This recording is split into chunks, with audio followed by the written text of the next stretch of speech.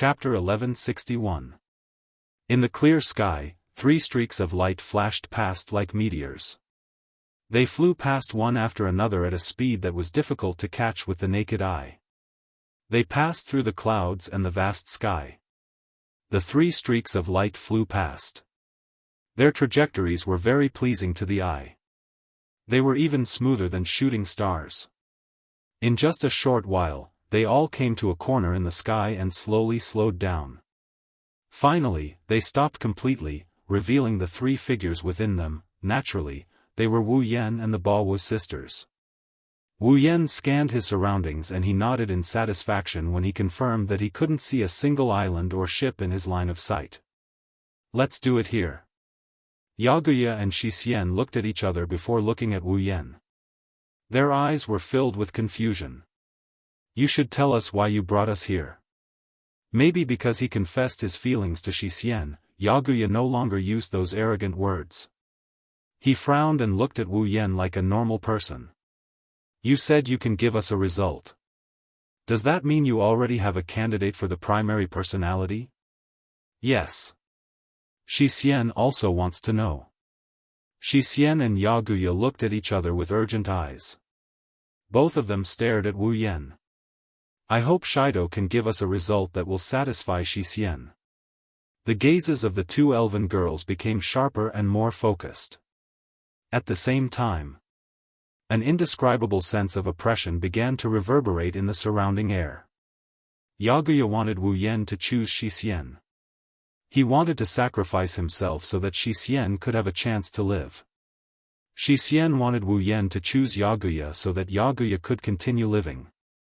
The 2 of them loved each other deeply. If Wu Yan chose them, then whether it was Yaguya or Xixian.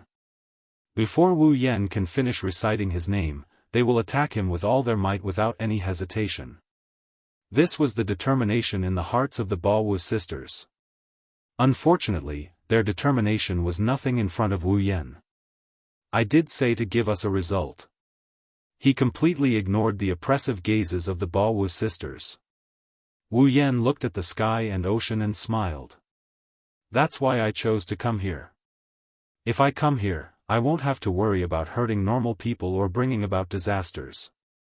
Hearing this, the Baowu sisters were stunned.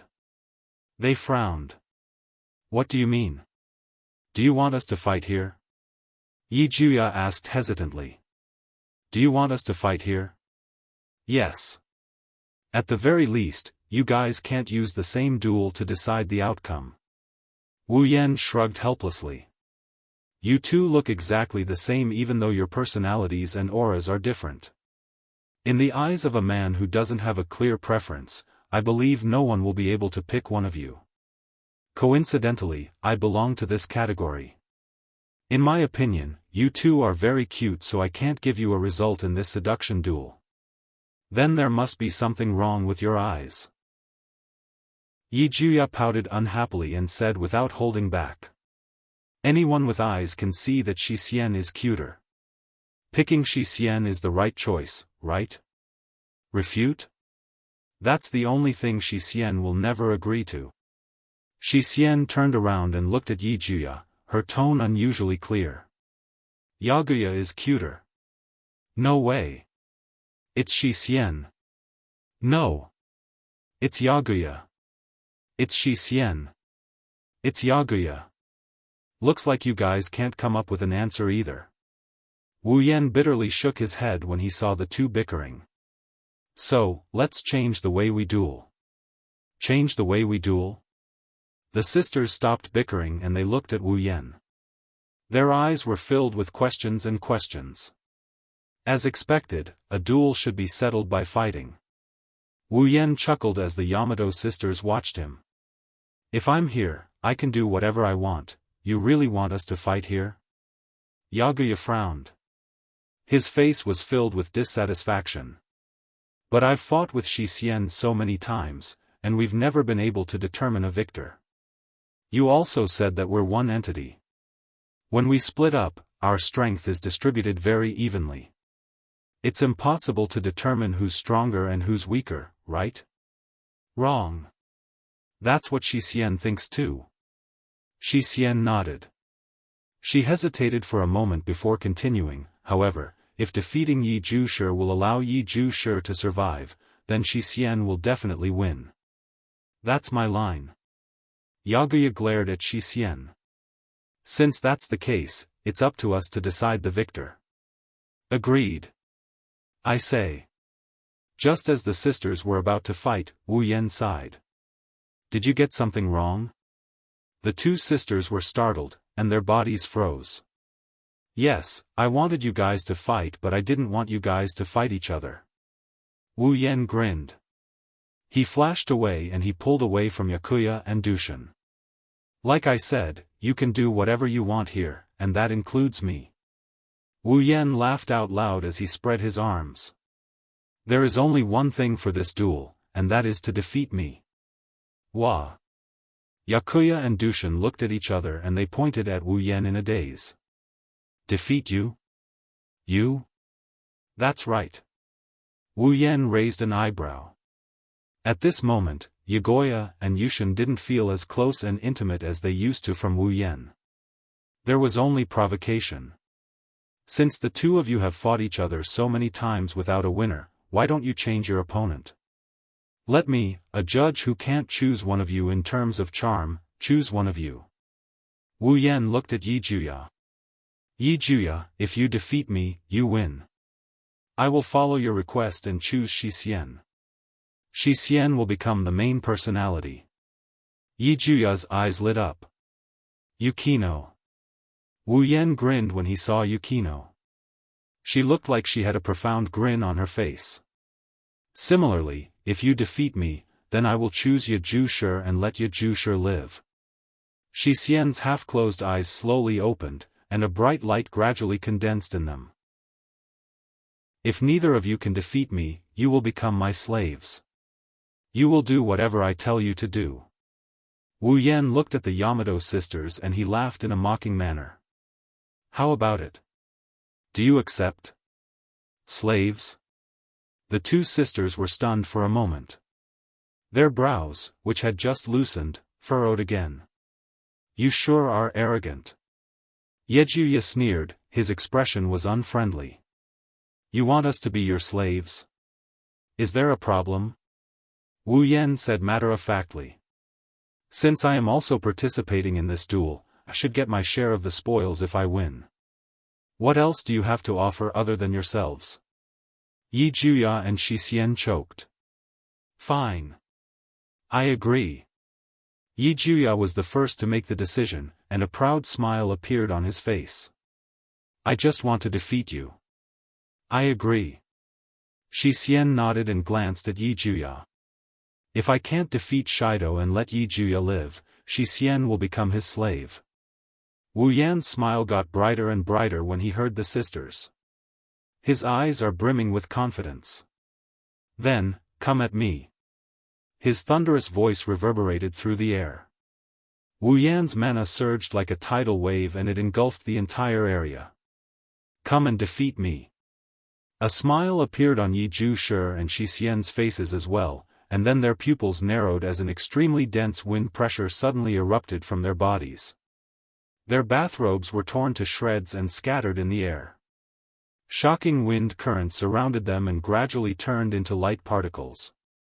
When the light particles dimmed, Yi Zhuya and Xian were wearing Ba Wu's unique spiritual equipment, revealing purple and blue tight-fitting clothes. There were also shackles on their limbs and necks. The sky darkened. Chapter 1162. A wild storm suddenly appeared in the boundless clear sky, instantly enveloping the entire area. The waves began to roll and the sky began to howl. A thick layer of dark clouds appeared without any warning and spread along with the wind. Not long after, the sky changed completely. As if a storm was approaching, the sky was covered by dark clouds. The sea was violently moving up and down. The wind and waves wreaked havoc in the air. Even the air was suffocating, as if it was the end of the world. Even though it was just the power of two young girls near the middle of the 8th rank, they were able to affect the weather. This was something that not even 9th rank or demigod rank powerhouses in the Spalier world could do. And this was also due to the unique nature of the elves. Just like vassal beasts, elves were synonymous with destruction and power. In the thick layer of dark clouds, Wu Yan slowly floated up and down. He looked at Yi Zhu and Shi Xian, who were smiling confidently in front of him, and chuckled. Even though Wu Yan had exchanged blows with the two girls the first time they met, it was only a sudden attack. In the eyes of Yi Zhu and Shi Xian, he was only slightly stronger than a normal human and magician. There was no way he could compare to them, right? Furthermore, the two sisters were still holding back and didn't go all out. Therefore, to put it bluntly, Yi Zhu and Shi Xian didn't even put him in their eyes. At the very least, in terms of battle, the two of them didn't even look Wu Yan in the eye. What's wrong? Not going to attack? Wu Yan taunted her. You won't be able to scare me if you keep standing there. Seems like you're very confident, Shido. Yi Zhu couldn't stand provocation and said sarcastically, Shido, you don't look like an ordinary human. But if you want to fight against us elves, you're still far from it. Persuade him. Shido is the closest person to Shi Xian other than Yi Zhu. Shi Xian doesn't want Shido to be hurt. Shi Xian said. So, if it's possible. Shi Xian hopes that Shidao will admit defeat. If you admit defeat, don't even think about it. Wu Yan shrugged. He hooked his finger at Yi Zhu and Shi Xian. Since you're so confident, then hurry up and attack. It doesn't matter who you are. As long as she can defeat me in the final blow, then the winner will be her. Hearing this, the smiles on Ye Zhu and Shi Xian's faces slowly disappeared, and their expressions became tense. I'm sorry, Shidao. For Shi Xian, I won't be merciful. With that, Ye Zhu raised his shackled right hand. Respond. Shi Xian must also use her full strength for the sake of Ye Zhu. Shi Xian raised his shackled left hand.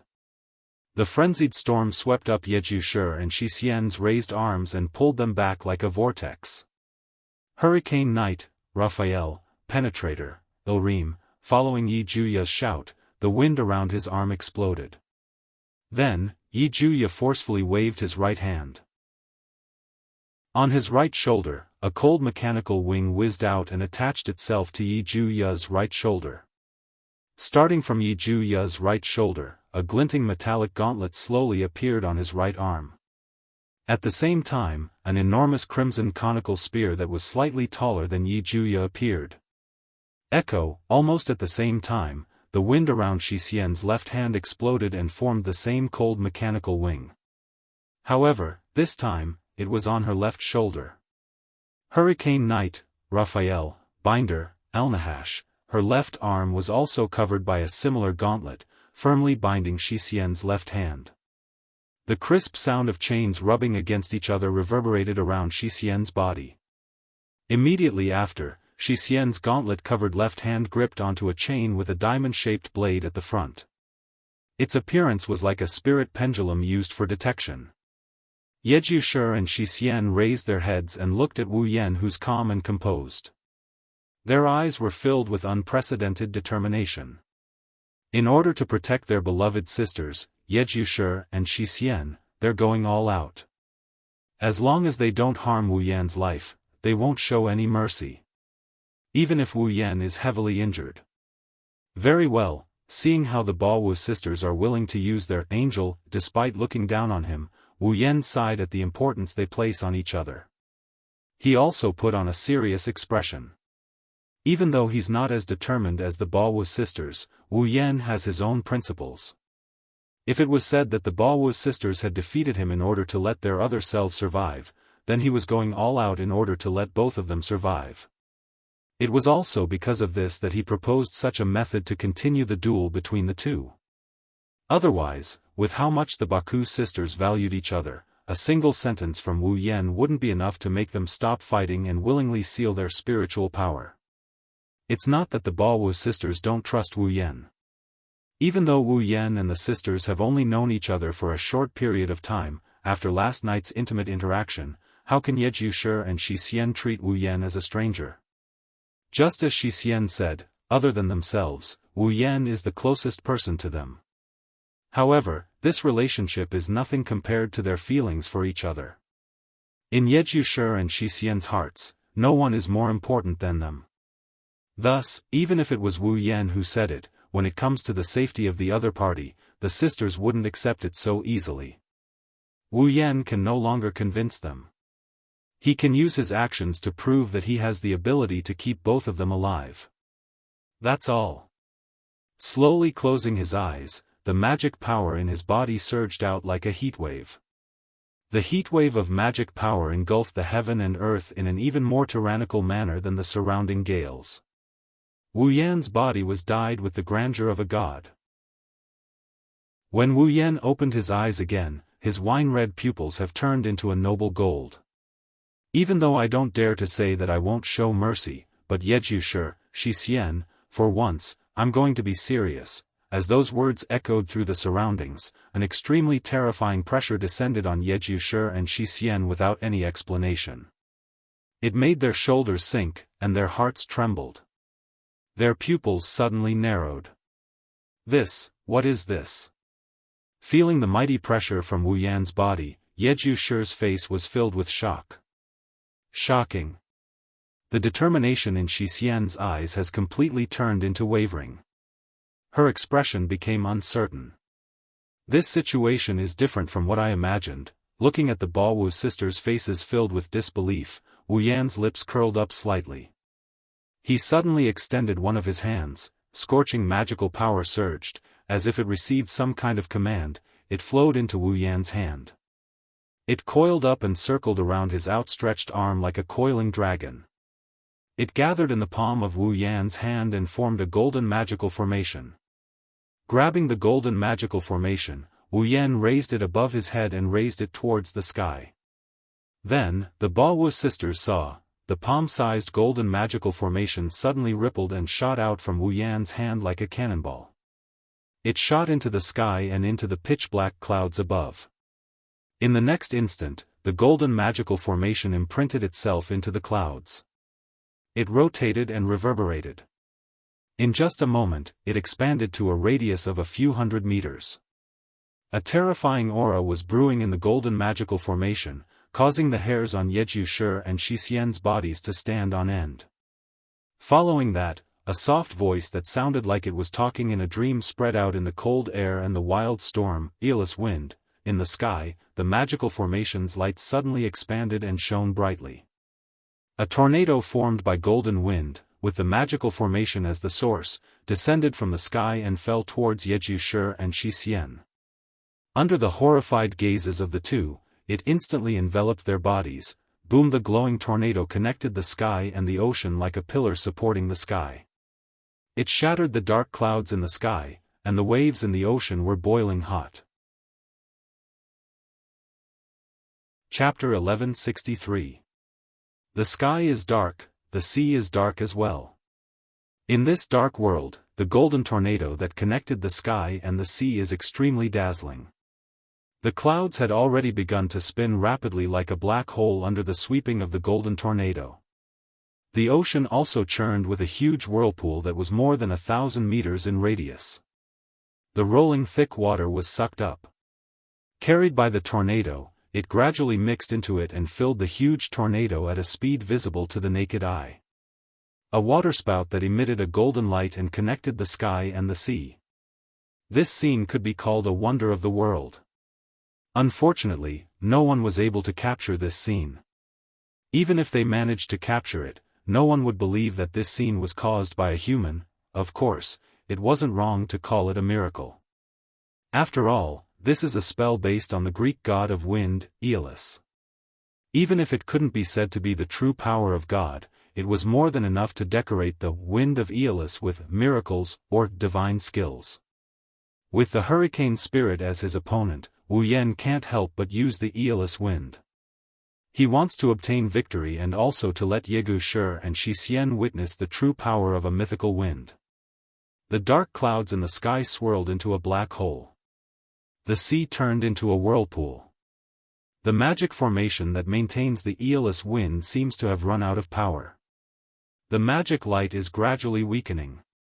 The magic fluctuation started to dissipate. The golden light dimmed and the magic formation started to shrink.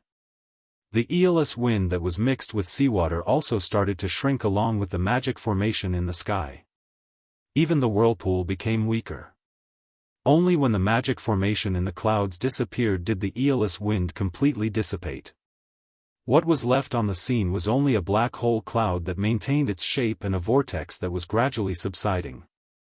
The water flow that was brought into the Aeolus wind had lost its supporting force and was now following the law of gravity. It fell heavily into the sea. It created a waterfall-like scene. Wu Yan, who was floating in the air, retracted his hand. His golden eyes looked around the area that had calmed down. Then, his gaze stopped in a certain direction. There. Yi Zhushi and Shi Xian, whose spiritual attire was somewhat disheveled, were panting heavily.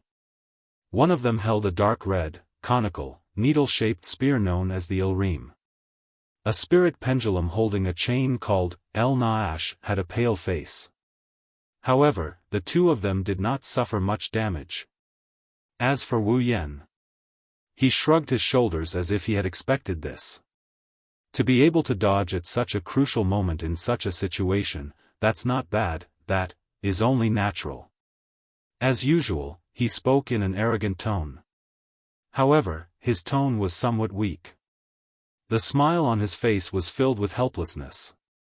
Clearly, dodging the attack at the most crucial moment had consumed a lot of energy. We are the fairies of Ba Wu and the witches of Hurricane. In terms of movement speed and movement range, no fairy can compare to me and Shi Xian. Replenish. Dusk Cord immediately had the rhombus-shaped blade of El Naash float in front of her as she prepared to defend herself. The confidence in her eyes from the beginning was long gone. It was indeed very dangerous just now.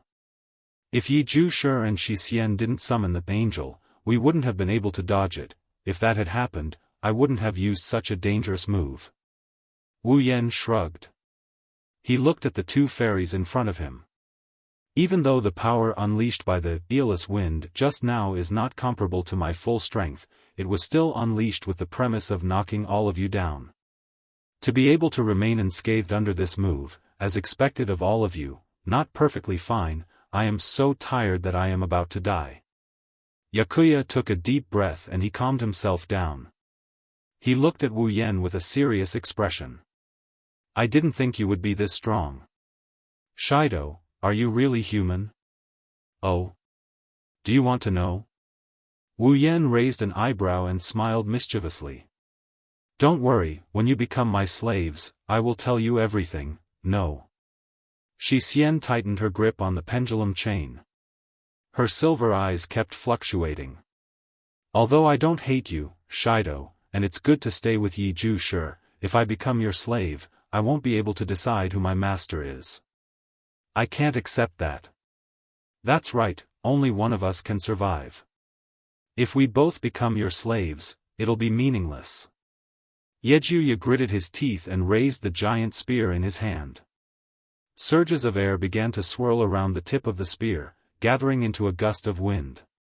Of course, if Shidao is willing to choose Shi Xian, I can be your slave before I disappear. On the other hand, Shi Xian also has the same idea.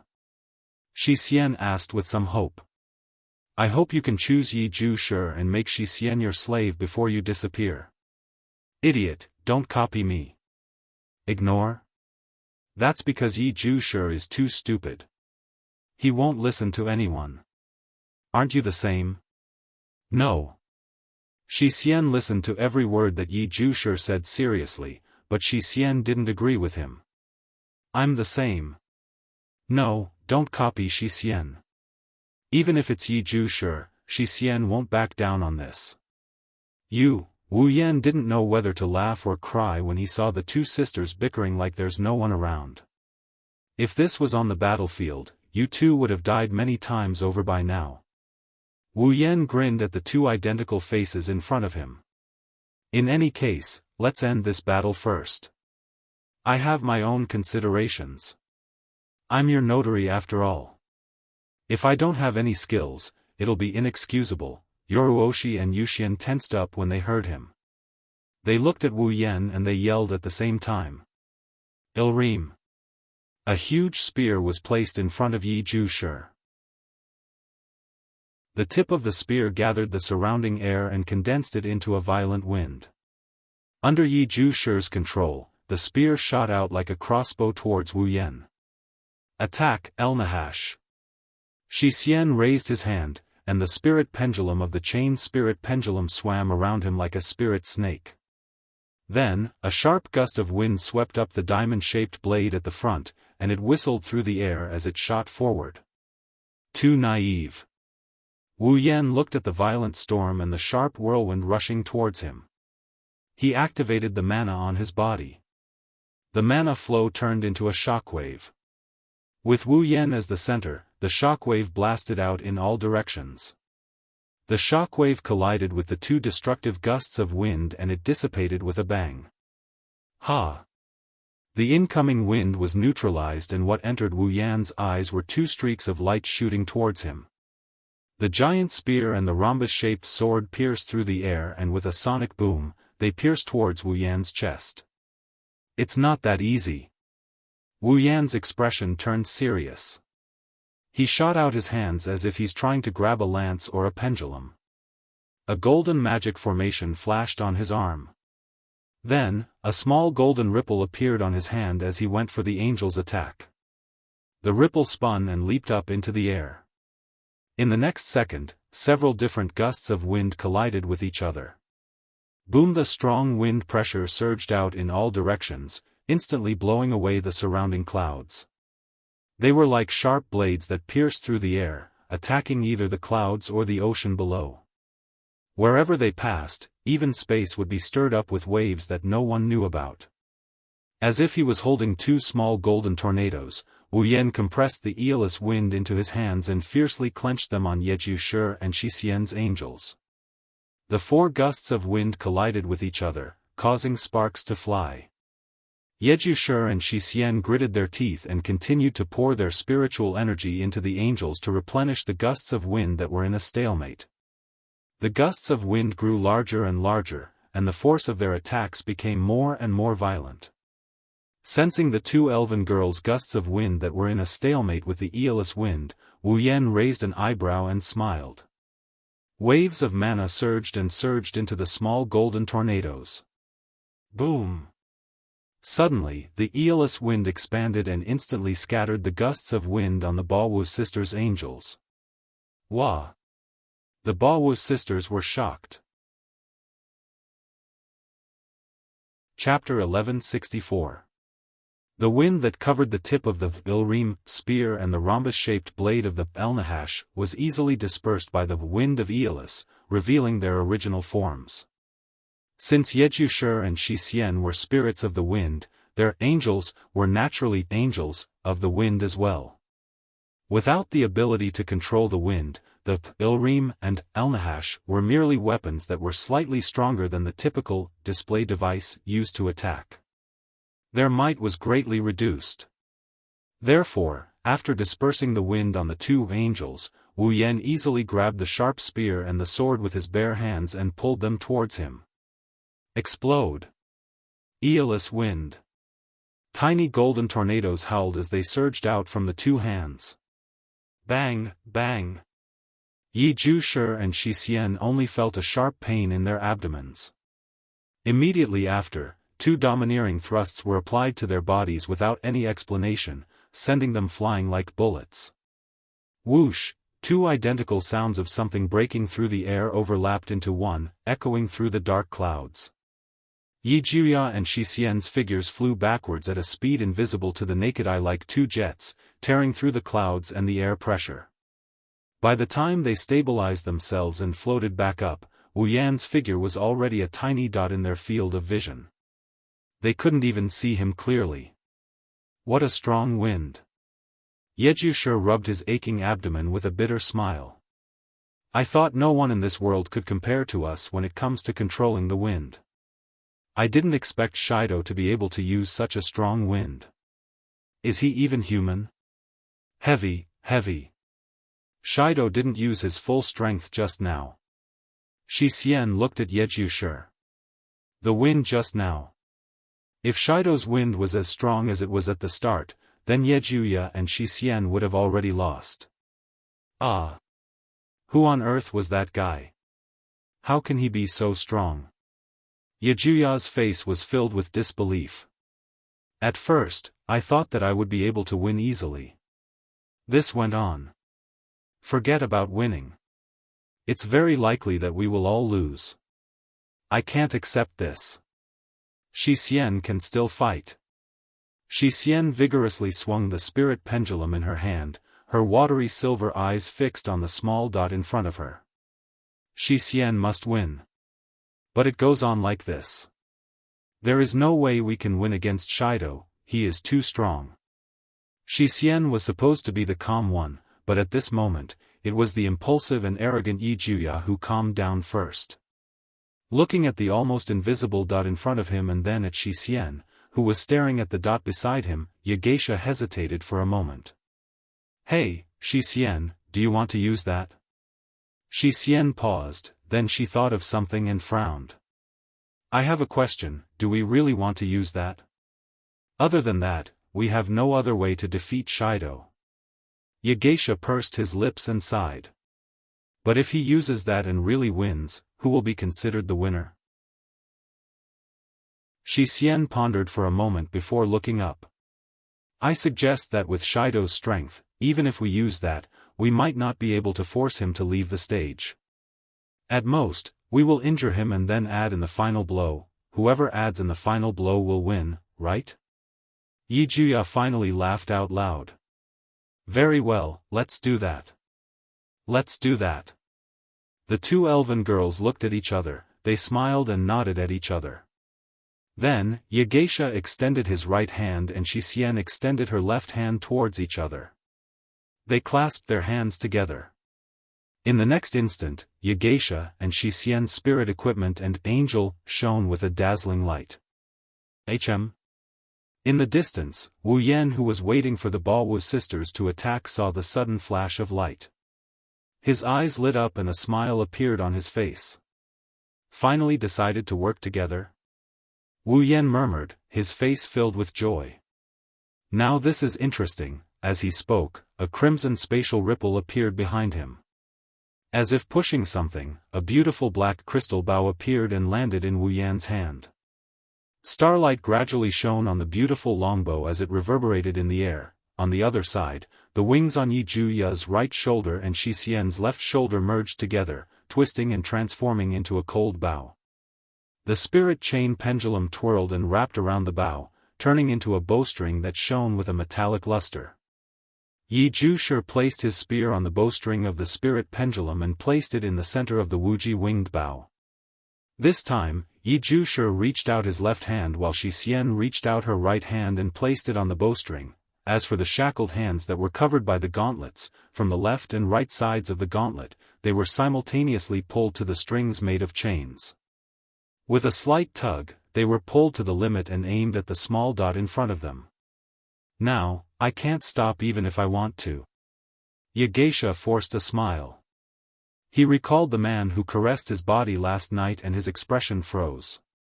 Please don't die, Shido. Yezhu and Shi Xian glanced at each other in tacit understanding. Then, they looked forward at the same time. The huge spear spun at the fastest speed possible, creating a sharp sound as it tore through the air. Hurricane Rider, Raphael, Sky Racer, Elkanaf. Their light voices resounded through the air. The two of them resolutely let go of the bowstrings and shot the huge spears that had turned into sharp arrows towards the front. A strong wind pressure that the two of them had never used and were unable to use spread out in all directions. It rushed forward like a huge wave and swept out in all directions. The dense wind pressure swirling around the arrow continued to move forward with a screeching sound. A power even more terrifying than the Aeolus wind from the very beginning fluctuated around the arrow. Wu Yan could clearly sense the fluctuations coming from the rotating arrow. In his golden eyes, the sharp tip of the spinning arrows was reflected in them. As his pupils shrank, it got closer and closer. Wu Yan narrowed his eyes a little. In his hand, the meteor knight met the arrows.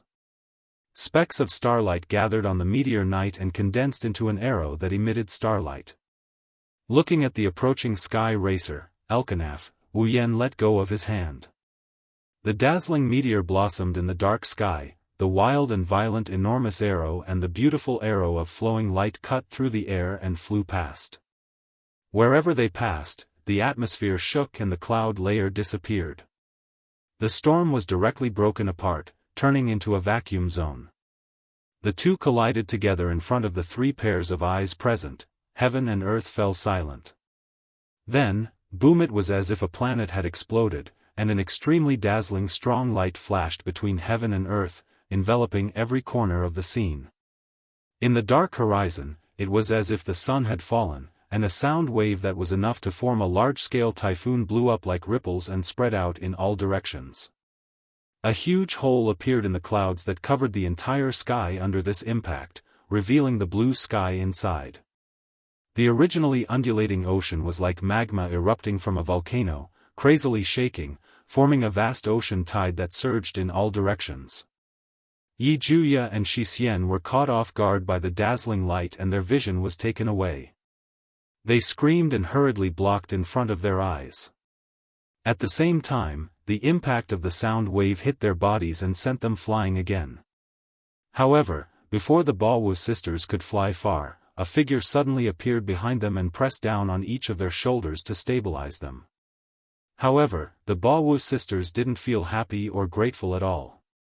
That was probably because the hand that was helping to stabilize their bodies and resting on their shoulders was also fluctuating with a dense magic power. Chapter 1165. The clouds slowly dissipated, returning the sky to its original clear state. Warm golden light sprinkled over the calm ocean, creating a monotonous aurora. It was like a clear sky after a rain. Both Yejusher and Dusk Cord hovered in the air, holding the split angel in their hands. Their delicate bodies stiffened as they sensed the hand on their shoulders that pulsed with dense mana. Their expressions rapidly changed, and they were unable to recover from their daze for a long time. Both Yejusher and Shi Xian understood. If they made any strange movements, then the hand on their shoulders could strike them before they could even move, causing them to lose their ability to fight.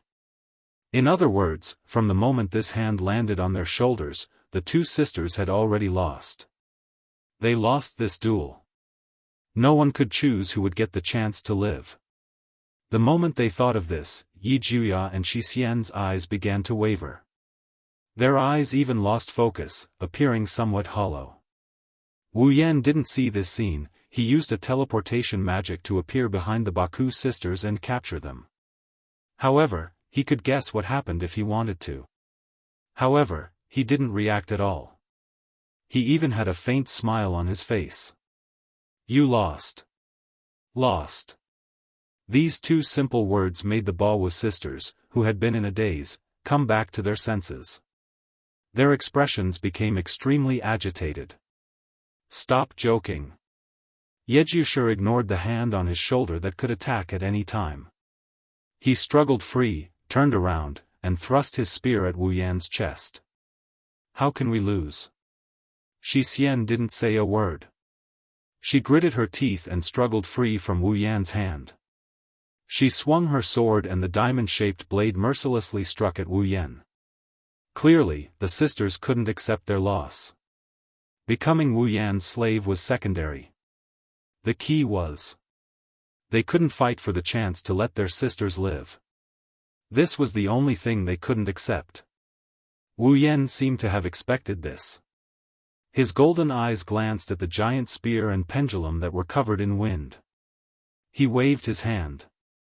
A gust of golden wind blew. It easily blew away the wind flowers on the two angels. The Baowu sisters were blown a distance away. The Baowu sisters' attacks couldn't even last a second.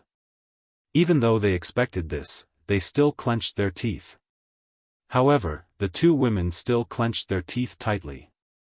Their hands that were holding the angel had already turned white. Their eyes were filled with unwillingness. They knew that Wu Yan had already shown them mercy. Otherwise, with the strength that Wu Yan had displayed, he could have defeated them in a single blow. Even the trump card that the two of them used together couldn't do anything to the other party. They couldn't even cause any damage to the other party. The goddess of victory would never stand by their side in such a situation. Even though they knew this, the Baowu sisters couldn't admit defeat. This is meaningless. This duel. Yi Juya lowered his head. His voice was trembling. There's no way to let Shi Xian live. This duel is meaningless. It's complicated. Shi Xian can't accept this. Shi Xian shook her head. She raised and lowered the angels in her hands. Her eyes dimmed. She was struggling. Seeing the Baowu sisters' depressed appearance, Wu Yan sighed. He couldn't bear to see them like this. This pair of adorable elf sisters might really have been cursed. They loved each other deeply. Fate played a joke on them. For the sake of that illusory main personality, they fought until now. They just found out how important they were to each other. However, only one of them could survive. If one were to say that the elves who possessed power and unknowingly brought calamity to this world and were hunted down were pitiful existences, then no other elf would suffer more than this pair of sisters. If they didn't die, the other would die. It was too cruel. Luckily, Wu Yan ran into them before the outcome of the battle was decided. No matter what, you have lost this duel. You have to abide by the rules and follow my lead. Whatever I say goes. Whoever I tell to live, you have to live. Like a villain, Wu Yan ignored the sisters' low spirits and looked at them with a meaningful look. Of course, if you want to go back on your word, I can't do anything about it. After all, the choice has always been in your hands. The Baowu sisters fell silent when they heard this. Take me as your master. Whatever I say goes. Whoever I allow to live, you have to live. These words echoed in their hearts. The Baowu sisters' expressions kept changing. They were filled with hesitation. No matter who it was, they would react the same way if they were forced to become someone else's slave. They might even go back on their word, let alone a powerful elf. However, after hesitating for a while, Shi Xian raised her head. The hesitation on her face turned into determination. She actually replied. Of course. Shi Xian will follow the rules of the duel. Follow my lead. Shi Xian. Yi Juya was shocked when he heard Shi Xian's reply. Even Wu Yan was surprised. He couldn't use the excuse he had prepared. Instead, he asked with uncertainty. Are you sure? Yes. Shi Xian nodded heavily. She stared at Wu Yan with narrowed eyes. Yes, Shi Xian is serious. So, please tell Shi Xian what I can do to satisfy you. If Shi Xian can do it, I hope you can let Yi Juya become the master. What are you saying? I don't agree. Yi Juya's expression changed. He turned to Wu Yan. All right. I have decided to follow your lead. I will do my best to serve you. When the time comes, you must choose to let Shi Xian live. Oh. Wu Yan chuckled, it's a joyful laugh. In other words, you both agree? The Baowu sisters nodded heavily. There was no longer any hesitation in their eyes. Maybe, for them, Wu Yan is just another way to change the format of today's duel. What they need to do now is to win Wu Yan's favor and get him to agree to their demands. Only then will they be able to win this duel and save the other one. It was that simple. That's good. How could Wu Yan not understand their thoughts when he met their determined eyes? However, he had more or less achieved his goal. Now then, let's give the first order. Wu Yan tapped the air in front of him a few times. Then, 2 red and 2 white bracelets appeared and landed in his hands. Wu Yan tossed the 2 red bracelets to the Yamato sisters as he said, "I have some doubts about whether you will be loyal to me, so I will add some restraints." Wu Yan pointed at the 2 red bracelets as the Baowu sisters hurriedly took them. "They have the effect of sealing your strength. Wearing them will seal your strength in the future. Only I can remove this seal. Moreover, I won't be able to remove it for the rest of my life. I won't be able to remove it by any means. In that case, the right to use your strength will be in my hands." "Hey, what do you mean?" Yi Juya frowned. His expression gradually turned to one of dissatisfaction. "Since we said we will follow you, we will not go back on our words." "I agree." Shi Xian looked at Wu Yan with displeasure. Shi Xian thought she had become good friends with Shido. "I didn't expect Shido to not trust us." "Ma, trust is secondary. I just felt like you girls needed it so I gave it to you." Wu Yan shrugged when he saw the sisters' unfriendly expressions. He met their eyes. "After all, if you put them on, once I seal your spiritual energy, you will completely turn into an ordinary person and no longer have the body of an elf. Naturally, the concept of returning to one body will no longer exist. Among ordinary humans, I have never heard of 2 people suddenly merging and becoming one." Wu Yan muttered these words into the Baowu sisters' ears. In an instant, the displeasure on the sisters' faces disappeared.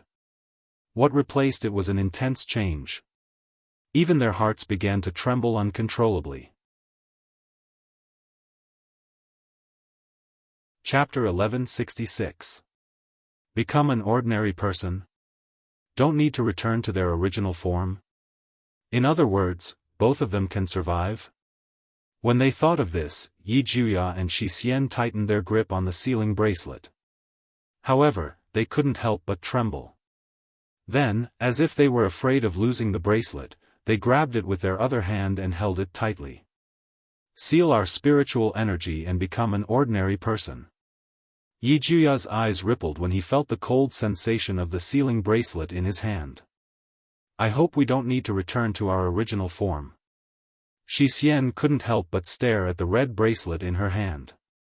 If the 2 of them could really survive, how wonderful would that be?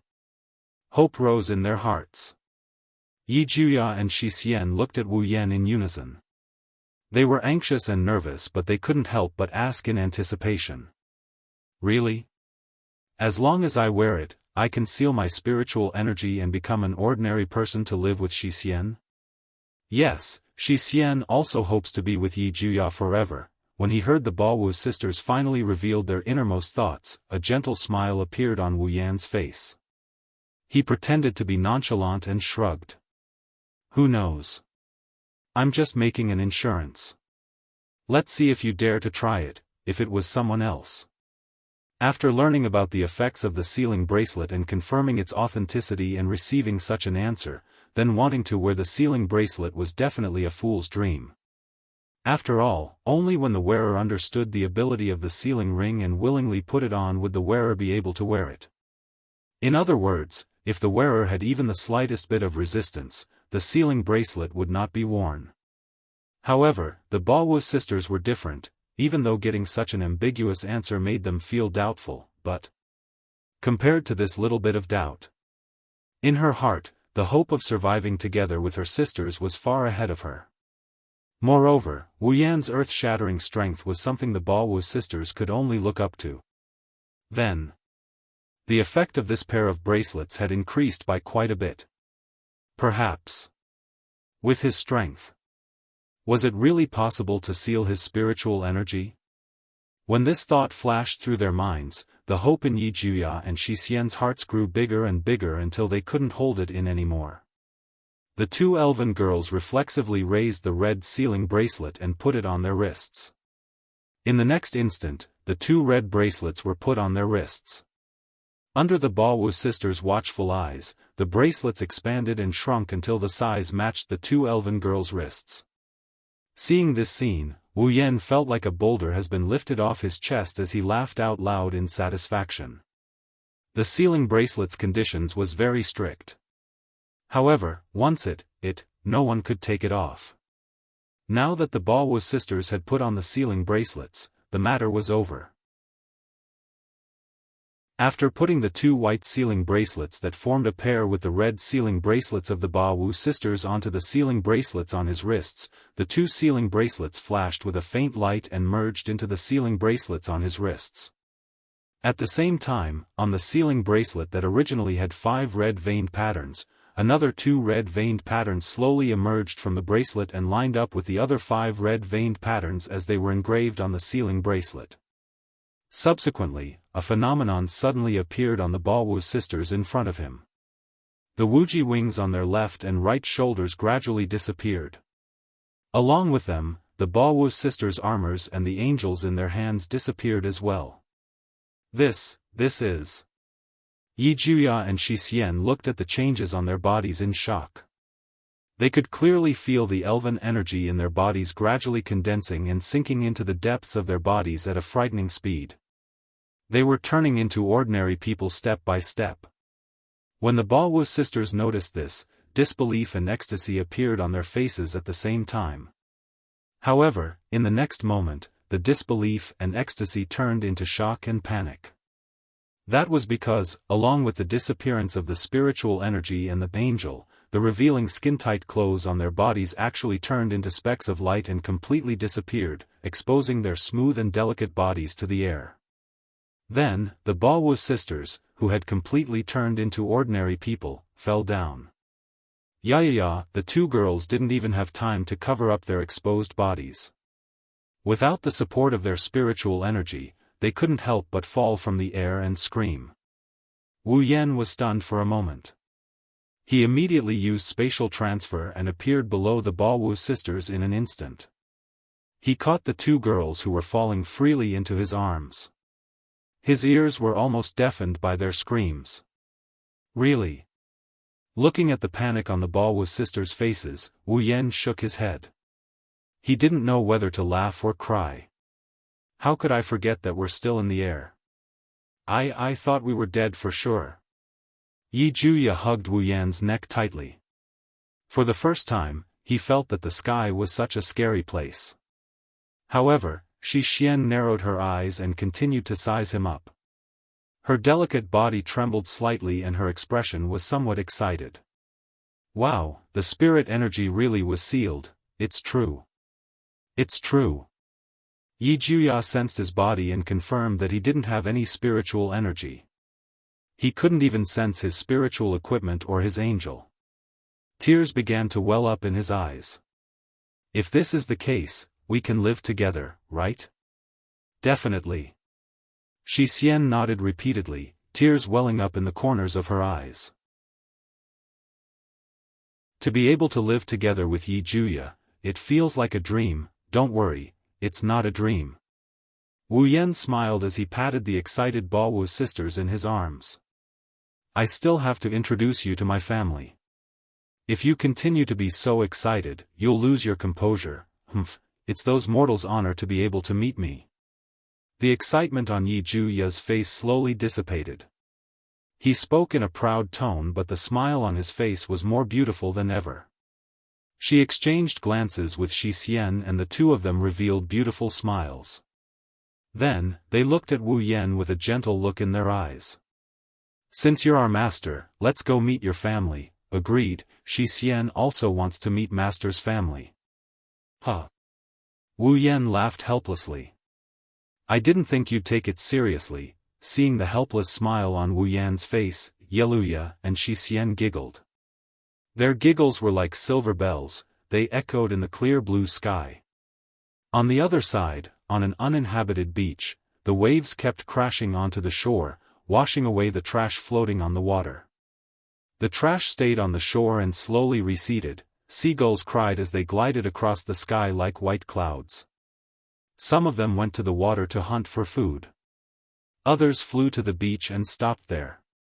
Among the seagulls that stopped there, some of them were standing on a person who looked like a corpse. They were walking back and forth or tapping on the person's body with their beaks. Until this person's body suddenly twitched. This movement seemed to have frightened the seagulls as well. They did not expect the corpse beneath them to still be able to move. Flapping their wings, they flew into the air in a series of long and sharp cries as though they were startled. However, their cries served as an alarm clock, waking the unconscious people up.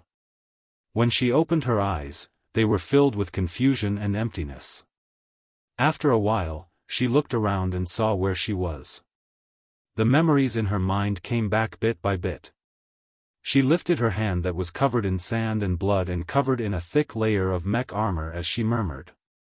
So, I'm not dead. This person was none other than Elaine, who had been defeated in a clean manner in the game. As her memories gradually returned, a face with a smile that was not a smile flashed across Ai Lian's mind, causing her pupils to contract as she clenched her fists. Red Devil. Chapter 1167. This is a secret meeting room in a corner of the world. There are many people who know about this meeting room, but only a very small number of them are qualified to enter. These extremely few people had extraordinary identities.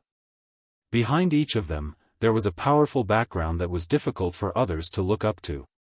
With such a small number of people, coupled with the fact that this conference room was rarely used, it was rarely used even once a year.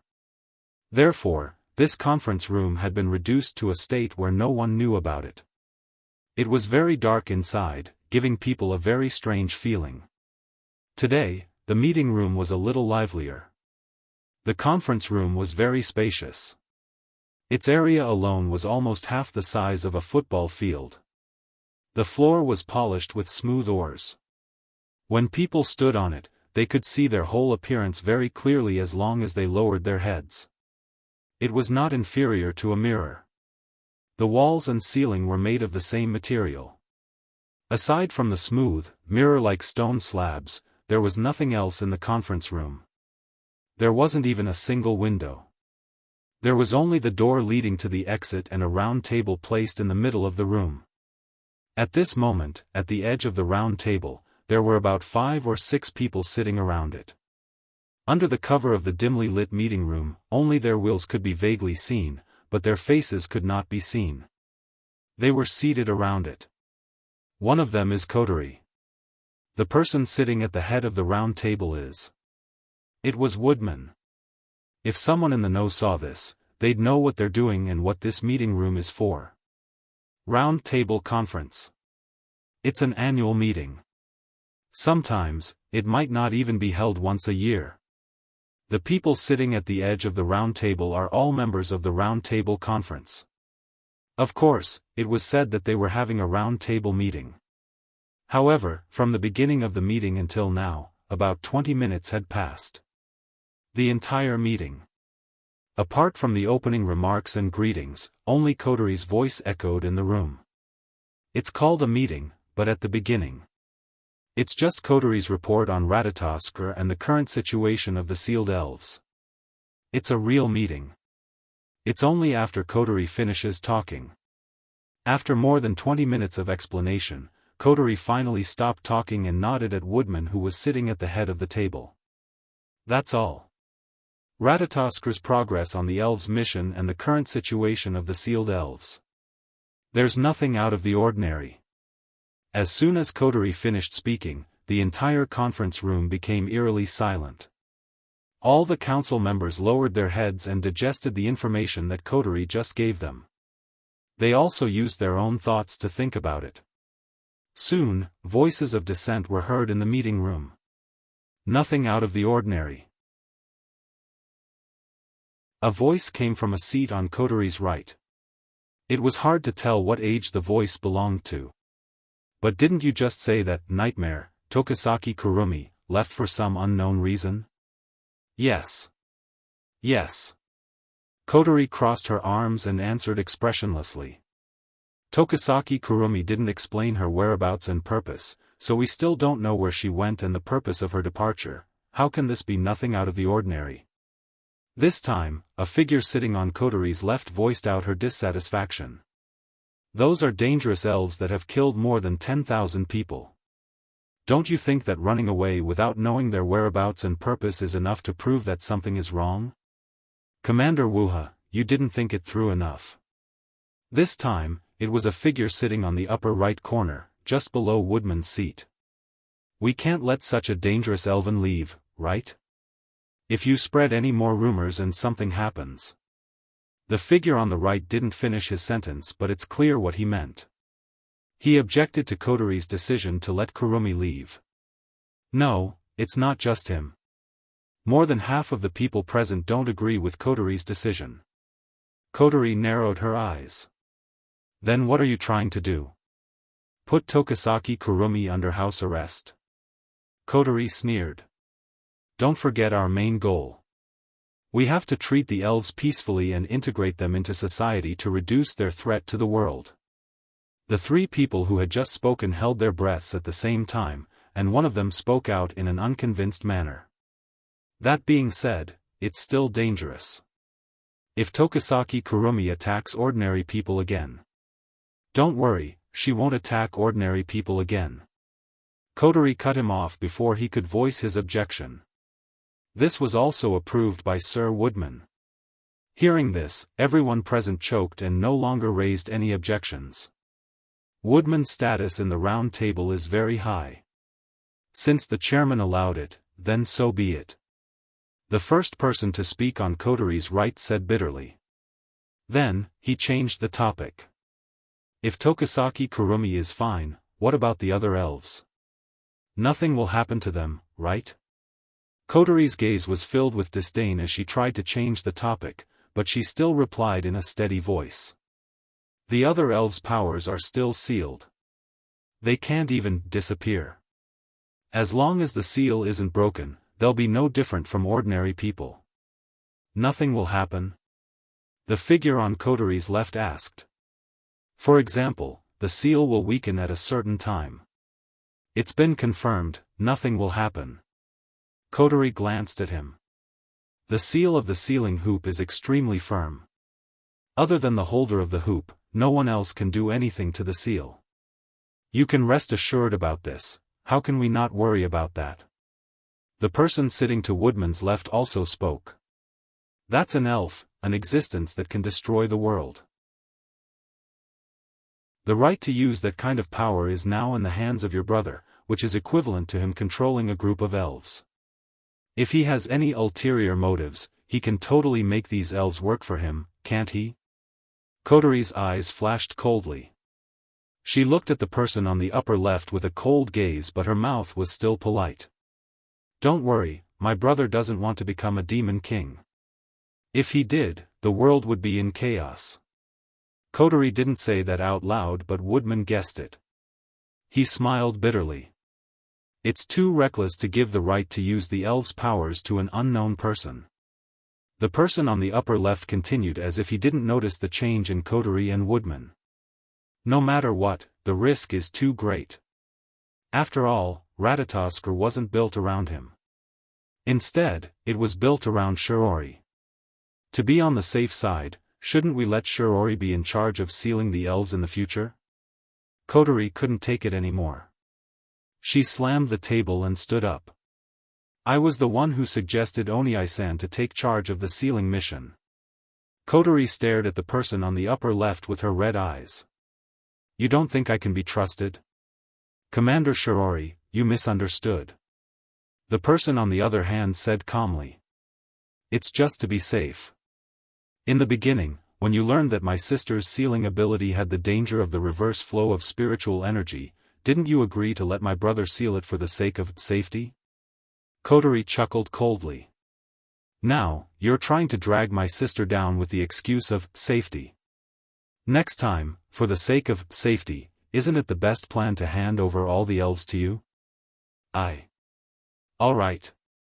Woodman, who hadn't said a word since the beginning, finally opened his mouth and glanced at everyone present. There's no need to discuss hypotheticals. Just follow the original plan. Everyone present held their breaths and looked at each other in dismay. Then, they nodded reluctantly. Commander Shiori. Woodman looked at Coterie. After all, your brother's background is unknown, and he has such a mysterious identity and power. It is necessary to be worried. Of course, since Commander Wuha chose to believe in your brother, I will also choose to believe in you. But if possible, I hope you can arrange a time for me to meet your brother. Coterie paused and hesitated. After a while, she sighed and nodded. Chapter 1168. Hey hey!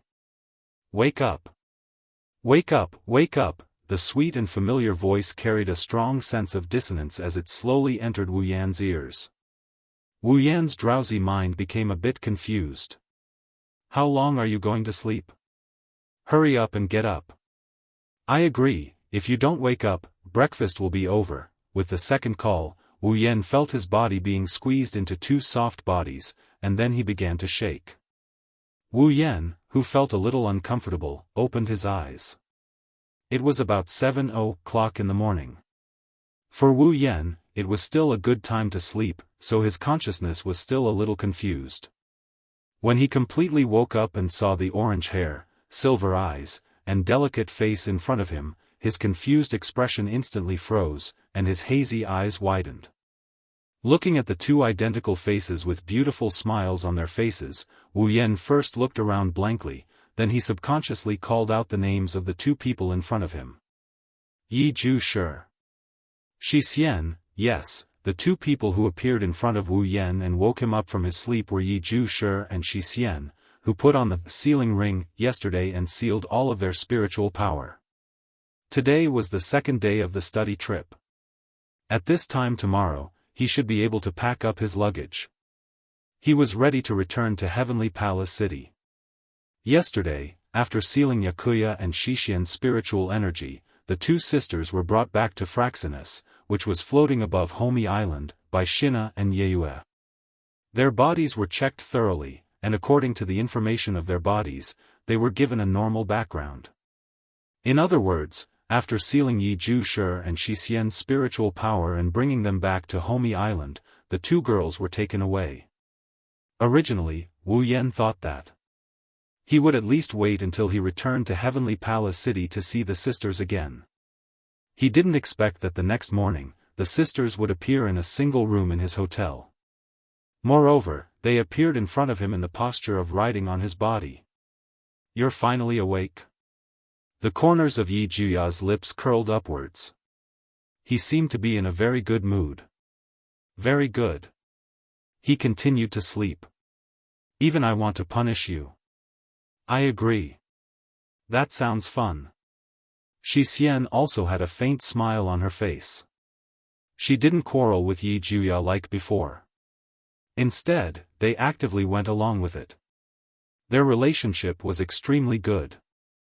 The punishment method that Yakuya came up with must be the most fun. No. Yi Juya scratched his face embarrassedly, but his expression revealed a hint of happiness. I definitely can't compare to Shi Xian. No, there's no such thing. Although they seemed to be quarreling, their faces were full of happiness. Wu Yan, who was lying on the bed and looking down at this scene, felt a little shy and quickly laughed bitterly. Why are you two here? Aren't you in Fraxinus for a checkup? Well, it's already done. Yi Juya lowered his head to look at Wu Yan and complained. Who is this Ratata script guy? He actually played with me the whole day yesterday. How rude. If it wasn't for Shi Xian, I would have blown them away. Also, after the checkup, Shi Xian and Yi Juya returned to your side. Shi Xian said respectfully to Wu Yan. Before leaving, someone told Shi Xian and Yi Juya that Master likes it when someone sits on top of you and wakes you up in the morning. That's why, Ma, which asshole said that? I won't ask. Wu Yan rubbed his forehead as he looked at the 4 white thighs wrapped around his body. But what's with that, Master? What do you mean, what's going on? Yi Juya looked at Wu Yan strangely with his arms crossed in front of his chest. Aren't we your slaves? Of course we have to call you Master. Thank you, Master. Not only are you Shi Xian and Yi Juya's master, you're also our benefactor. Compared to Yi Juya, Shi Xian was more cautious. That's why Shi Xian and Yi Juya have to keep their promise and become master's slaves. Ahaha. Wu Yan laughed dryly. That's just a temporary measure, you don't have to take it seriously, no. But before he could finish his sentence, Yi Juya interrupted loudly. We are hurricanes witches, 8 dances fairies, how can we go back on our words? Your spiritual energy has already been sealed, hasn't it? Wu Yan's mouth twitched, he said weakly. We're not fairies anymore, right? Reject, that's a very cunning way of saying it. Shi Xian narrowed her eyes and said seriously. Regardless of whether it's to repay a debt or to keep a promise, Shido will be Shi Xian's master from now on, this will not change. Well, that's how it is. From now on, Shi Xian and I will serve you. Although it's a disgrace for me to serve others with my status, I'll accept it for Shi Xian's sake. Yi Juya straightened his back proudly, he reached out and pulled Wu Yan's blanket. Let's start by waking you up. Agreed. Shi Xian also pulled Wu Yan's blanket. Taking care of master's daily life is the most appropriate way of doing things. Wait. Wait. Compared to slaves, Yukiya and Yukaina are acting more like maids.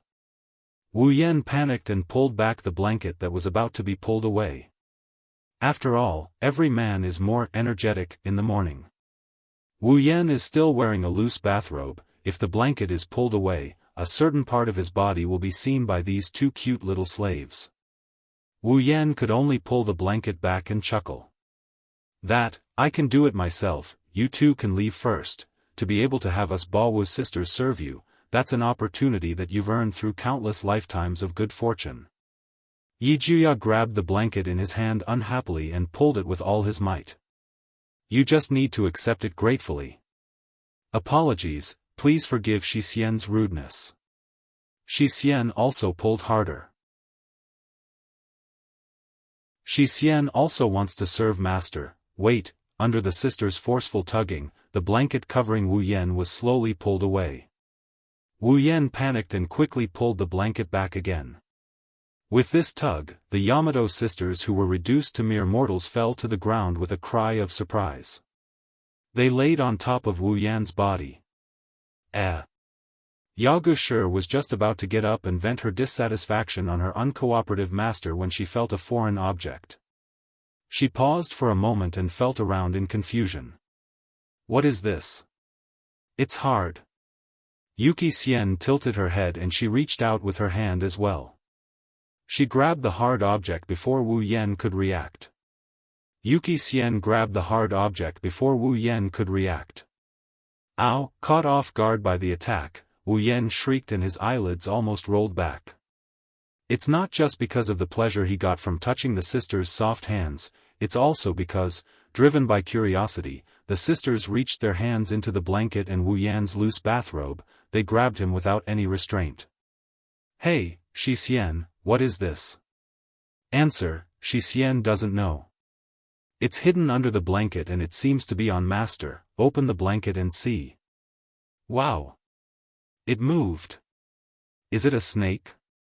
Shiver, if there's a snake on master, stop. Wu Yan was scared out of his wits when he saw the Baku sisters trying to pull him away in a panic. Sherdao, it's time to get up, it's morning. At this moment, the door to the room was suddenly rudely opened. 10 Fragrant stood at the door with a smile on her face and shouted happily. Today, Shirji said she made delicious food. The scene in the room was slowly imprinted into 10 Incense's eyes, causing her words to gradually weaken. Seeing the sisters lying on Wu Yan's bed and twisting into a ball, Shixiang's smile stiffened and the room fell into a suffocating silence. Soon after, a loud and furious roar resounded throughout the entire hotel. What are you doing? Chapter 1169. Hosumi Island, Hotel. Wearing a bikini swimsuit with an apron, Shirori sneaked a glance at the scene and sighed faintly. Shirori was currently in Wu Yan's single room.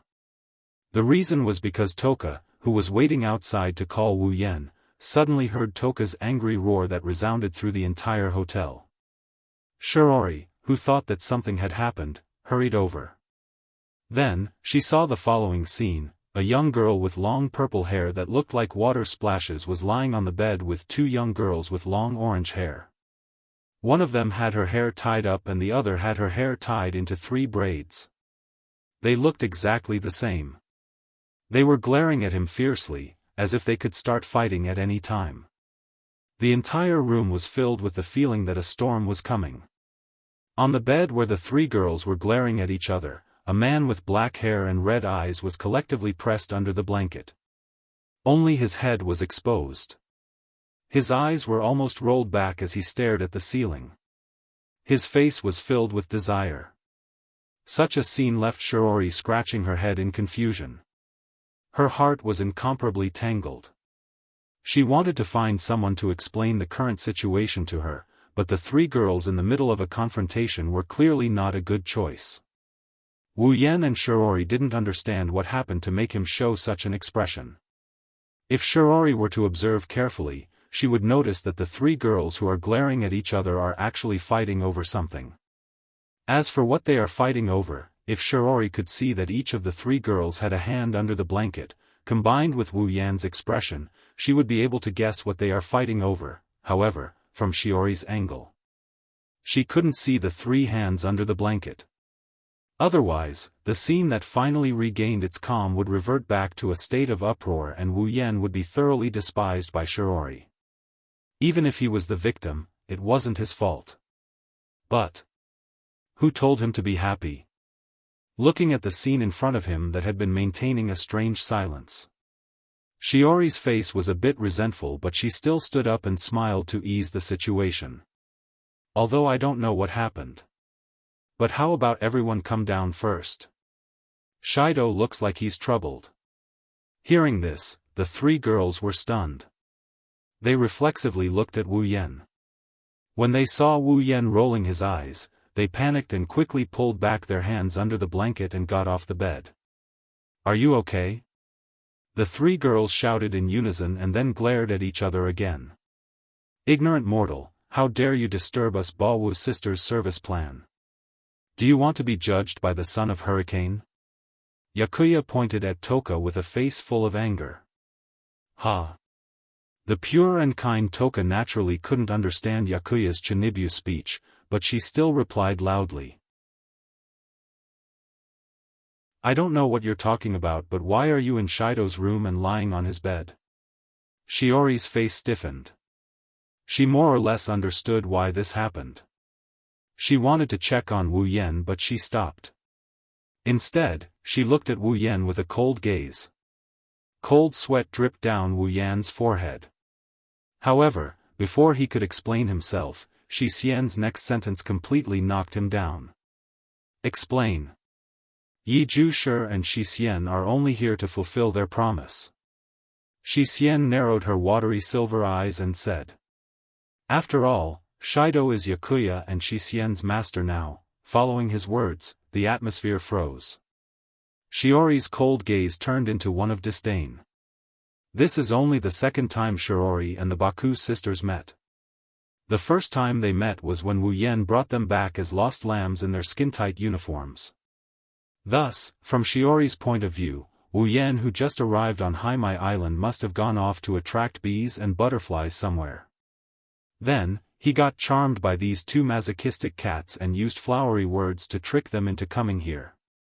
Therefore, the 2 words unfaithful and cheating appeared in Shiji's mind at the same time, causing her to despise them. You already have Toka and Tokasaki-san as your fiancé. Shido, I can't believe you're still not satisfied. Shiori looked at Wu Yan with a gaze that could pierce through a person's heart. Aren't you afraid of being stabbed? It's not what you think. Wu Yan peeked out from under the blanket. He wanted to cry but no tears came out. There's a very complicated reason for this. Shiori, you can't be blinded by your own eyes. Maybe my eyes are really blinded, but my ears are very good. Shiori smiled brightly. If I'm not mistaken, they said you're their master, right? That's a very complicated reason too. Wu Yan wiped the sweat off his forehead and stuttered. Anyway, Shiori, you have to believe me. I became their master because of a very pure reason.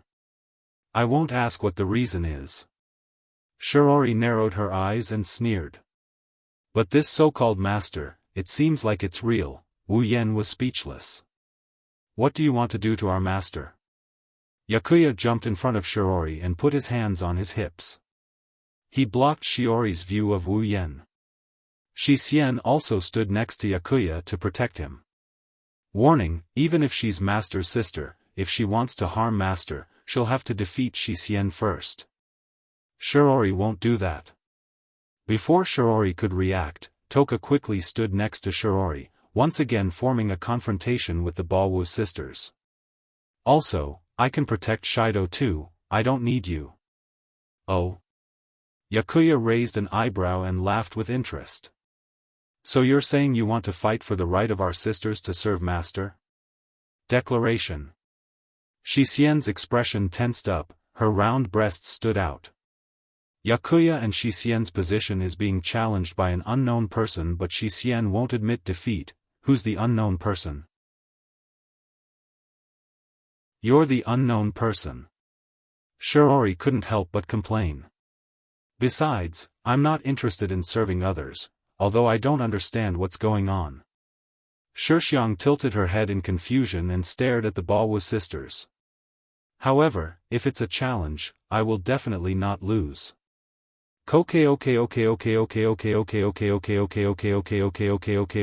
Okay. Don't think that I will let you off so easily.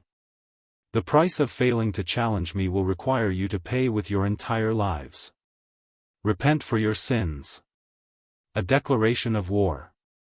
The corners of Xixian's mouth curled up slightly. It seemed as if her blood was boiling. Although Yi Zhushi and Xixian have lost their powers, as long as we are with Yi Zhushi, we are invincible. We will accept your challenge. Wow. Don't keep saying things that others don't understand. In short, I will definitely defeat you. Just watch. Dao. Are you looking down on the might of the Balwu sisters? If we join forces with Xixian, we Balwu sisters will definitely not lose. Agreed, we will make you accept your defeat wholeheartedly and prove that only Yi Zhushi and Xixian are suitable to serve Master. In the room, a tense atmosphere suddenly descended, filling every corner of the room. Toka, Yi Zhushi, and Xixian glared at each other fiercely. Faintly, arcs of electricity danced in their gazes, creating dense sparks. That. Shiori's face was covered in sweat as she raised her hand weakly. I didn't mean to challenge you. The moment she said that, the three of them fiercely looked at Shiori, causing her to tremble. She whimpered and retreated to Wu Yan's bedside. She looked at Wu Yan with resentment. Dao, if you don't give me a reasonable explanation after this, you will only have one meal left out of 3. Wu Yan's face was covered in tears.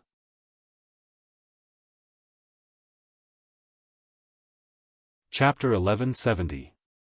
Heavenly Palace City, DEM Branch Office. On the top floor of the office building, Westcott was leisurely sitting on the sofa in the most luxurious suite. He exhaled softly as he opened the window and looked down at the brightly lit Heavenly Palace City. His gray hair swayed gently in the breeze. Lowering his head, Westcott looked at the Heavenly Palace City below as if he was looking at a model. His eyes that were as sharp as blades narrowed, and the corners of his mouth curled up in an arc that made people feel extremely uncomfortable. It was as if he was treating everything as a toy. This kind of behavior could not be said to be terrifying, but only disgusting. However, in Westcott's heart, other than spirits and power, he didn't care about anything else. As a high-ranking member of the DEM, Westcott came to Heavenly Palace City only because there was something he was interested in here. Heavenly Palace City, for Westcott, was just a toy that he would throw away after playing with it. That's why Westcott liked to stand on a high place and look down at the entire Heavenly Palace City. His sharp eyes tirelessly swept over the night scene below like a fisherman looking for small fish in the sea with his naked eyes. It was meaningless, but he still continued. As for what he was looking for in Heavenly Palace City, perhaps those who were familiar with Westcott could guess what he was looking for. Maintaining the appearance of looking down at Heavenly Palace City, Westcott observed for an entire hour. The annoying smile on his face was still hanging on his face. He didn't feel impatient at all, as if he intended to spend the entire night observing Heavenly Palace City below. Until the door of the suite was opened, and a figure walked in without saying a word. This scene was broken. Hearing the soft yet clear footsteps, the smile on Westcott's face widened, but he soon calmed down. However, he didn't turn around to confirm who it was. In the entire DM branch company, there was no one who could enter Westcott's room without knocking on the door or making a report. There was only one person. Therefore, there was no need for confirmation. Westcott knew who had come. "You're back?" Westcott didn't look away from the night scene of Heavenly Palace City as he asked without looking back. "It seems like something unexpected has happened, yes." Westcott's light blonde hair was behind him. The beautiful woman with smooth skin and facial features that were completely different from the Orientals was silent for a moment before speaking expressionlessly. "Indeed, a lot of things happened." Westcott didn't know if it was too funny or not, but he shook his head and laughed. He turned around and looked at the person who came. "Something unexpected will happen. It doesn't sound like something you would say, Irene." With that, Westcott glanced at Irene. "After you came to Kerry, you lost contact with this place, you even lost contact with Albald."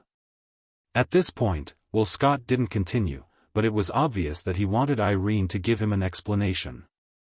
This kind of situation was very rare.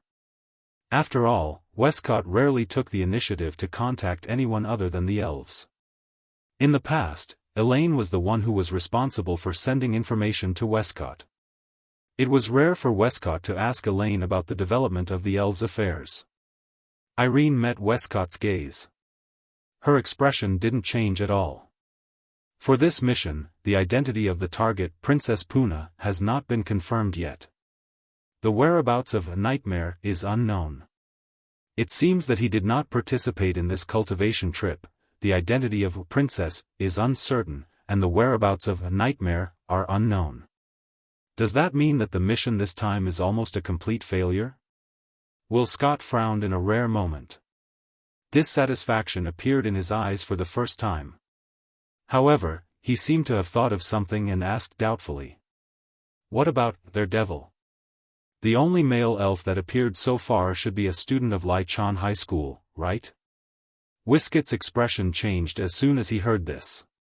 The reason was none other than Irene, who was known as the world's most powerful magician and claimed that no one could defeat her. "Mira?" A hint of fear appeared in Mether's eyes. The fear only lasted for a moment, but Westcott caught it clearly. That was why his fearless face changed. This was the first time he had ever seen Elaine afraid of something. It was the first time he had ever seen something like this. Of course, after the change in expression, Westcott's face was replaced with an interested smile. To be able to make Irene feel fear, this mission seems to have some very interesting situations to deal with. From the looks of it, you must have found something on that student who is suspected to be the Red Devil, right? Westcott smiled meaningfully. "Can you tell me about it?" Irene lowered her head and was silent for a while. Her eyes, hidden under her bangs, kept fluctuating. That face with a smile yet not a smile once again appeared in the depths of her mind. Recalling the unparalleled power of the other party, Irene unconsciously clenched her fist and squeezed out a sentence. "That student's identity has been confirmed. There is no doubt that he is the Red Devil." Westcott raised an eyebrow but didn't say anything. He waited for Irene's next words. She took a deep breath and lifted her head to look at Westcott. "But, Ike, I don't agree with setting the Red Devil as the target." "What's the reason?" Westcott's expression was the same as usual, as if he didn't care at all. That elf, that man. Irene closed her eyes and smiled bitterly. It's too dangerous. Dangerous? Westcott finally looked at Irene. Have you already fought with him? Yes. I have, and I lost. I lost completely. Irene's bitter smile deepened. She was unwilling to admit defeat. I couldn't even hurt him at all, but he could easily shatter my tour de tori. Even Albald could not even make a single move in his hand before he was defeated. In the end, if it wasn't for the sudden appearance of Berserker that made him lose interest in me, I'm afraid that I would have already. Hearing this, Will Scott fell silent. However, after a short moment of silence, an unprecedented dense light appeared in his sharp eyes, and an extremely excited smile appeared on his face. So? Westcott maintained his excitement and asked with a smile, he's very strong? Seeing Westcott's excited expression, Elaine, who knew him well, naturally understood what he was thinking. She immediately sighed. I don't want to admit it, but he's very strong. He's stronger than any elf I've met before. He's the only one who's defeated me when I couldn't even fight back. Alice's affirmation, which contained unwillingness, caused the smile on Will Scott's face to grow wider and wider. In the end, he was unable to endure the joy in his heart. He held his head and laughed crazily. That's wonderful. That's wonderful. Will Scott couldn't stop laughing. Even the most powerful magician in the world couldn't fight back. Does such a powerful elf really exist? Could it be that the gods are looking after me? Ha ha ha. Will Scott's excited laughter reverberated throughout the room, making Irene feel even more indignant. However, reality is reality, she can't even touch Wu Yan. No matter how indignant she is, she can't change the fact that there is a difference in power between them. Westcott seemed to have forgotten about Irene's existence. He looked at the night scenery outside the window. He was still excited. How do I invite that elf over? Mobilize the entire DM Combat Executive Force? Join forces with AST? Or threaten him with the lives of those who get along well with him? Whispering extremely dangerous words, Will Cotter muttered to himself with a big smile on his face. But that seems a little disrespectful. Why don't I pay him a visit personally? That's too dangerous. Irene said without hesitation, even without Ike, I can find him. Oh?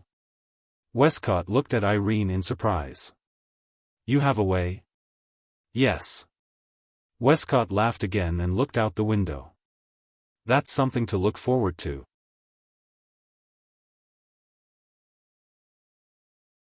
Chapter 1171. So the problem with the sisters has been solved? Listening to Meijio's voice, Wu Yan sighed as he tidied up his clothes on the bed. Yeah, it was a bit complicated, but it's finally solved. Then why are you sighing? Meijio's confused and sweet voice rang out from the phone. Didn't you say you care about the sisters? You should be happy now that it's solved. Wu Yan bitterly laughed when he heard Meijio's words. Indeed, this trip to Island not only dealt a heavy blow to the people sent by the Dem, but they also met the famous berserkers in the elven world and successfully sealed them. No matter how one looked at it, it was something worth celebrating. From Wu Yan's point of view, sealing the Baku sisters is a good thing, but at the same time, there are a lot of headaches waiting for him to deal with. Needless to say, the first thing that gave him a headache was the relationship between the Baowu sisters and 10 Fragrances. It's been a long time since they went on the trip to Sumi Island. After that, Ratatoskra arranged the Baowu sisters, who had been sealed and confirmed to be in good condition, to stay by his side and follow him back home. Originally, Wuhi's family's residence was already seriously full. After Kurumi's arrival, Wu Yan slept on the sofa for a while. It wasn't until later that he cleared out a room that was usually used to store things. Only then did he have a room again. Therefore, Ratatoskra decided to arrange for the Baowu sisters to stay in a nearby apartment so that he could take care of them nearby. In any case, other than Wu Yan, no one else in this world can break the seal of the sealing bracelet. He didn't have to worry about the elves being in a bad mood and causing the reverse flow of spirit energy. Moreover, once the Baowu sisters stayed together, the situation was very stable. Even if the spiritual power flowed backwards, the probability of it happening was very low. Therefore, it's not a problem to let them live on their own. But the problem was that the Baowu sisters were firmly against it. There was only one reason, and that was, in that apartment. There's no Wu Yan. The Machabana sisters, who have already identified themselves as Wu Yan's slaves, are actually more like maids. They yelled in unison that wherever their master went, they would go, wherever there was no master. They'd rather die than go there. Such a pair of loyal and cute slaves made such a declaration. No matter which man becomes their master, they won't be able to sleep. In the beginning, Wu Yan was the same. Later on, he realized how naive he was to think that way of thinking. First, the sisters don't know how to serve people. They're half-baked when it comes to seducing people. Second, it's fine if they don't know how to serve people. At most, he won't let them serve him. Anyway, the so-called "I'm the master" was just a reason Wu Yan made up on a whim to persuade them to accept the seal. But, the sisters' self-esteem is unusually high. They don't know how to serve people, but they still want to serve people. For this reason, they even launched the so-called special service training. They thought of different ways to serve people. They even took out educational videos that aren't suitable for children to learn. This isn't a problem. After all, even if they learn, Wu Yan will definitely feel good. The problem is, there's only one TV in the house. And it's in the living room. In the end, the two sisters took these so-called special training videos to the living room and played them at the top of the volume. After that, Wu Yan got chased out of the house by a blushing Shiori who didn't let him come back until the next day. There's also the third reason. It's the first reason. There aren't enough rooms in the house. Wu Yan's house only has 5 rooms. Wu Yan took 1, Shirji took 1, Kodori took 1, Toka and Yoshino took 1, the last one is empty but it's Kurumi's. Even if the sisters move in, they'll have to move out sooner or later. Due to this reason, the Baowu sisters released a statement, "We'll share a room with the master." Then, trouble came. Shirji's behavior is like treating a bug. Toka alone won't be able to get through. Under Yoshino's instigation, Yoshino's face turned red and she expressed her opposition. Therefore, on the day they discussed the housing issue, the entire Wuhi family was in a mess. It was dark and miserable. Finally, they came up with a plan. Toka and Yoshino are a team. Yoshino and Yoshino are a team. The two teams will have a duel every day. The content of the duel is varied but there's only one result. The winning team can sleep in the same room as Wu Yan and the losing team can sleep in the same room as Toka and Yoshino. It's a good result. After all, no matter who wins, Wu Yan won't be at a disadvantage. He might even be able to take advantage of them. If Shirji didn't exist, Wu Yan will never forget that day when Toka, Yoshino, Yagoya, and Yushin were having their first fight for the right to sleep with Shiori. Shiori left him a secret message. "I'll go to your room every night. If I see anything strange, Shido, I'll take a picture of it and post it online or in class." Thus, he could only kneel down in front of this dark life where he could only watch but couldn't eat and couldn't use anything. By the way, Wu Yan doesn't know why Shirji agreed to let the Yamato sisters stay in his house. He only knows that Kodori called Shirji when she found out that Wu Yan sealed the Yamato sisters. Shirji, who appeared again, cried and said that Yoshino and Yoshino are welcome to move in. Also, Kodori called Wu Yan about how Wu Yan managed to conquer the troublesome berserker in the short time she was away. Wu Yan, who appeared again, cried and laughed. As for the inside story, it's unknown. You can only let others imagine, Wu Yan replied to Meijio with a complicated expression. Wu Yan felt sad when he recalled the events that happened in his family these past few days. I'm happy, but there are other reasons as well. It's really complicated, that's why I say men are annoying creatures. Do you think pretending to be mysterious will work? Meijio snorted. Her impression of men has evolved from dirty to annoying. Maybe it's because she's slowly opening up her heart, or it's because her partner is Wu Yan. They say men like to pretend to be mysterious. Don't women like to pretend to be mysterious too? Wu Yan pursed his lips. Take you for example. You've been calling me every night since the day you went on a trip. I asked you why, but you wouldn't tell me. Every time I asked, you would hang up. Are you trying to make me depressed? Why? What does it have to do with you? Meijio's tone panicked as she fiercely yelled. Then, she began to mutter. Do you think I want to? Who knows why I want to call you every time I pick up my phone? What did you say? Wu Yan helplessly replied to Meijio's mumbling. Can you speak louder if you want to? Okay, I said. You should be thankful that I'm calling you. Meijio shouted, so, hurry up and tell me the phone numbers of those cute elves around you, and then quickly die. I'm sorry, but I can't die no matter what. Wu Yan complained. What are you trying to do? Are you trying to get Xiang and the others? Since they're all elves, they must be cute. When Meijio said this, her voice was filled with intoxication. If I can have afternoon tea with them and have dessert, how nice would that be? After saying that, Meijio paused, hesitated for a moment, and then suddenly spoke. Why don't you bring those elves to my concert? Wu Yan's hand that was tidying up the clothes on the bed stopped. He was silent for a moment before speaking. Do you want to use your own voice? It was Meijio's turn to be silent.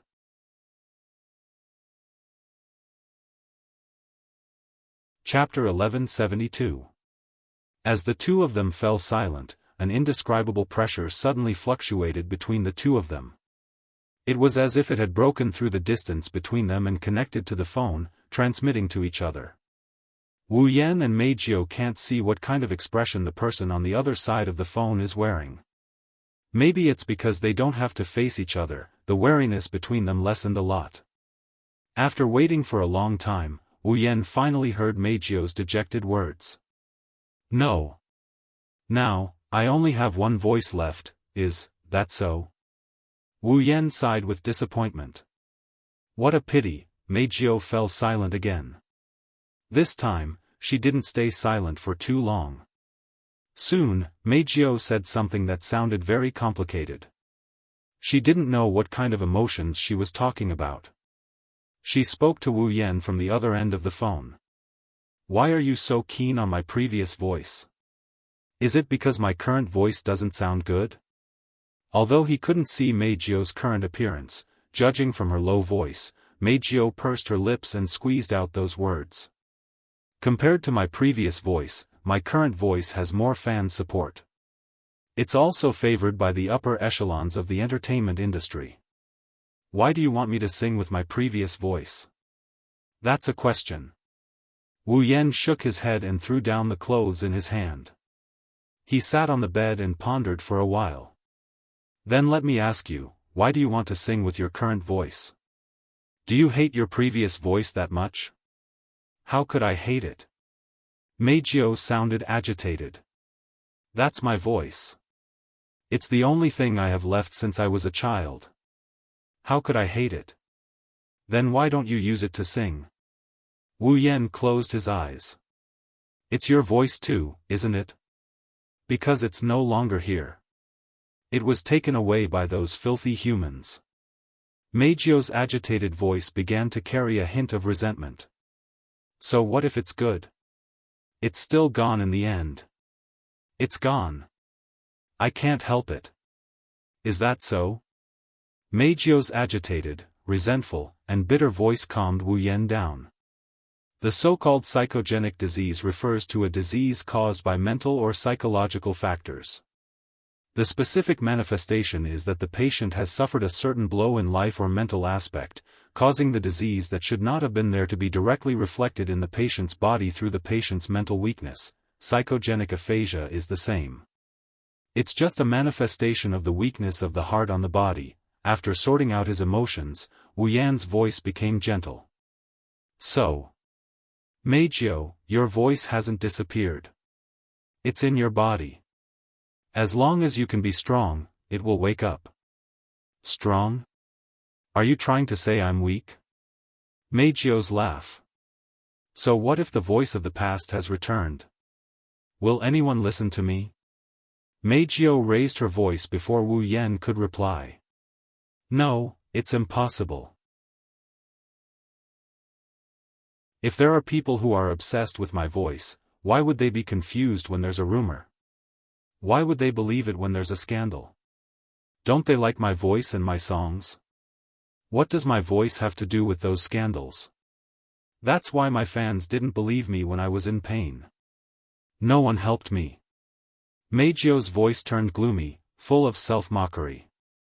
Even if I have that voice again, when the same situation happens again, I will still be betrayed. If I have this voice now, people will believe me. Only then will others believe me. If I don't have this voice now, then I dash. So you said. Meizhou didn't finish her sentence. Wu Yan dragged out his tone and told her in an extremely dissatisfied tone. I've been saying since the beginning that I want to listen to your songs with your original voice. Why do you think no one likes your songs? Aren't I right here? You. Meizhou's voice trembled violently. She gritted her teeth. Do you think I'll believe you just because you say that? You said that because you want to seal my spiritual power. I won't believe you. Maybe that's part of the reason. I haven't heard your previous songs. Wu Yan said calmly. But you said that no one helped you when you were in pain. I can't agree with that. Meizhou was stunned. There is a girl in front of you who is in pain. Any man would want to lend a helping hand. Your previous fans didn't lend a helping hand when you were in pain because they weren't men at all. Wu Yan snickered without holding back. You think all the men are dirty because of the betrayal of a bunch of trash who wear men's masks? Please forgive me, I can't agree with you. Zhang Lisheng sneered. You think all the men are dirty because of the betrayal of a group of trash who wear men's masks? You make it sound nice. Meizhou clenched her teeth. She tried her best to stop herself from wavering. Just like you said, you want to overturn all my previous cognition with just one sentence. Then please forgive me, I can't agree with you no matter what. Wu Yan didn't know what to say. Just like Meizhou said, no matter how nice his words were, they were just words. He didn't have any evidence to prove that he was right. On the contrary, Meizhou's past experience was real. It had always proved the ugly side of men and also proved that what she said was correct. Although there were suspicions that Meizhou had been caught in one fell swoop, the truth was, at that time, not a single fan chose to believe her and lend her a helping hand. Meizhou had seen the dark and ugly side of society. He didn't let her see the bright and hopeful side. How could he make her believe him? How could he save this poor girl who had been hurt and had a huge scar in her heart? She hadn't recovered yet. She had been living alone and didn't trust anyone. Suddenly, a thought flashed through Wu Yan's mind. Was it because of this that Meizhou sincerely hoped that someone would listen to her complain, and let her vent her past pain? Was it because of this that he had left a deep impression on Meizhou after that encounter? Was that why he received calls from Meizhou every day? Meizhou, was it because she was too lonely and wanted to talk to him? Was that why she kept calling him? What she wanted, was someone she could talk to about her past pain. Wu Yan took a deep breath and chuckled. Hey, Meizhou. Wu Yan's voice was soft but unusually gentle. When you were diagnosed with psychogenic amnesia, there must have been a period of time when you were hoping for someone to help you. That's why you said that nobody will help you when you're in pain, right? Meijio's heart skipped a beat, and her eyes flickered. She opened her mouth out of reflex and wanted to refute him. But before she could, Wu Yan's voice rang in her ears and heart. Okay. I have made up my mind. Wu Yan guffawed as he declared loudly. Before you choose to believe me, I will always have hope and wait for you to believe me. Wu Yan's smile grew even brighter as he spoke. So, Meijio, you must help me. You. Meijio's voice trembled and her heart was in a mess. The reason for that was because there was a certain sealed place that was constantly shaking. Wu Yan might have heard Meijio's inner emotions from her voice.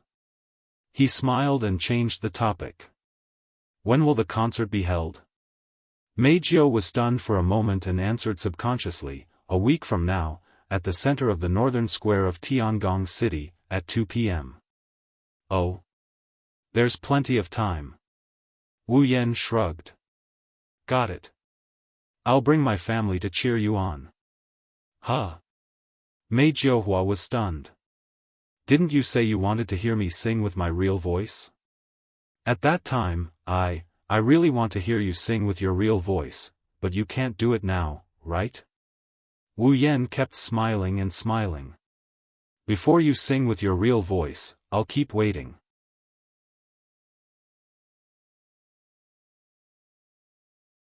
Chapter 1173. Heavenly Palace City. This is a famous plaza in the northern part of Heavenly Palace City. The reason why he added the word famous was that this square covered a very large area. There was a dedicated rental venue built in the square, and it was relatively close to some activity centers. The entertainment facilities were also relatively prosperous. Therefore, whenever there was a concert or a large-scale event in Heavenly Palace City, it would generally be held here. Although there aren't many plazas in the northern part of Heavenly Palace City, there are still many of them. However, when someone talks about the Northern Plaza in Heavenly Palace City, they're referring to the large plaza in front of them. Today, the largest venue in the center of the plaza has been booked by someone. Not many people know who booked the central venue, but those who know are basically all women. Moreover, they all regard it as their destination this time. When Wu Yan brought Toka, Yoshino, Yagushir, and Shixian to the Northern Plaza, the scene that appeared in front of them shocked everyone. A sea of people. It's really a sea of people. The spacious plaza is so crowded with people that not even a drop of water can trickle through. Looking around, the first thing that came into view is the dense mass of people with colorful hair. Aside from the group closest to Wu Yan and Co., the rest of the crowd couldn't see anything below their chest. The sight of people squeezing together is truly a spectacular sight. So many people, this is really surprising. Wow, this is the first time I've seen so many people. When Toka, Yejushir, and Shixian saw so many people, they were dumbfounded. The shy Yono hid behind Wu Yan's back. She clutched at his shirt like a child who is afraid of being left behind. She put on a pitiful look that could kill a bunch of uncles around her. It's just a plaza. Is there a need to be so exaggerated? Wu Yan looked at the black mass of people in front of him and was secretly speechless. There are even more people than the Qixi festival last time. Did people already know that Meijio plans to hold a concert here? As soon as he said that, a calm voice came from the wireless earpiece on his right ear. The only people who know that Meijio will hold a concert here today are her fans. Kotori twirled the treasure in her mouth. She looked at the scene displayed on the big screen in the command room and explained in a vague tone. This plaza is a famous plaza. Not only has entertainment facilities, but also some large-scale activities are often held here. Sometimes, there's even an idol group's autograph session and handshake session here. It's like a place where festivals are held every day. That's not too much. There's nothing strange about there being so many people. That's enough to surprise me. Wu Yan shook his head and he laughed. I didn't think I would get the chance to see so many people. Oh. Kotori raised an eyebrow. Could it be that you've seen a crowd as large as this? Well, back when I participated in the Spalier World Academy's tournament, there were so many people here. Wu Yan scratched his cheeks as he tried to recall. Yeah, that's about the size of the audience. Wu Yan scratched his cheeks as he tried to recall.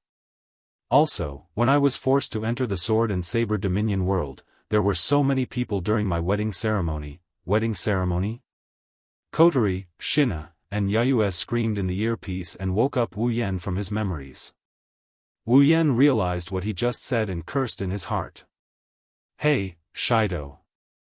Coterie has been referring to Wu Yan's Oni-chan ever since she became Wu Yan's summon. She called him Shido. Then, a sentence that sounded like a smile came out of the earpiece. I've never heard of a wedding ceremony before, Oni-sama. Shina didn't even call him captain anymore. Her tone was a bit unsettled. Oni-sama is already married? As expected of captain. You're just a high school student. Yayue said in admiration.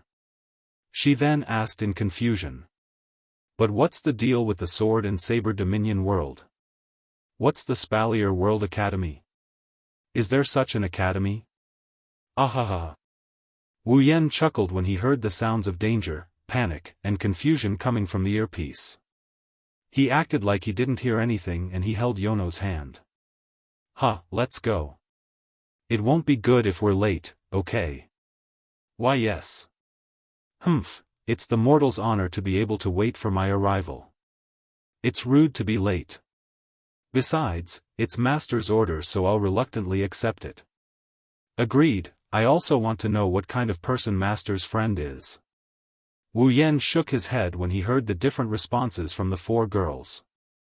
He then led the 4 beautiful girls to the center of the venue. There are a lot of people in the plaza. There are usually a lot of people but there are even more today. Maybe it's because of Meijio's concert. To avoid getting separated from the crowd, Wu Yan held the hands of Toka and the petite Yoshino. They squeezed through the crowd and opened up a path for the girls. Yoshino and Yoshino also wanted to hold Wu Yan's hand but Toka and Yoshino got the better of them. They had no choice but to hold on to Wu Yan's shirt. Thus, with the 4 beautiful and adorable girls in tow, Wu Yan became the most conspicuous person in the plaza. One could even faintly hear the curses of resentment and jealousy coming from the crowd.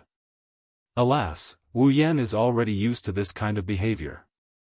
He ignored them. Some of the guys who wanted to take advantage of the situation to steal the purses and some of the guys who wanted to touch the elven girl's private parts got electrocuted. Their mouths started smoking and their hair was burnt to a crisp. After 20 minutes, the 5 of them finally squeezed through the crowd and arrived at the center of the plaza. Compared to the last concert venue, this one is much bigger and more eye-catching.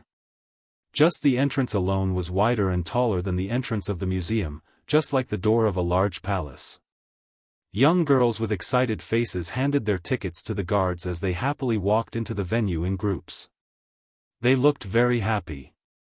Most of them were the ones who were involved in the battle between Wu Yan and Meijio during the last concert. However, their memories of that day had long been erased. The injuries on their bodies had also been healed by some healing devices. To them, the experience of that day could be considered a rather illusory dream. Oh! 10 Fragrance stood on her tiptoes. Her amethyst-like eyes shone with a strange light.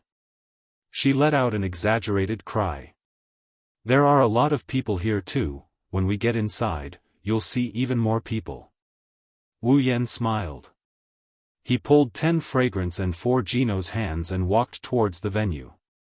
However, he didn't go straight to the entrance. Instead, he went to the back of the venue.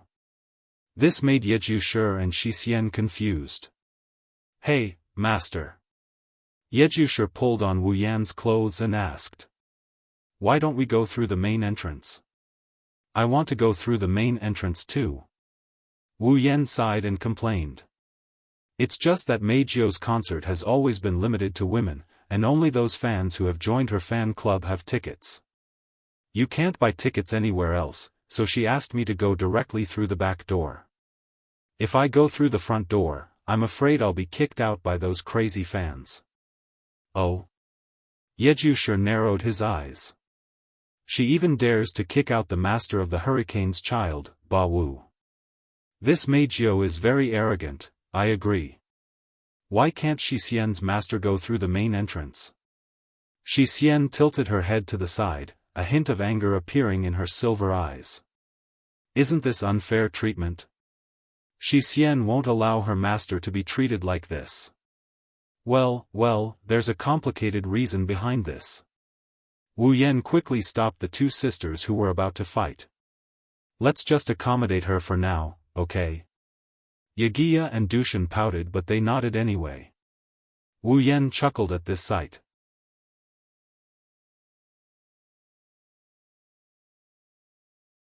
Chapter 1174. Wu Yan, Toka, Yoshino, and Yuxian walked down the path provided for the staff. They were being stared at by the women around them. She was like a country bumpkin who had just entered a big city. She kept looking left and right, observing her surroundings. After a while, she finally looked at the staff around her as if she was bored. She tilted her head. Why do I feel like everyone here is a woman? Question. Yuxian also looked around. Yuxian has the same question. That means everyone here is a woman. Toka looked at Wu Yan in confusion. Why is that? Shido. Oh, you're asking me.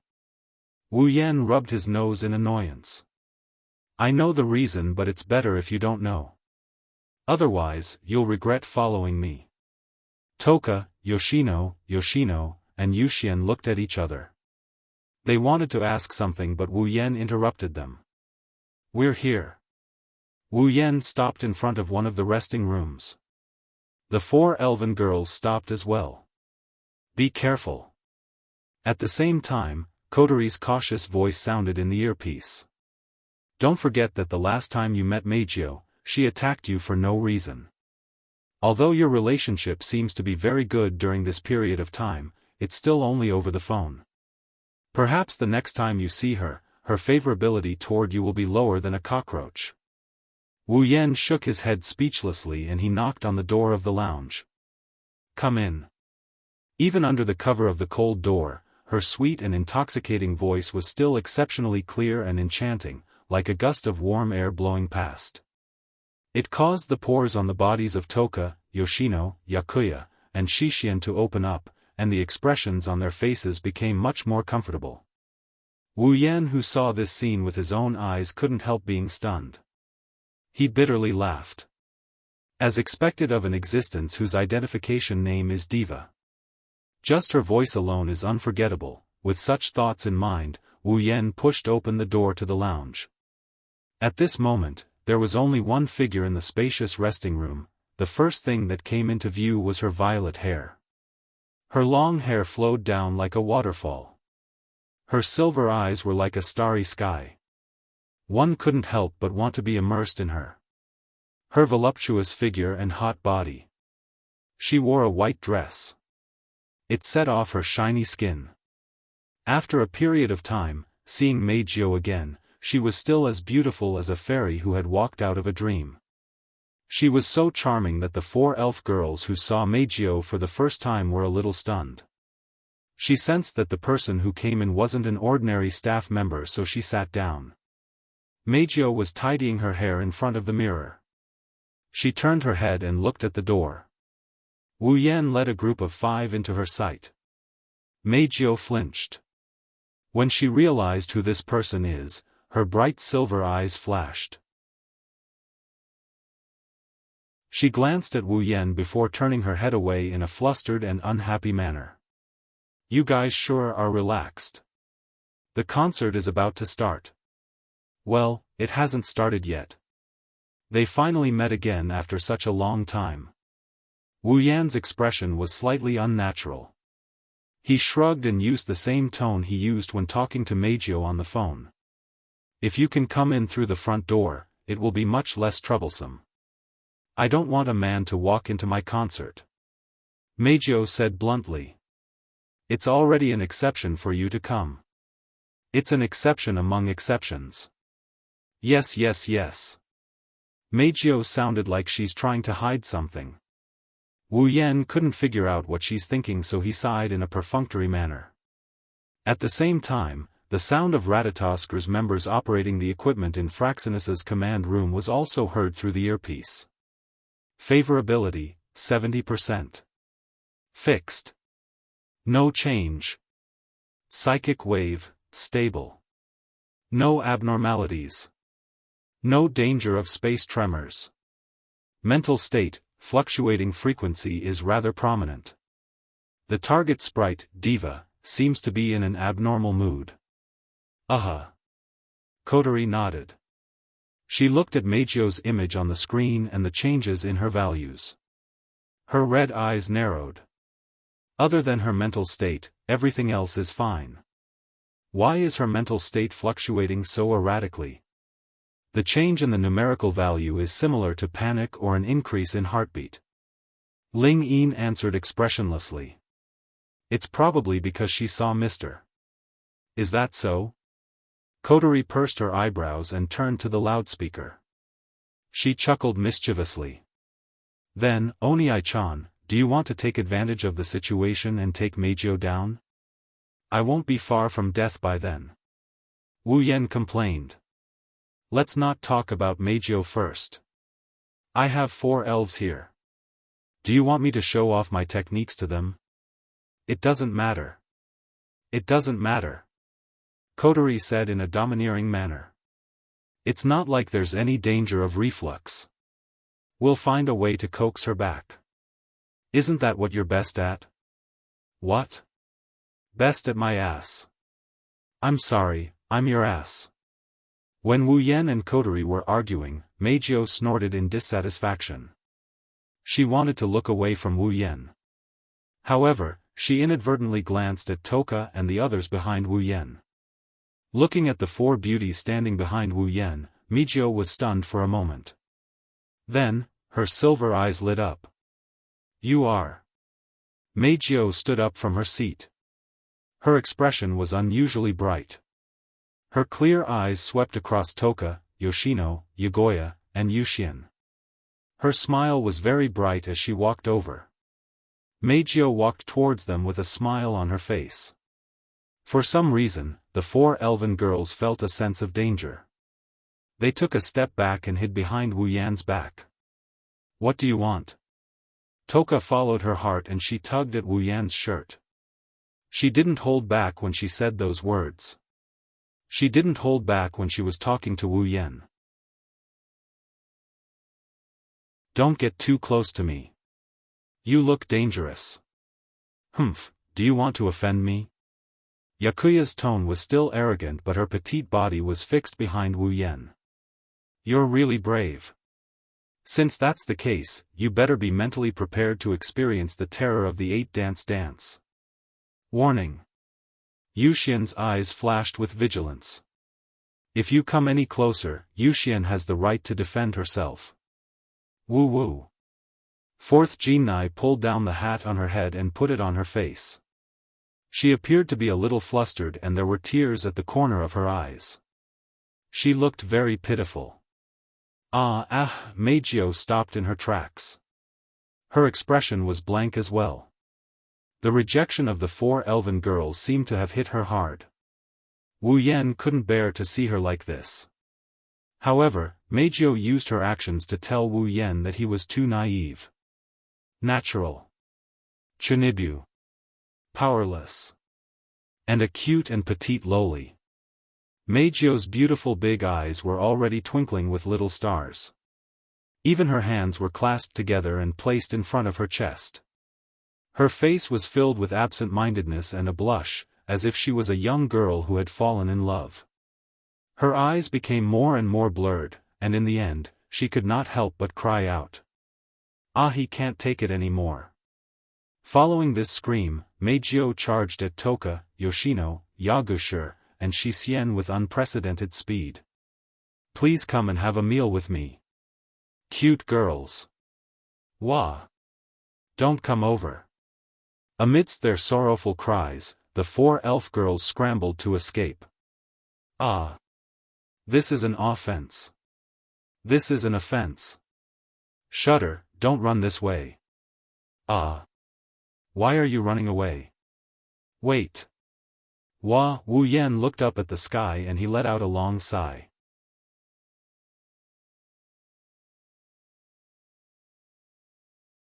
Chapter 1175. Meijio.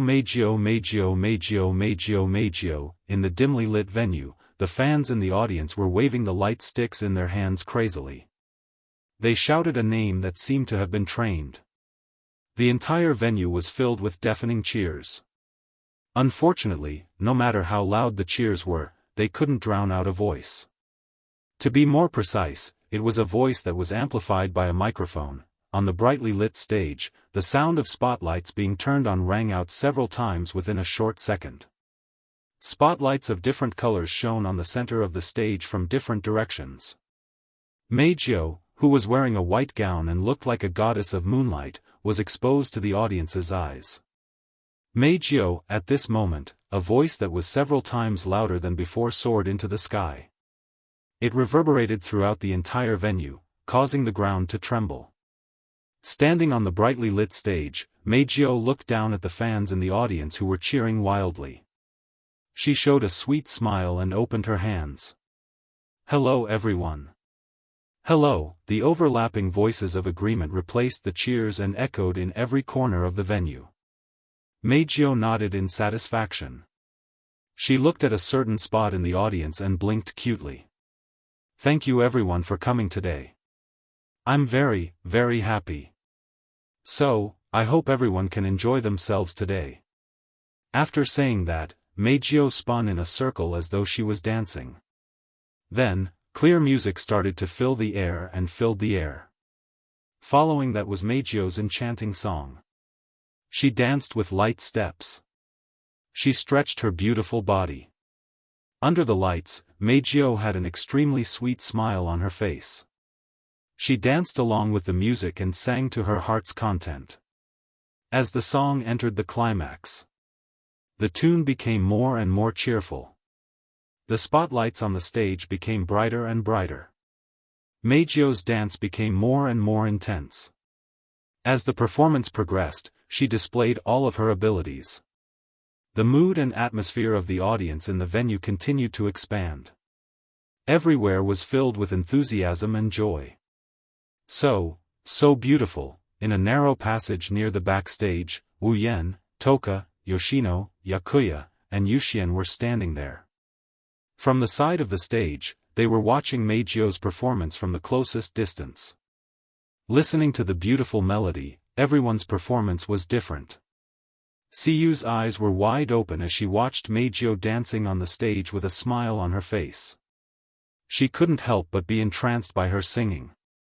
Her beautiful blue eyes were filled with waves. Clearly, she had been conquered by Meijio's song. Yijuya and Shixian closed their eyes and listened to Meijio's song with their ears. Their expressions were serene. As for 10 fragrances, she blinked her innocent purple eyes and gradually became absent-minded. Even Toka, who didn't have a comprehensive understanding of idols and songs, and who didn't have much enthusiasm, was mesmerized by Meijio's performance.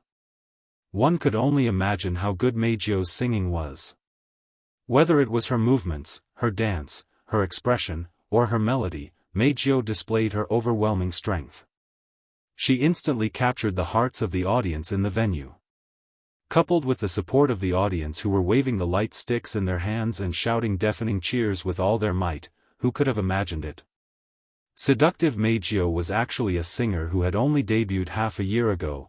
Without a doubt, because of Meijio's song, the atmosphere in the venue had reached an unprecedented level of craziness and excitement. The emotions of the fans were also unusually high. If someone fainted because of too much excitement, then it wouldn't be surprising. Toka, Yoshino, Yakuya, and Yuxian watched Meijio perform to her heart's content on the stage. Their faces were filled with longing. Perhaps, in every girl's heart, there was a dream to stand on the stage. Yuxian, who was always listless, inadvertently noticed. Unlike everyone else who was captivated by Meijio's singing and charm, Wu Yan's face was expressionless. Yuxian even noticed that from time to time, Wu Yan's brows would flash with disappointment and helplessness. Yuxian, who was immersed in the stage, immediately woke up and looked at Wu Yan worriedly. "Master, do you not like Meijio's singing?" Yuxian's voice attracted the attention of the other three girls. They all turned to look at Wu Yan. "What's wrong?" Toka met Wu Yan's eyes and asked in confusion, "Shido, do you not like Meijio's singing?" "Is that so?" Yakuya tilted his head and crossed his arms. "If Master doesn't like Meijio's singing, then let's leave, brother Shido." Yoshino grabbed Wu Yan's sleeve to show that she was on his side. Wu Yan smiled when he saw the worried gazes of the four elven girls who were still immersed in Meijio's performance. They didn't even hesitate to proclaim their love for him. "It's not that I don't like Meijio's singing." Wu Yan patted Yoshino's head to comfort her. He also held Yuxian's hand and gave the four girls a reassuring look. He then looked at Meijio and sighed. "I'm just a little worried." Toka, Yoshino, Yakuya, and Yuxian's spiritual energy was sealed so they didn't notice anything. However, Wu Yan could clearly sense it. When Meijio was singing, her voice was filled with spiritual energy. In other words, Meijio was still singing with her mesmerizing voice as usual. She was constantly using her power to arouse the enthusiasm of the audience. It wasn't that Meijio's singing wasn't good. Even if she didn't use her spiritual energy, her singing could still affect the audience's emotions. However, after using her spiritual energy, the audience's emotions would be amplified and they would become even more frenzied. What did this mean? It meant that Meijio was afraid. She was afraid that her singing wouldn't receive the support she expected. Perhaps, Meijio was worried that her singing wouldn't receive the expected response and she would be ridiculed by the audience. In other words, Meijio was afraid of her own fans. That's why she wanted to use this method to amplify the audience's emotions.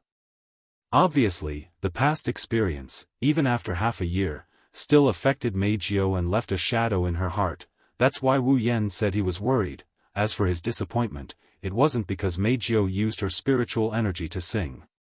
It was because he couldn't hear Meijio's original singing voice and he was simply disappointed. Therefore, the disappointed Wu Yan didn't notice that Meijio, who was about to take a break after the performance, happened to see Wu Yan's disappointed sigh. Meijio's heart trembled when she saw the worry and disappointment in his wine-red eyes. She glanced at Wu Yan and then at the fanatical fans in the audience. Meijio hesitated. Should he try and see if he could sing his original voice without using the power of the elves? The moment this thought flashed through her mind, Meijio's bright silver eyes were filled with endless fear. In her mind, half a year ago, she stood on the stage and received the cold and dark gazes of the audience. She tried her best to open her mouth and speak into the microphone in her hand. However, no matter how hard she tried, she couldn't make a sound. That scene of despair appeared in her mind, causing the fear in her eyes to magnify infinitely. Under the urge of extreme fear, the thought of using her own voice to sing instantly vanished. Meijio shook her head and forced a smile. She waved her hand at the audience below. Soon after, under the cheers and gazes of everyone present, she slowly walked towards the tunnel by the side. However, in the deepest part of Meijio's heart, the thought that had vanished into thin air had already concealed itself from Meijio, leaving behind a faint mark.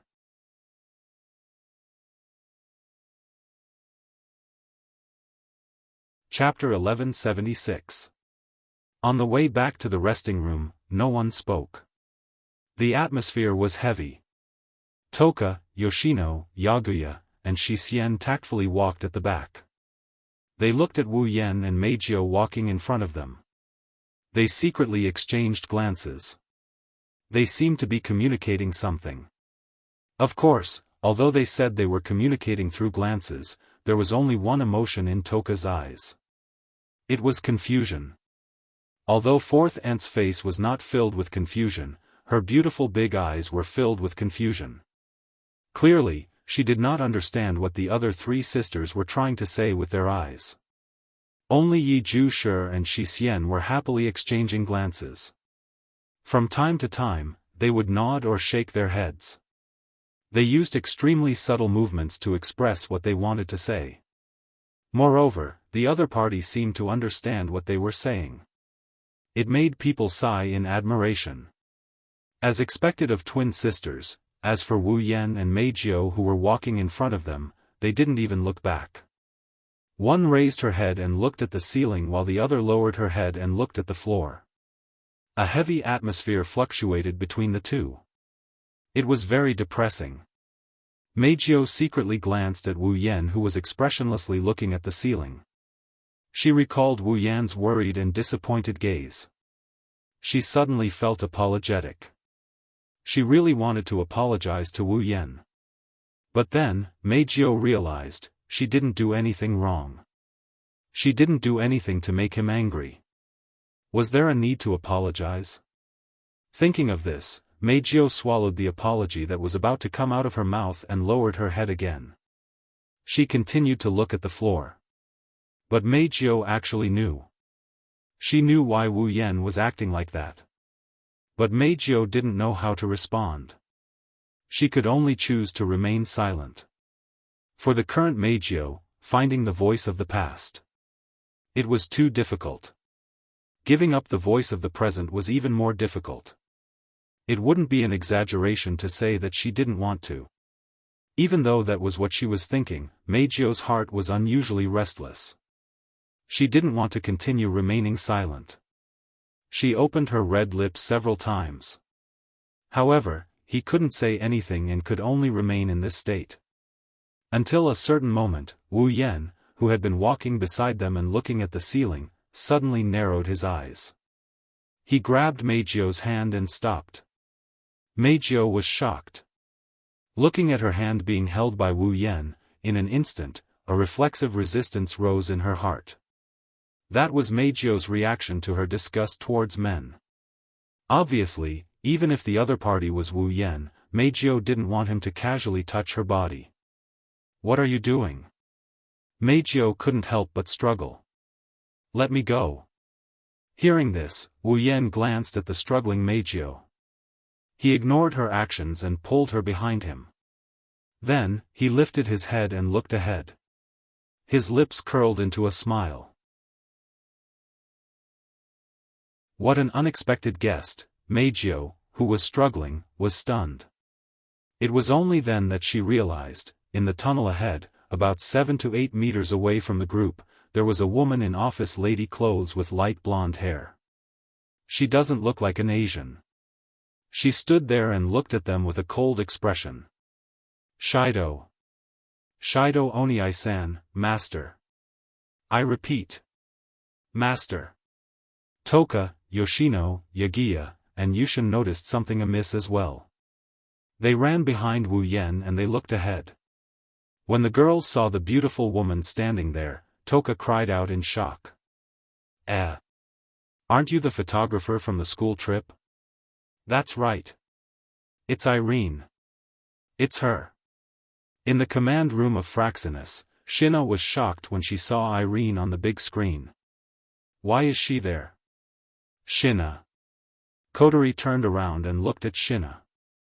Do you know her? It's hard not to know her. Shina raised her head and smiled. However, that smile looked fake. Irene? Mira? Methers, the second executive department head of the DEM, was known as the world's strongest magician, and was the executive director of the DEM, Isaac Methers. Isaac Ray? Bellum? Will Scott's right-hand man. He's a dangerous person. Dem? Night Moon and the other members of Ratatosk exclaimed in shock. The world's strongest magician.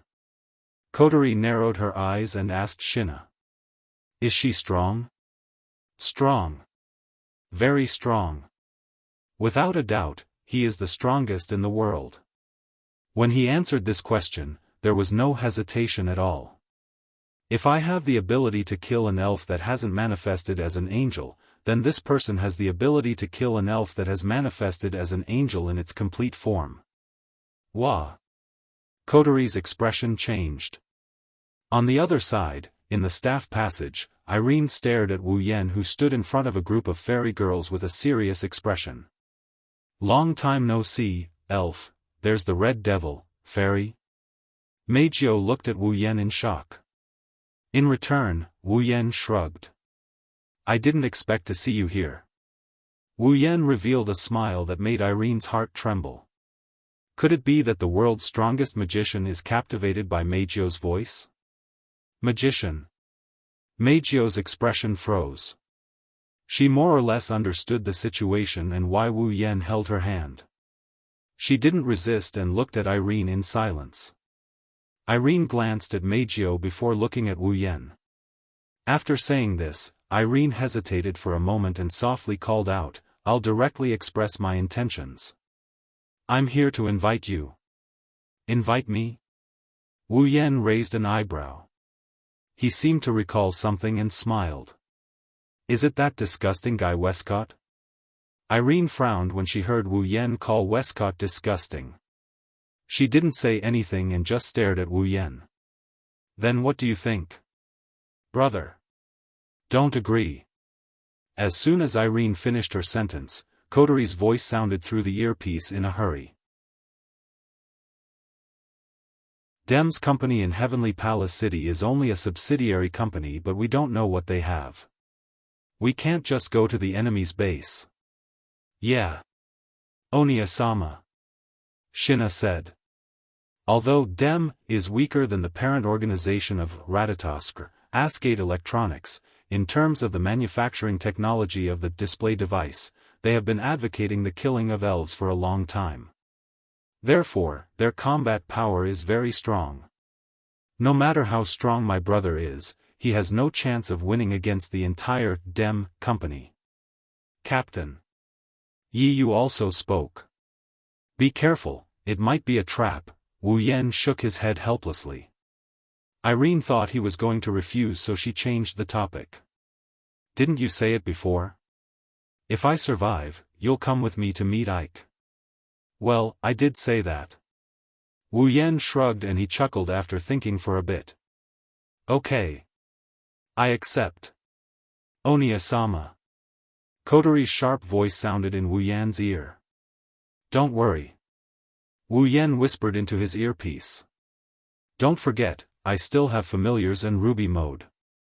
Even if I can't get away, I can still teleport away. Koteri fell silent. Wu Yan glanced at Irene, who relaxed a little. He turned around and looked at the elven girls. That's it. Wait here, I'll be right back. The fairies wanted to say something but Wu Yan interrupted them. Don't worry, it won't take long. Wu Yan shook the girl's hands and he looked at Meijio. Meijio, please take care of Toka and the others, humph. Meijio snorted and looked away. I'll take care of these cute girls even if you don't tell me, then I'll leave it to you. Wu Yan nodded and said apologetically. I had something to do this time, so I had to leave. I'll be sure to finish the next concert. Meijio snorted coldly once again. However, the slight dissatisfaction that was faintly revealed in her eyes had dissipated. Wu Yan chuckled and he walked past Irene and headed outside. Irene also turned around, but before she turned around, she glanced at Meijio discreetly. In his eyes, there was a glimmer of light flickering.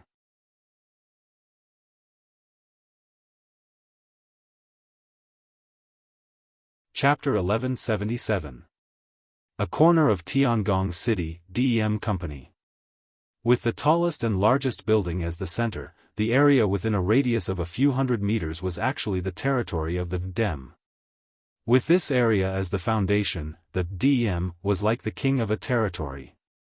They built a lot of related facilities in the territory, such as office buildings, offices, research bases, and so on. Naturally, there were also residential areas specially provided for the Dem staff. The building that stood in the middle like a giant pillar that supported the sky was the first office building of the Dem branch company. It was also the most important building in the Dem branch company. Under Irene's lead, Wu Yan walked through the spacious hall and walked along a rather glorious passage to the top floor of the first office building. According to Irene, Will Scott is waiting for his arrival there. Glancing around, the magicians dressed in all kinds of CR units, armed with weapons and looking at him with vigilant gazes, Wu Yan curled his lips lazily and looked at Irene. "I say, Miss Irene, is this Dem company usually so heavily guarded? Or is it so grand because of my arrival?" Hearing Wu Yan's words, Irene's footsteps imperceptibly paused. She seemed to be thinking about how to answer Wu Yan's question, but this pause didn't even last for a second before she continued moving. Irene answered truthfully. "This is the first office building of the DEM company. Many of the DEM's top secrets are kept here. Moreover, there are also DEM's higher-ups moving around here. Therefore, the first office building is usually in this state of security. It has nothing to do with your arrival." "Nothing to do with it?" Irene didn't know whether to believe it or not. Wu Yan shrugged and said casually. "It's usually so heavily guarded, I really don't know what the real state of alert is like. I really want to see. The current DEM is very powerful. In the whole world, they were the ones with the highest right to speak. Plus, it has the technology to create a display device.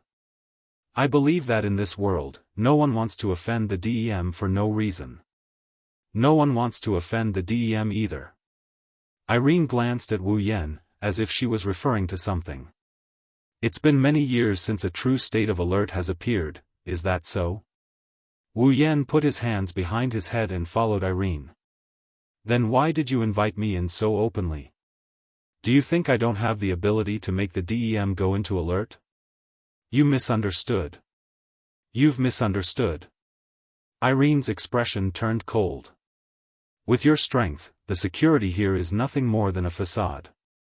If you intend to force your way in, this level of security won't be able to stop you." "Oh?" Wu Yan chuckled as he shook his head. "You speak as if I don't want to force, you really do trust me." "You won't do that," Irene said expressionlessly. "After all, this is just fulfilling the bet of our game. That's why I said you really do trust me." Wu Yan turned to look at Irene and smiled meaningfully. "Are you that confident that I'll fulfill the bet of our game? What if I go back on my word? Or maybe they'll just kill you, who came here alone." "You won't do that." Irene's expression didn't change in the slightest, and the look in her eyes began to sharpen. "At least, if it were me, I wouldn't do that." "You're stronger than me, you wouldn't do that either." Irene suddenly paused and her voice became softer. "Of course, if it's Ike's order, then it's a different story." "How loyal." Wu Yan didn't say anything else after that. He ignored the vigilant gazes of the surrounding guards and followed Irene through a series of dizzying corridors and special elevators to the top floor. 10 minutes later, Wu Yan arrived at a dimly lit floor under Irene's lead. It wasn't an exaggeration to say that it was very dim here. Only some faint light shone out from some rooms with doors. From here on out, the number of guards on alert decreased. Of course, with fewer guards, the danger level increased by quite a bit. Wu Yan can see no less than 10 types of self-regulated display devices operating on their own. He believes that when it comes to defense, compared to other places with guards, this place would only be higher and not lower. Not long after, the two arrived in front of an automatic door. Irene took a few steps forward, took out an ID card and swiped it on the identification device beside her. The cold automatic door opened by itself, allowing Wu Yan to see the scene inside. It's a luxurious suite comparable to a hall. The floor was covered with a red carpet, and the furniture inside was obviously expensive. The sofa that was like a bed and the resplendent curtains were always eye-catching, appearing extremely luxurious. In front of the sofa, in front of a window that looked like a door, there was a tall man in his 30s. He was wearing a suit. He had a head of dark blonde hair and was wearing a suit. With a smile on his face, he looked like he had been waiting for a long time. The man looked over and his wine-red eyes met with Wu Yan's. Then, a smile appeared on their faces at the same time. Will Scott had the kind of smile that looked like he saw something he loved, suppressing his excitement. On the other hand, Wu Yan had the kind of sneer that looked like he would launch an attack at any time. Irene's expression froze when she saw the smiles on Wu Yan and Will Scott's faces.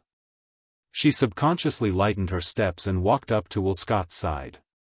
Then, her beautiful face became as alert as the guards. Wu Yan was undoubtedly stronger than her.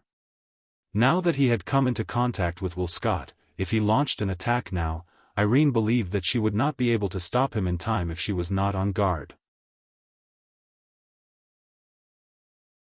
Therefore, even if it was for Will Scott, Irene had to be on guard. However, the two of them had completely forgotten about Irene. They stared at each other, as if they could see through each other's thoughts. After a long time, Will Scott broke the silence first. "Welcome, Red Devil, no, Itsuka Shido." The smile on Will Scott's face widened a little. "I'm Isaac. Lay. Baram? Will Scott? Well, you can just call me Will Scott. That's enough." Wu Yan waved his hand and sighed. "That's what I was planning to do, but the first impression you gave me, how should I put it? It couldn't be any worse. So, I'll skip the familiarity of calling you a friend. I'll just treat you as a passerby for now." Irene frowned deeply when she heard that, a cold light flashed in her eyes. Will Scott was stunned for a moment before he laughed out loud. "Is that so? That's not bad either. It's not a bad experience to be called respectfully all day long. Let's do it this way then. Thank you so much." Wu Yan let out an exaggerated sigh of relief, as if he was really glad he didn't have to call Will Scott by his name. Irene's expression turned uglier and uglier while Will Scott's smile grew brighter and brighter. It was a stark contrast. "Then, tell me why you invited me, Mr. Passerby. Wu Yan crossed his arms in front of his chest and looked at Will Scott, who was smiling like a fox. "If it were you, you wouldn't invite an elf to drink tea with you, right? That sounds good. That doesn't sound too bad. After all, I've never had tea with an elf before." Will Coat smirked. "However, if you agree to my conditions, we'll have plenty of time to drink tea together in the future." Will Scott revealed a fanatical smile and stared at Wu Yan. "So, if it's possible, can you join us?"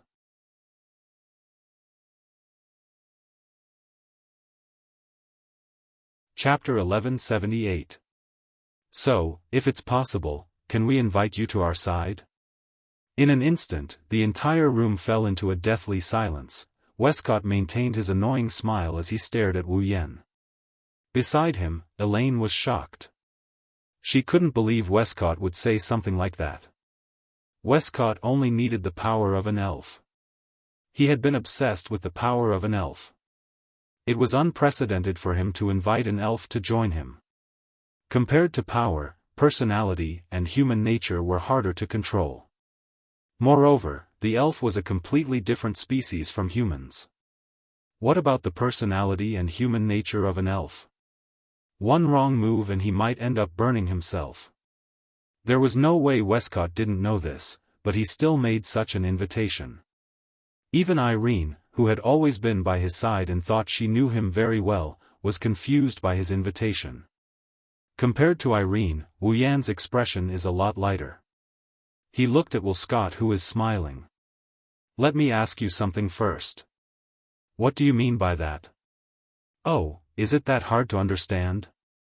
"It's just the literal meaning." Westcott shrugged and opened his arms as if he was going to hug Wu Yan. He sounded excited. "I want to invite you to join DEM, just like Elaine. You can be my right-hand man. You can sit on the same level as me or even stand at the top of the world as long as you agree. No matter what you ask, I will do my best to satisfy you."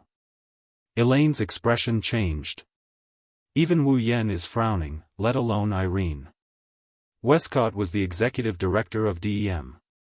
He was one of the higher-ups in the organization. DEM was one of the top organizations in the world. Westcott's position was higher than the rulers of other countries. His position was higher than theirs. Under such circumstances, Westcott made a special promise that he would do his best to fulfill whatever request Kieran made. Regardless of who it was, they would be moved by the promise. This was a chance to reach the heavens in a single bound.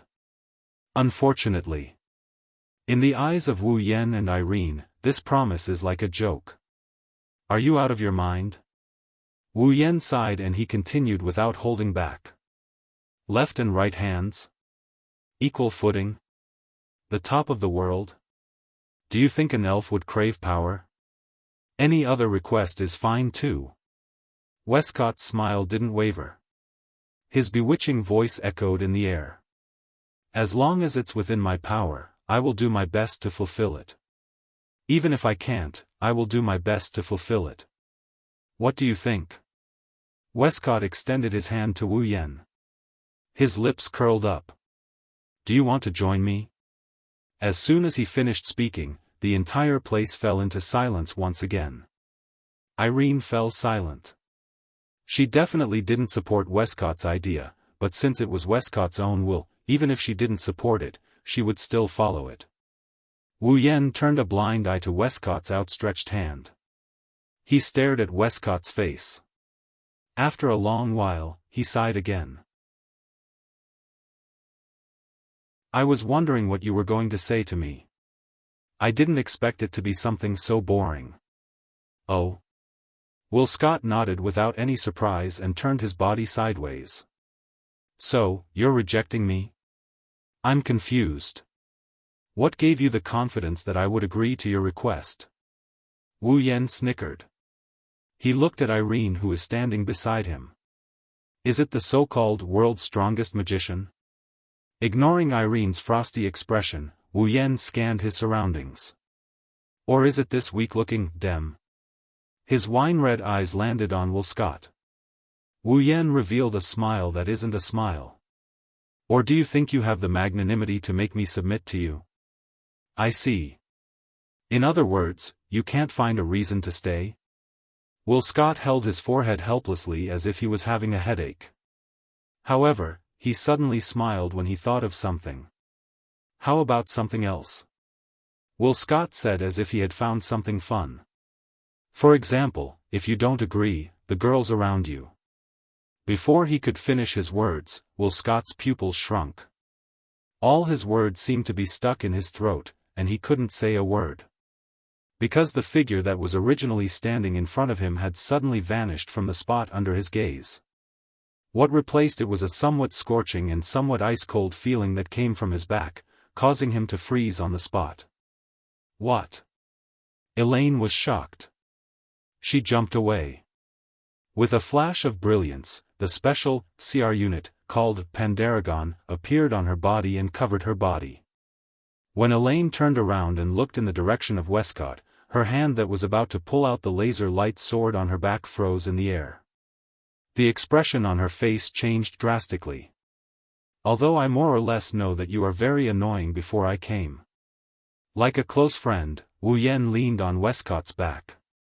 His eyes looked straight at the scene of Tiangong City outside the window.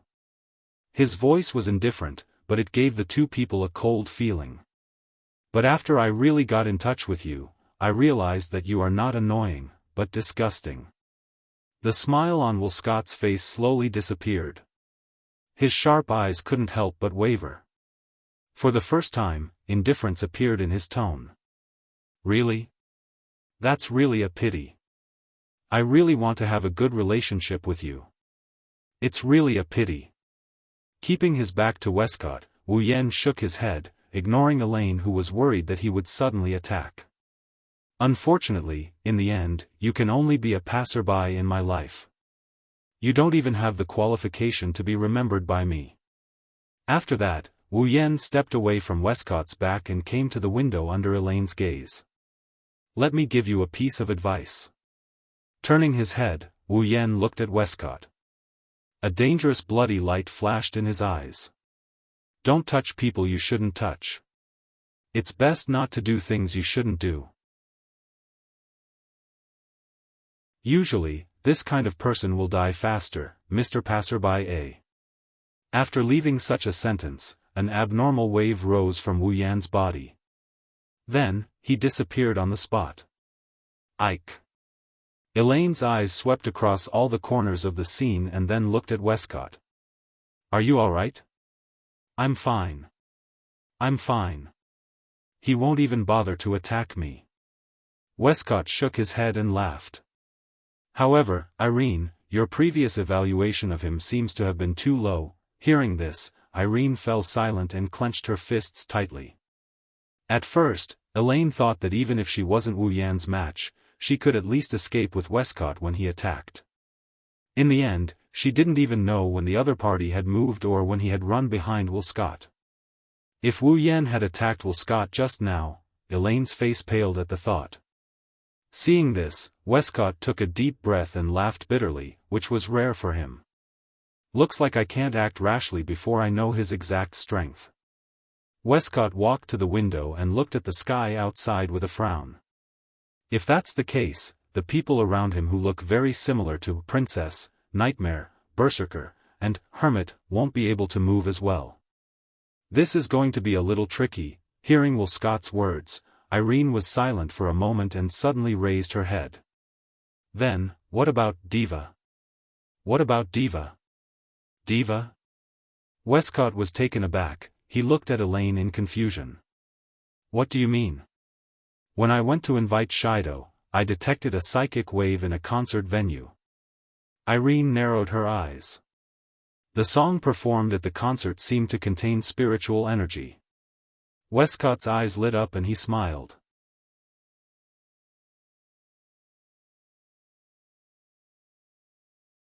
Chapter 1179.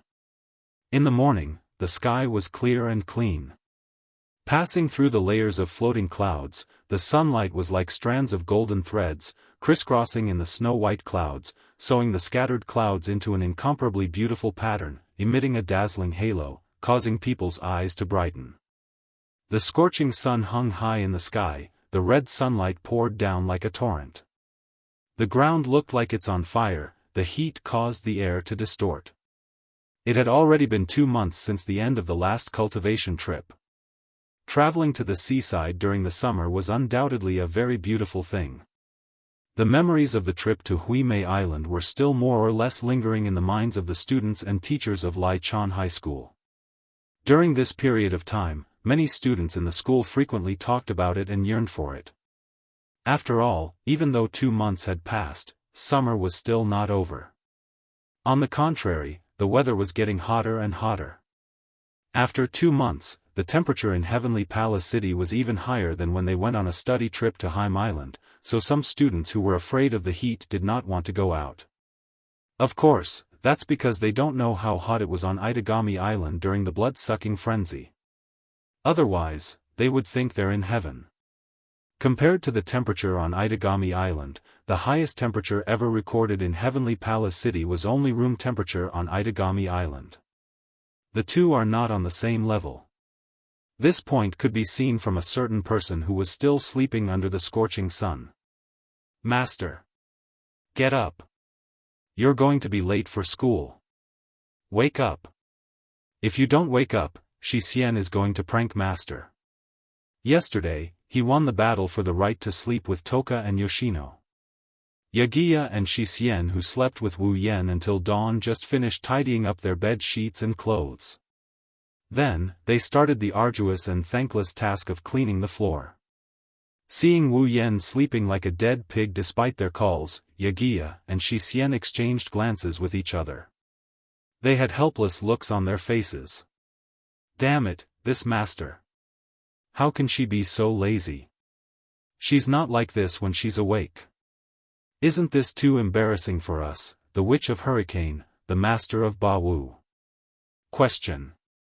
Xixian really doesn't understand why Yi Ju Shi and Xixian are unable to wake Master up every time. On the other hand, Master's younger sister could easily wake him up. This is the so-called experience, right? Ah. If it weren't for 10 fragrances and 4 fragrances always fighting with us for the right to sleep in the Master's room, we would have learned the skill of waking up the Master long ago. Indignant, this is indeed unforgivable. Master is clearly Xixian and Yi Juya's master. The right to sleep beside Master should always belong to us. That's right. Looks like I'll have to give them an unforgettable trial next time. Agreed. So far, Yejuya, Xixian, 10 incense, and 4 Qinai have a record of 35 wins and 25 losses. This side has the absolute advantage. It is indeed different with Yi Jushi's help. No. This is all thanks to Xixian. 10 incense and 4 Qinai lost to Xixian. I definitely can't do it alone, agreed. Xixian definitely can't do it alone. She needs Yi Jushi. That's right. If Xixian and I work together, we are invincible. Agreed. As the two sisters chatted, they actually started hugging each other on Wu Yan's bed as if there was no one else around. Their tone was full of praise for each other and modesty for themselves. As the two of them chatted, a suspicious blush appeared on their faces. In that instant, the two of them seemed to be surrounded by pink air. Coupled with the blush and smiles on their faces, they looked like a super sweet couple. Who would believe that just 2 months ago, the two of them were still engaged in a life and death duel? Immersed in their sisterly love, the two of them kept emitting their bell-like laughter and sweet voices. However, no matter how sweet and pleasant they sounded, they were like flies buzzing in a certain someone's ears. They kept buzzing, making his veins bulge. Finally, at a certain moment, Wu Yan couldn't help but yell. He tore off the blanket on his body. Then, he turned around and pushed Yejuya and Xixian onto the bed. He flipped over and pressed his body on top of them. Wu Yan's face was as black as charcoal. His wine-red eyes stared fiercely at the two beautiful faces right in front of him. He looked like he was gritting his teeth, causing the Baowu sisters to yell again. You suddenly woke up. You scared me, shoo. If Master didn't wake up, Xixian would have called coterie. The two of you kept chattering in my ears. I had no choice but to wake up. Angrily clenching his teeth, Wu Yan looked down at the two exquisite faces and wickedly smiled. This won't do. I have to give you a little punishment, Yi Jushi and Xixian were both startled. Then, they let out a strange cry at the same time as their delicate bodies stiffened. This was because one of Lushan's claws had slid down the curves of their bodies, one under Yejuya and the other on Xixian's chest. Woo! The Baowu sisters instantly blushed. Sensing the strange sensation coming from their bodies, they couldn't help but begin to struggle. But rather than saying that they were struggling, it was more accurate to say that they were twisting and turning. Their somewhat uncomfortable bodies even began to breathe faster. The Baowu sisters were no longer the foolish elves from 2 months ago who only knew half of what was going on. After 2 months of the Temptation Special Training video, that no one knew about, Yejuya and Xixian had already acquired a certain level of knowledge. But it was precisely because they had gained a certain level of knowledge that the two elven girls no longer dared to seduce Wu Yan. It wasn't that they didn't want to do it with Wu Yan, but that they were simply shy and timid. Thus, whenever Wu Yan touched the Baowu sisters would react like young girls in love, becoming extremely shy. They were no longer as open as they had been 2 months ago, when they had used the 3 seduction steps provided by the kind-hearted person on Hai Mai Island. Alas, the two elven girls had no idea that this sort of reaction would only arouse the filthy thoughts in the heart of a certain wolf. One on each hand, one on top and one on bottom, he rubbed the soft parts of the two girls. He licked the corner of his lips and sighed. As expected, one focuses on being soft and slender while the other focuses on being full and voluptuous. Hearing that, the redness on Wuxia and Xianxia's faces grew even stronger. However, Wuxia soon voiced his dissatisfaction. Ugh, why does Master like to touch Xianxia's breasts every time? While holding back his breath, Wuxia continued to speak in a fragrant voice. But I have something to say too, sigh. Xian also has the same question. With a blush on her face, Xian couldn't help but twist her upper body that was being rubbed up and down by Wu Yan. Why does Master like to touch Wuxia's entire body but only touch Xian's breasts? Well, it's your fault for having your own merits. Wu Yan's hands moved faster, causing the Baowu sisters to moan. Then, he smiled and said, as for me, of course, I would focus more on the areas that I like. After rubbing a few more times, Wu Yan withdrew his hands with some regret, allowing the Baowu sisters who had almost reached the peak to catch their breath. Ha. Wuxia's eyes were slightly dazed, his clothes were extremely messy. Is it already over? Opinion. Xian panted, her watery eyes turned to Wu Yan. Xian thinks, it's not over yet, although I really want to continue. If we make too much of a fuss and Shiori finds out, it would be very scary. It's better to leave the beautiful things for the future. Wu Yan sighed and stood up. Alright, you girls should quickly tidy yourselves up. We have an important meeting to attend today. A meeting? Did you forget? Wu Yan shook his head when he saw the confused looks on the sisters' faces. The large-scale cultural festival held by the 10 high schools in Tiangong City, the Tianyang Festival, will be held soon. Our class will also have to discuss the Tianyang Festival. After saying that, Wu Yan glanced at the Baowu sisters. What? You don't want to participate? How is that possible? Repeat. That's impossible. Yagoya and Dushan jumped down with excitement on their faces. Wu Yan couldn't help but chuckle at their excitement.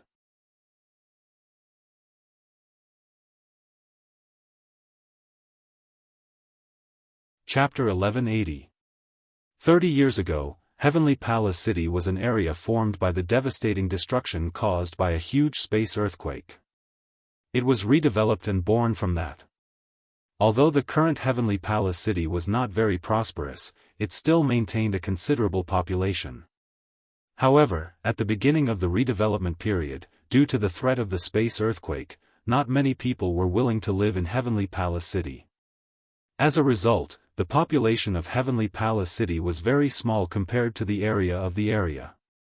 Under such circumstances, at that time, both the number of schools and the number of students were very small. It was absolutely impossible to hold a cultural festival that would be lively. Therefore, at that time, the cultural festival that was born was an event that was planned to be lively together. Because the population of a single school was very small, at that time, the cultural festival was decided to be jointly held by the schools in Heavenly Palace City. With the number of people, the cultural festival could be really lively. This was the origin of the large-scale cultural festival jointly held by 10 high schools, including Lichon High School, the Tianyang Festival. At first, the purpose of the birth of the Tianyang Festival was just to make the cultural festival more lively with the joint efforts of various schools. But later, as more and more schools participated in the Tianyang Festival, it developed to the current 10 schools. The Tianyang Festival had become a famous large-scale event in Heavenly Palace City. This small celebration was held by high school students in a sparsely populated area at the beginning. Now, after about 30 years of development, it had become a large-scale event that had to be held in the central square of Heavenly Palace City for 3 consecutive days. Such a large-scale event, even in Heavenly Palace City itself. Now, because it was impossible to cancel the Tianyang Festival, which had grown into a huge event, they could only acquiesce and let the Tianyang Festival continue to this day. Every year, when the Tianyang Festival was held, TV stations would come to interview and report, and there would also be many tourists from outside the city. There were even many junior high school students who decided their high school choice according to the grand occasion of the Tianyang Festival, so the Tianyang Festival evolved into a cultural festival not only limited to high schools, but also had great significance in driving economic development. Therefore, in Heavenly Palace City, every high school attached great importance to the holding of the Tianyang Festival. The fact that the Tianyang Festival could attract junior high school graduates meant that the high schools in Tiangong City had to pay attention to this event. Because of this, even though there was still some time before the Tianyang Festival, every high school in Tiangong City was already busy preparing for the Tianyang Festival. Naturally, Lichon High School was among them. Today, Lichon High School would be closed for the day. The school allowed all students to go to the gymnasium to participate in the meeting about the Tianyang ceremony. From this, it could be seen just how much importance did the school place on the Tianyang ceremony. Of course, it wasn't just the school. The students also attached great importance to the Tianyang ceremony. After all, it was the largest annual event in Heavenly Palace City. High school students who were still at the age where they liked to play would not miss such a lively event. They were all full of interest. As a result, by the time Wu Yan brought Toka, Yejuya, and Xixian to Lichon High School's gymnasium, it was already packed with people. If they hadn't attended the Qixi Festival and Meijio's concert, Toka, Yejuya, and Xixian would have cried out in shock. At this time, although there were many people in the gymnasium, it had not reached the level of the first two. There weren't that many students in Lichon High School.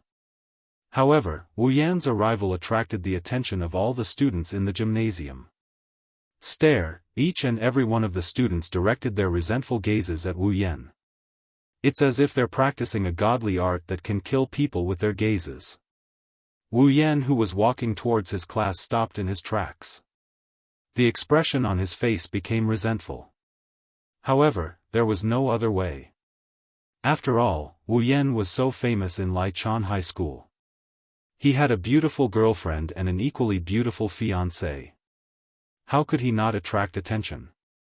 On top of that, the recently transferred twin sisters, who are equally beautiful to the point of suffocation, called him master in front of the whole class on their first day at school. It's impossible for him not to become famous when he has to carry around these two super beauties with him every day. Wu Yan smiled bitterly as he felt the sharp gazes coming from all around him. No wonder Shiji didn't wait for us and went out today.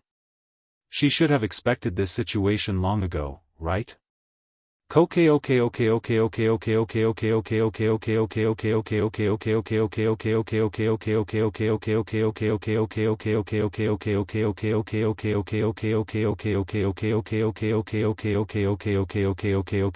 Jeju sure laughed with her hands on her hips like a domineering queen. Isn't it natural for them to look at us in awe? Hee hee. Wu Yan laughed dryly and spat out. Are you sure that's a look of awe? After speaking, Wu Yan sighed and walked towards his class under everyone's gaze. He glared at Shirori, but she rolled her eyes in return.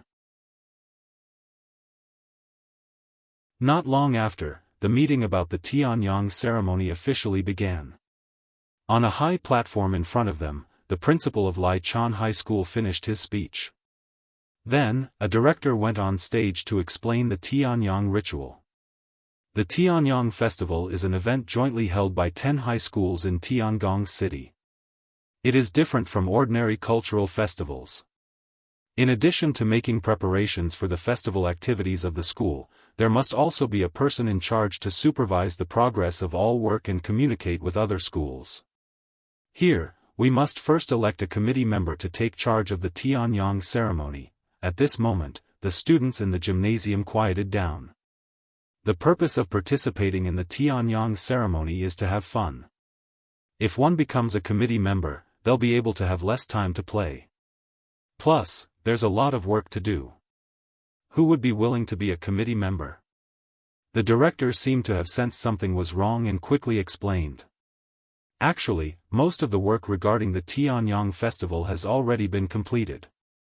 The responsibility of the executive committee member is to supervise the progress of the follow-up task and negotiate with the executive committee members of the other high schools about the Tianyang festival to avoid any conflicts. Hearing the headmaster's words, the enthusiasm of the students was not aroused.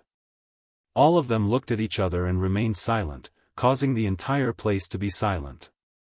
Seeing this situation, Wu Yan curled his lips before opening a can of drink and drinking it. It has nothing to do with him, right?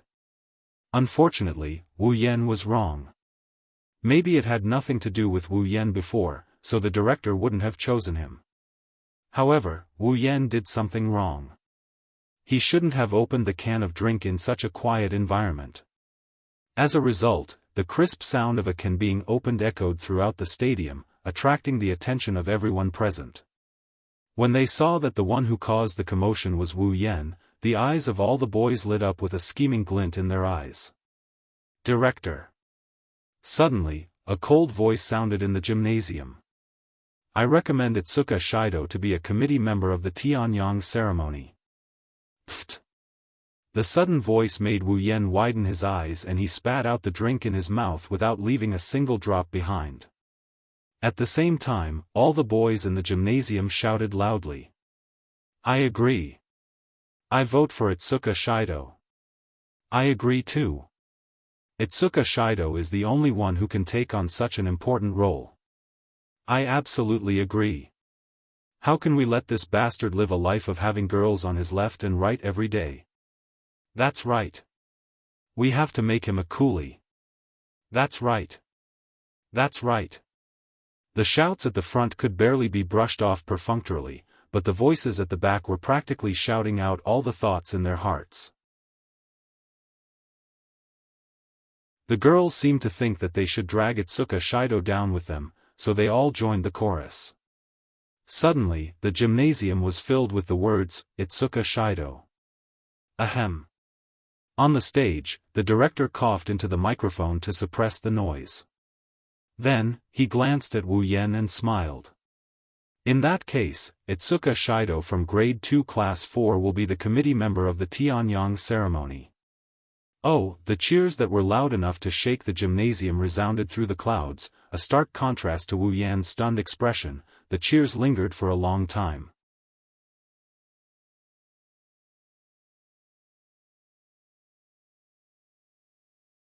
Chapter 1181. Heavenly Palace City, Dragon Gall Temple Women's Academy. Looking at the dignified school gate made of red bricks, the road paved with red bricks, and the castle-like school building at the very front, Wu Yan sighed as he stood at the school gate. In the end, it still ended up like this. The private Dragon Gall Temple Women's Academy was one of the best high schools in Heavenly Palace City.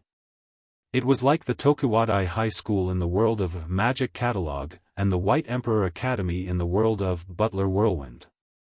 In Tiangong City, basically, no one did not know such a super famous school. Naturally, Dragon Gall Temple Women's Academy was chosen as the venue for the joint meeting of the 10 high schools during the Tianyang festival. Wu Yan, who was scammed by almost all the students of Lichon High School and became a committee member of Lichon High School's Tianyang Festival, came here to participate in the joint meeting of the Tianyang Festival while everyone else was having a good holiday. Perhaps it was because there were club activities or because they were preparing for the Tianyang Festival, students could be seen everywhere at the gate of Dragon Gall Temple Women's Academy on the weekend. Young ladies in white and blue sailor uniforms walked into Dragon Gall Temple Women's Academy one after another. As soon as they entered, they scattered in all directions. Obviously, they all had their own things to do. In addition to the students of Dragon Gall Temple Women's Academy, some students in uniforms from other schools also entered Dragon Gall Temple Women's Academy. They were probably committee members of the Tianyang Festival like Wu Yan. Like Wu Yan, they were also here to participate in the joint meeting. Going to another school to hold a meeting on the weekend made the committee members of the Tianyang ritual speechless. They sighed along the way, their faces full of laziness. But the difference was that they were sighing about the busy work ahead of them. Wu Yan was different. The reason why Wu Yan sighed the first second he arrived here is because, in this prestigious school, he is the only one who can do this. An acquaintance. Oh, oh, oh. What an amazing place. Is this also a school? Wow. It seems like we've come to an incredible place. While Wu Yan is still lamenting over his fate, Wu Yan decided to leave. Behind him, Yi Jia and Shi Xian, who were standing side by side a step away from him, let out surprised gasps. A place like this is where Ba Wu, the son of Hurricane, should be. Yi Jia's silver eyes were already glowing as he turned to look at Wu Yan. Master. Why didn't he transfer here? Why did he choose to study in that shabby Lai Chan High School? Agreed, Shi Xian thinks so too. Shi Xian's eyes were half open as she tilted her head and said eloquently, studying in such a school must be a wonderful thing. Unfortunately, it's an all-female school. Only female students can study here. Wu Yan rubbed his forehead and looked at Yi Jia and Shi Xian in annoyance. In any case, I won't be studying in an all-female school. If you want, I can help you with the transfer procedures so you can come here and enjoy life as a student of a prestigious school. Both Yi Jia and Shi Xian shook their heads vigorously when they heard this. Although, it looks good, a truly noble person wouldn't judge a book by its cover. Lai Chan High School doesn't look bad either. That means Shi Xian doesn't want to study in an ownerless school at all. Wu Yan shook his head when he saw how embarrassed the sisters were. Alright, let's hurry up and finish the meeting and go home. Leaving these words behind, Wu Yan walked towards the school gate. The Baku sisters quickly followed behind him like two adorable attendants. If they were to wear maid outfits, they would definitely be mistaken as genuine maids. Unfortunately, the sisters always thought of themselves as slaves. Wu Yan couldn't be bothered to correct them. It's not a bad thing to have two super cute girls following behind him.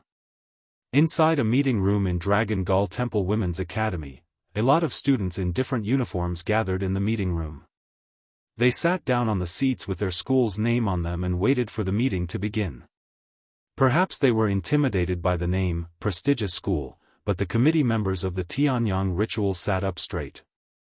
They didn't even dare to breathe too loudly. Only Wu Yan, Yi Jia, and Shi Xian behaved as usual. It didn't take long for the committee members of each school to arrive. As if on cue, the door to the meeting room opened the moment all the committee members arrived. A group of Dragon Gall Temple Women's Academy students in sailor outfits swarmed in. They stood in two rows as if they were welcoming a distinguished guest. The students were stunned. They looked at each other with question marks written all over their heads. Even Yi Jia and Shi Xian started whispering to each other. Wu Yan was the only one who couldn't bear to watch and covered his face. While everyone was whispering to each other, a student in sailor outfits walked into the passage between the two rows of Dragon Gall Temple Women's Academy students. She looked like a queen. Her footsteps were light and graceful. Her wavy, violet long hair fluttered in the wind. Her sparkling silver eyes were filled with arrogance and a noble and elegant confidence. Although she was wearing the same uniform as the two rows of girls around her, the overwhelming presence and voluptuous figure emitted from her body instantly became the most eye-catching existence in the scene. All the students in the conference room collectively fell into a deathly silence. They held their breaths, their gazes unable to leave the girl who was so beautiful that she didn't seem to belong to this world.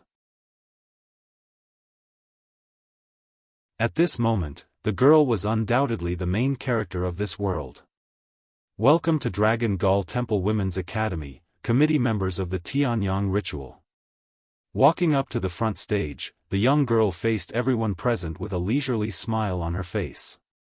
Her slow and leisurely tone reverberated in the surroundings, entering the ears of everyone present.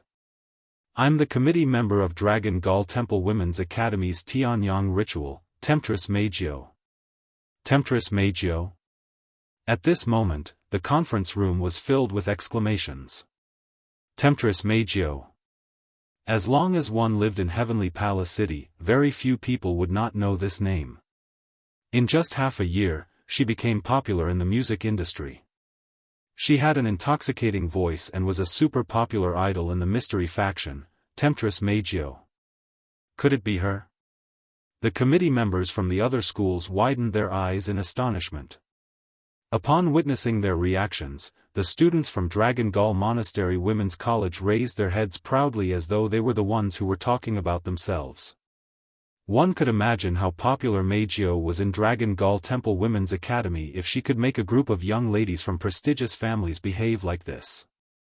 However, while everyone present was expressing their shock and pride, Yi Juya and Shi Xian seemed to have only just realized what was going on, and they immediately cried out in surprise. "It's you!" Surprised exclamations replaced all the other voices in the meeting room. Everyone in the room also looked over in surprise, including Meijio herself. Meijio gasped when she saw the shocked Yakuya and Dushin as well as Wu Yen, who was covering his face like he didn't have the guts to look at anyone. Meijio's jaw dropped as she gasped in shock. "Why are you guys here?" At this moment, everyone present looked at each other in dismay. They were all at a loss. Could the three people who came to Dragon Gall High School be acquaintances with Temptress Meijio? When they thought of this, they looked at Wu Yen, Yagiya, and Shi Xian with curiosity, and disbelief. It seems like they are trying to figure out something from the trio. Of course, those executive committee members wanted to see if this seductress Meijio was the super popular idol. On the other hand, the ladies of the Dragon Gall Temple Women's Academy wanted to see if the man and two ladies before them were acquaintances of their noble elder sister. Wu Yen sighed when he sensed the gazes directed at him. He waved his hand weakly at Meijio, who is still on the stage. "Anyway, let's finish this meeting first," Meijio nodded in a daze.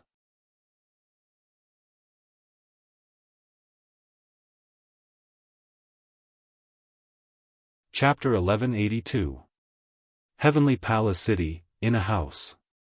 Sitting in a luxurious reception room, Wu Yen looked around at the carefully designed windows and doors and the spacious balcony outside. He scratched his cheek. "Are all idols this rich? Can you not make such a cheesy comment?" Meijio, who was sitting on the sofa opposite Wu Yen, frowned and turned her head away unhappily. "You're the first man to come to my house. It's okay to feel honored." "Really? It has been a long time since I last saw you." Wu Yen nonchalantly picked up the cup filled with black tea and he took a sip of it. "Good tea leaves, unfortunately, the brewing technique is a bit lacking, otherwise, the taste would be even better." "Era, you sound like you're really good at it." Meijio pouted like a child whose toy had been desecrated. "You're a man, you can drink water, why drink black tea?" "Sorry, I'm a man who likes to drink black tea." Wu Yen raised his eyebrows and raised the cup in his hand. "That's why I can say that about your tea. Since you know that it's me who made it, you should drink it with gratitude." Meijio's beautiful face was stiff. She turned her head and looked at the Baowu sisters who were happily pointing at the courtyard below. They seemed to be chatting about something. She sighed. Why are you the committee member for the Tianyang Festival at Lichon High School? It's not Yaguya or Shi Xian. It's fine as long as there are girls. I know you're sexist, I know you treat men like flies, but I still don't like it." He bitterly laughed. He put down his teacup and he looked at Meijio. "But I still have to thank you. If it wasn't for you taking care of Shi Xiang and the others during the concert, I would have a headache. If you don't mind, I can take care of them for the rest of your life." "No. I mind.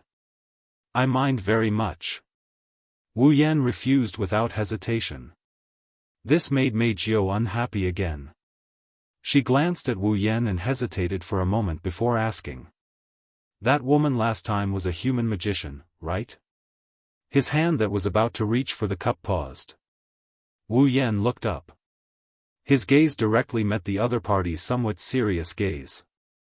He smiled. "What's wrong? Are you afraid of trouble?" Wu Yen mentally prepared himself for Meijio's rebuttal. Who would have guessed that Meijio would say something like that? Meijio nodded with a serious expression. "I don't know how to describe it, but I can feel that person is different from the magicians I've dealt with before. He's dangerous. Wu Yan paused for a moment. When he confirmed that Meijio's expression and words were true, he shook his head helplessly. I almost forgot. Even if you were a human, you're now an elf. If you can sense danger, it means that you're not only talented in singing. Why do you always think that you're useless? You're so long-winded. Meijio glared at Wu Yan angrily. I know you know me well, but can you please stop bringing up my past? It's very annoying. Well, I don't really care. Wu Yan shrugged. I am prepared for a long battle with you, I don't mind a little while. Can you answer my question seriously? Meijio held her forehead as if she had a headache. Because of this matter, I've been troubled recently. Also, didn't she say that you're an elf? Are you really an elf? Let's not talk about whether it's a fairy or not for now. Wu Yan waved his hand and he interrupted Meijio.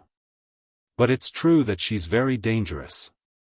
If you go against her, you have almost no chance of winning. Meijio wanted to refute. That's only natural. In this world, the elves had the power equivalent to a natural disaster. Although Meijio hasn't been an elf for long, she has fully grasped the power of an elf. Therefore, Meijio knew how powerful an elf is. Meijio had fought against magicians equipped with CR units before, but in the past, these magicians could barely protect themselves even when they attacked her in groups. How could they be as strong as an elf, or even stronger than an elf? In addition, because of her own experience, Meijio looked down on humans from the bottom of her heart.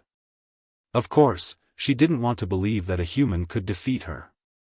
However, the pressure she felt from Irene that day made Meijio unable to refute even if she wanted to. Ever since she became an elf, other than the first time she met Wu Yan, this was the first time Meijio felt this way. She couldn't help but be concerned. With a bit of unwillingness on her face, Meijio asked in a low voice, "Can humans really be stronger than elves?" "I know you don't want to believe it." Wu Yan bitterly smiled. But in fact, in this world, there are 3 humans who possess strength and talent comparable to, or even greater than, the elves. 3? The Baowu sisters who were playing outside the balcony walked in. They seemed to have heard the conversation between Wu Yan and Meijio. Are there really humans who are stronger than elves? Jianghu's face was full of disbelief. And there are 3 of them? I doubt it. Shi Xian also doesn't believe it. Shi Xian frowned and tilted her head with her hands behind her back. Yagu Shi and Shi Xian immediately entered duel mode when they arrived in the modern realm and left the modern realm. That's why they haven't encountered any human magicians. The humans they've seen recently are all toothless paper tigers. They're not strong at all, you said it yourself, you just haven't encountered them yet. Wu Yan took a deep breath of the black tea. He pondered for a moment and looked at the 3 elven girls. Since you don't know, I'll tell you today. Don't wait until you encounter them. If something happens due to carelessness, it'll be troublesome. Meijio, Jianghu, and Shi Xian held their breaths. 3 pairs of eyes locked onto Wu Yan.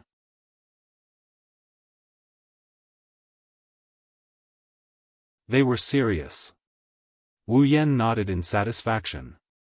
The reason why human magicians can have extraordinary power is that they are equipped with a display device that can reproduce magic through scientific means, the CR unit. Since it is a piece of equipment, the skill of controlling the equipment and the talent of the individual are the fundamental factors that determine one's strength. Among the humans, there are 3 people who are extremely skilled at controlling the CR unit. He tapped his finger on the surface of a cup of black tea on the table, and the surface of the black tea in the teacup immediately rippled. Not long after, the image of a petite girl with a blue ponytail and a mole under her eye appeared in the tea. Her name is Chonggongzhenna. She's one of the 3 people who are good at manipulating CR units. Her body has been processed with a lot of magic power, which is why she's much stronger than common magicians when she's equipped with CR units at such a young age. Even when she's fighting against elves, if the elves are relatively weak, she's definitely capable of killing them. But now, Jianghu has become a member of Ratatoskr. She's on our side, so you don't have to worry about her. Wu Yan tapped the surface of the tea again. The image on the tea rippled again. It was replaced by a girl with short white hair and a cold expression. Her name is Toichi Origami. She's a member of AST. Her strength isn't that outstanding, she's only a little stronger than a normal magician. However, her skills and talent in controlling the CR unit are top-notch. The reason she's not that strong now is because the CR unit of AST is too weak. If you give her the latest CR unit, she might be even stronger than Jianghu. But for now, you don't have to worry. As long as she's in AST, she won't be able to make a name for herself. However, if you run into her, try not to get into a fight if you can. Lastly, with a wave of his hand, Toichi Origami's image on the surface of the tea was replaced by Irene. This person is dangerous. Extremely dangerous. If you run into her alone, don't hesitate and run.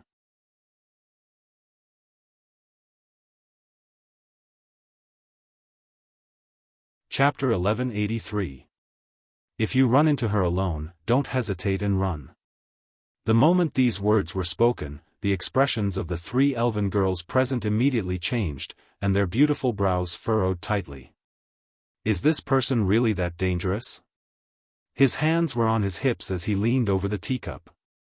His silver eyes stared at Irene's reflection on the surface of the teacup. His eyes were filled with disbelief. Doesn't she look like a normal human? Huh. I have a question. Is this woman the one who invited Master to the concert last time? Xian recalled what she saw that day. Her narrowed eyes narrowed even further. Xian thinks that person isn't as simple as she looks. Do you think so too? Meijio couldn't help but look at Xian with a grave expression. I also felt an unusual oppressive feeling from that person. She's the most dangerous of the three. Wu Yan rubbed his chin and pursed his lips. Her name is Irene. Mira? Methers is the best at CR unit technology in history, and no one can surpass her. Moreover, she also has her own personal CR unit. With both of them combined, her strength can be said to be far beyond Shina and Kite Origami. In fact, she might even surpass most of the elves. She can definitely fight alone and kill the elves. So strong. Yi Juya couldn't help but bite his thumbnail. His expression was a little ugly. I'm sure she's strong. At least, I don't think the three of you are a match for her even if you work together. Wu Yan sighed as he ignored the elven girl's expressions. That's not the most important thing. The most important thing is, this Elaine was still the person from the Dem company who advocated the killing of the elves. Moreover, she was currently loyal to an ambitious guy who was eyeing the elves covetously. Compared to the previous two people, compared to the other two, she's the kind of dangerous person who will go after elves even if they don't come looking for elves. So, Wu Yan warned Meijio, Yaguya, and Yuxian in a serious tone. If you meet her alone, or even together, don't hesitate. Just run. Because, even if you don't have any enmity against her, she won't let you go. Following this sentence, the atmosphere at the scene suddenly dropped to the freezing point. Even the temperature was showing signs of dropping. At the very least, Meijio, Yakuya, and Dushin felt chills running down their spines when they heard Wu Yan's words. Perhaps she was trying to change the topic. Maybe she's trying to escape from reality. Meijio looked at Wu Yan and she asked him with a nervous tone. Could it be that even you aren't a match for this person called Irene? Jejuya and Xian looked at Wu Yan nervously. Meijio, Jejuya, and Xian have all fought with Wu Yan before. They were easily defeated by him. Jejuya and Xian even joined forces and used their strongest skill, Angel. They couldn't even hurt Wu Yan. If even Wu Yan wasn't a match for this person called Irene. They don't dare to imagine how strong this magician named Elaine is. Wu Yan smiled when he saw the nervous expressions on the three elves' faces. He could more or less guess what they were thinking. Don't worry, although Irene is strong. She's stronger than most elves, but she's still not a match for me. Wu Yan shrugged and said to the three elves, I fought her once on Homey Island. It's not hard to take care of her. Otherwise, she wouldn't have invited me that day. She would have taken me away by force. The three elves sighed in relief when they heard that. The heaviness in their hearts dissipated. What? Then this Elaine isn't that strong either. Yaguya raised his chin, a domineering smile appeared on his face again. Even if I'm not a match for her alone, Xian is here. If we work together. She's invincible, I know. Wu Yan rolled his eyes at Jianghu. Perhaps you're Raphael, Sky Racer, Elkanaf, that you and Xian can use to threaten Ellen, but if you want to defeat her, just that attack alone is not enough. For this reason, it's best that you don't let your guard down. What? Jianghu mumbled and stopped talking. He still didn't believe a human could be that strong, but since it was Wu Yan who said it, he chose to believe him. Depressing, it's shocking that such a strong human exists. Xian lowered her head but quickly raised it again. But Jianghu and Xian won't leave Master. With Master here, there's no need to worry. The problem should be with you. Jianghu glanced at Meijio. You seem to have always been alone. If that human finds you, it should be very dangerous, right? I'm not worried. I'm not worried at all. Meijio pursed her lips as if she was trying to be brave.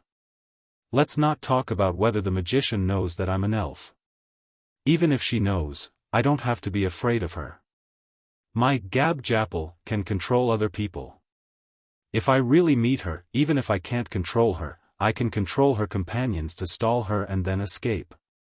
What if she doesn't bring her companions? Xian hit the nail on the head. Won't you still be in danger? Meijio.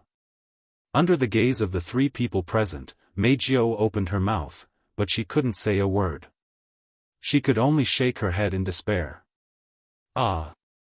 We'll talk about it when the time comes. Wu Yan, Jianghu, and Xian smiled bitterly. Wu Yan, in particular, had a troubled expression. He did not have to worry about the elf girls around him. Kotori, Toka, and Yoshino were all as strong as Irene, if not stronger. If Irene finds them, the telepathy spell on them will be triggered. Wu Yan can remove the seal and let them fight Irene.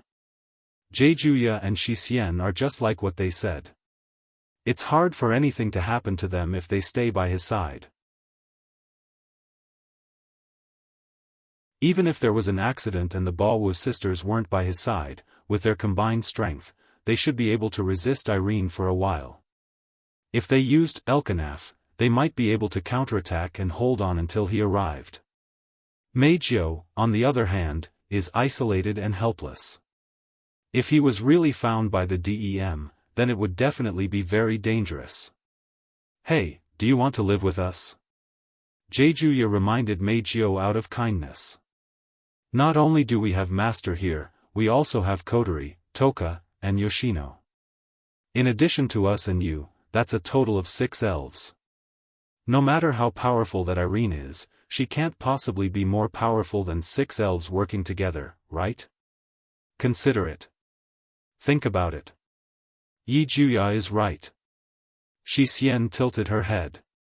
There are no more rooms in the house, but there are still sofas. We can barely fit one more person. You want me to live on the sofa? Meijio was shocked. Why would I want to live in someone else's house? Why would I have to sleep on the sofa? Yes. We're worried that you'll be in danger. No. I'm not in danger. I've been an elf for half a year and I'm still fine. What danger could I possibly be in? Refute. What if your identity is exposed? Yes. Alright. Stop making wild guesses. Wu Yan stopped the three elves from making wild guesses. I'm just warning you about the danger of the magicians. Why do you all look like they're about to come knocking on our door? That's right.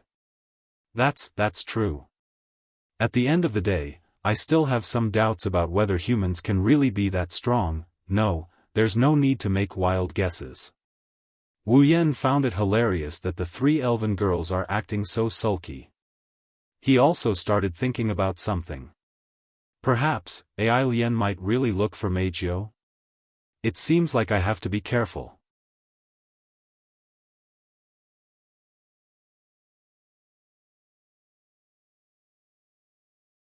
Chapter 1184.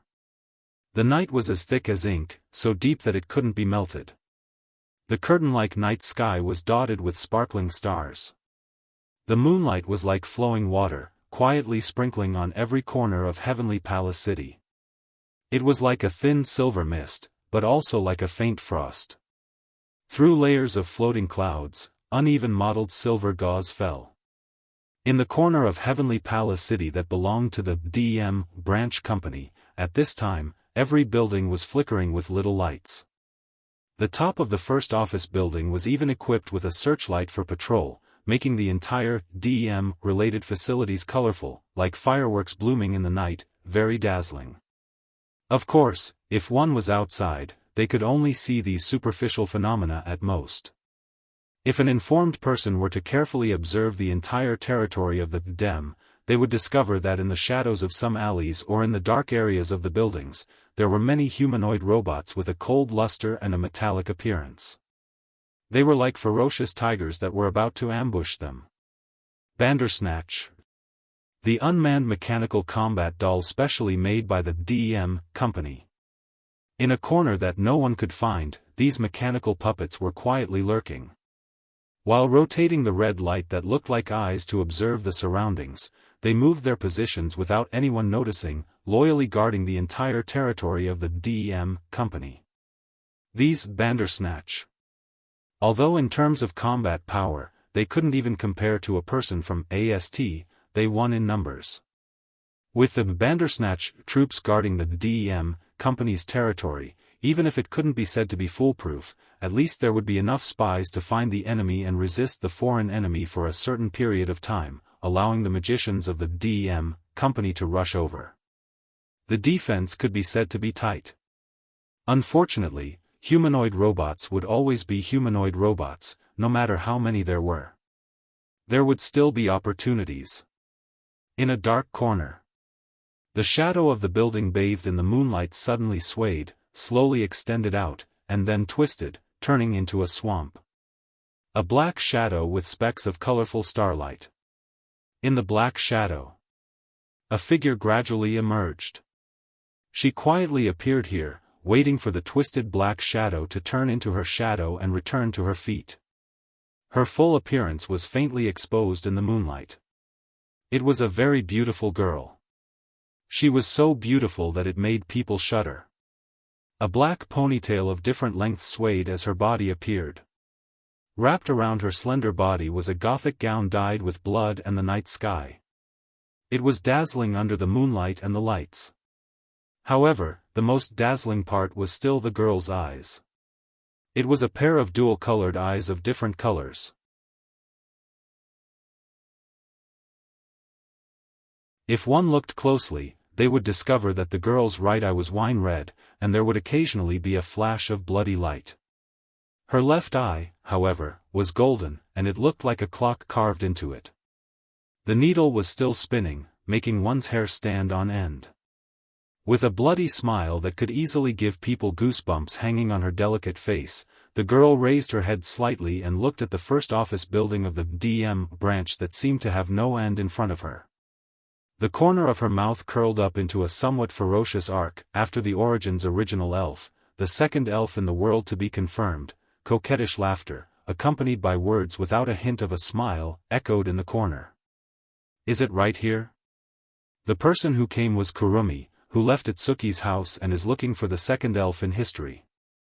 Looking at the tall building in front of her, then at the complex of buildings around her, Kurumi's expression became slightly helpless. There are so many places, it's going to take a lot of effort to find it, looks like we can only rely on us. After these words were spoken, the shadow under Kwang San's feet instantly swelled and spread to the surroundings. Immediately, many young ladies that looked exactly the same as Kwang San slowly appeared from the shadow. These Kurumi were summoned by Kurumi herself using the power of Chet from Angel, Zafkiel. They were the reincarnations of the timeline. Each of them has the same power as Kurumi. They can also use the two ancient pistols that represent the Zafkiel's hour and minute hands. Each of them is equivalent to a Kurumi. However, these clones can't use the Zafkiel's power of time. In terms of strength, they're much weaker than Kurumi herself, but they're still much stronger than normal magicians and bandersnatches. They're even more effective when used in human wave tactics or when searching for something. Let's begin. After summoning her clones, Kurumi immediately gave the order. The activity time of each me is the same as the time we need to consume, so if it's possible, I hope that everyone can hurry up. Kwang San closed her eyes after glancing at all the selves around her. Although Lord Husband has given me plenty of time, I don't want Lord Husband's gift to be wasted on searching. Of course, Lord Husband's time, we can't, whatever, it's a waste, hurry up, come on, let's search together, countless Kwang Sans giggled. Then, they disappeared into the shadows with their strange laughter.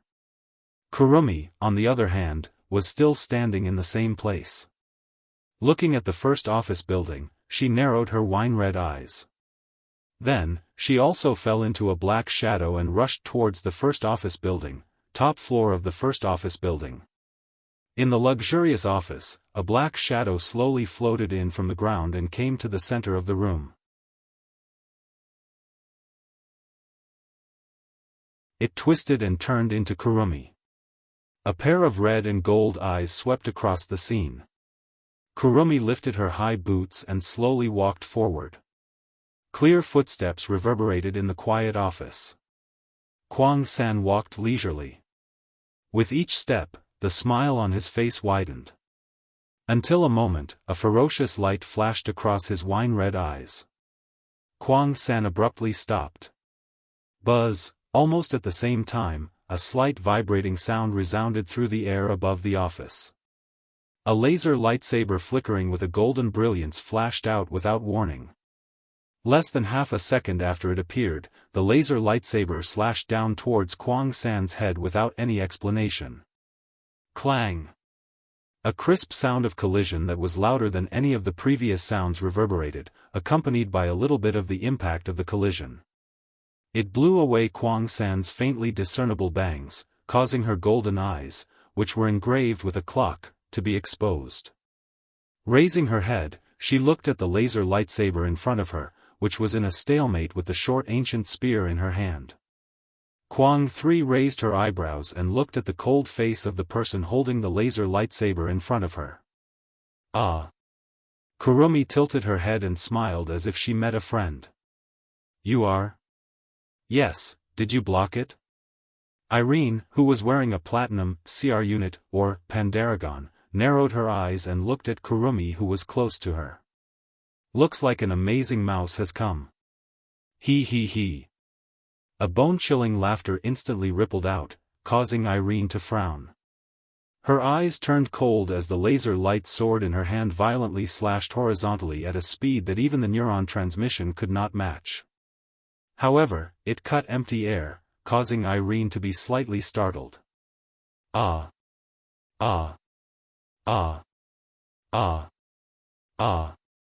Then, a playful laughter sounded in front of Irene. Are you the strongest magician in that world? Do you know me?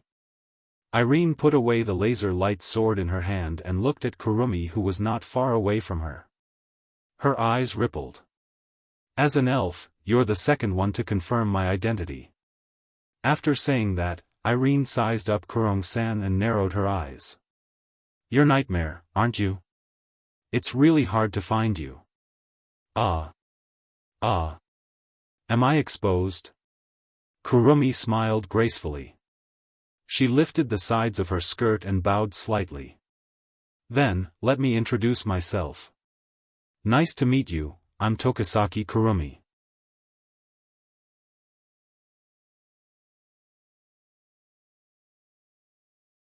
Chapter 1185. Well then, let me introduce myself. Nice to meet you, I am Tokisaki Kurumi. Irene looked at Kurumi, who lifted her skirt and bowed like a noble young lady. Her eyes turned cold, there was even a hint of disgust. You're clearly an elf, but you're pretending to be a human. I really can't stand it. Irene said coldly as she raised the laser lightsaber in her hand. However, seeing that you deliberately delivered yourself to my doorstep, I will treat you a little more gently. I think Ike will be happy to see you. Era. How rude of the Dem to treat a guest like this. Kurumi shrugged her shoulders. Her red and gold eyes scanned Irene's body from top to bottom before she suddenly licked the corner of her mouth. You look delicious too. It's great that you came here, for me. Grabbing the laser sword in her hand, the ejector on her back suddenly shot out a violent airflow. It turned into a storm and blew in all directions. When the storm stopped, Irene had already appeared in front of Kwang San. In the next moment, the laser lightsaber, which was flashing with a golden luster, slashed down towards Kwang San's body with a force that made the air tremble. It's the same. He. Looking at the sharp light blade mercilessly slashing towards her body, Kurong 3 not only didn't panic, but instead laughed excitedly. Then, a tearing sound resounded throughout the entire office, accompanied by a splash of scarlet blood. Irene's laser sword cut through Kurumi's spiritual equipment like a hot knife through butter.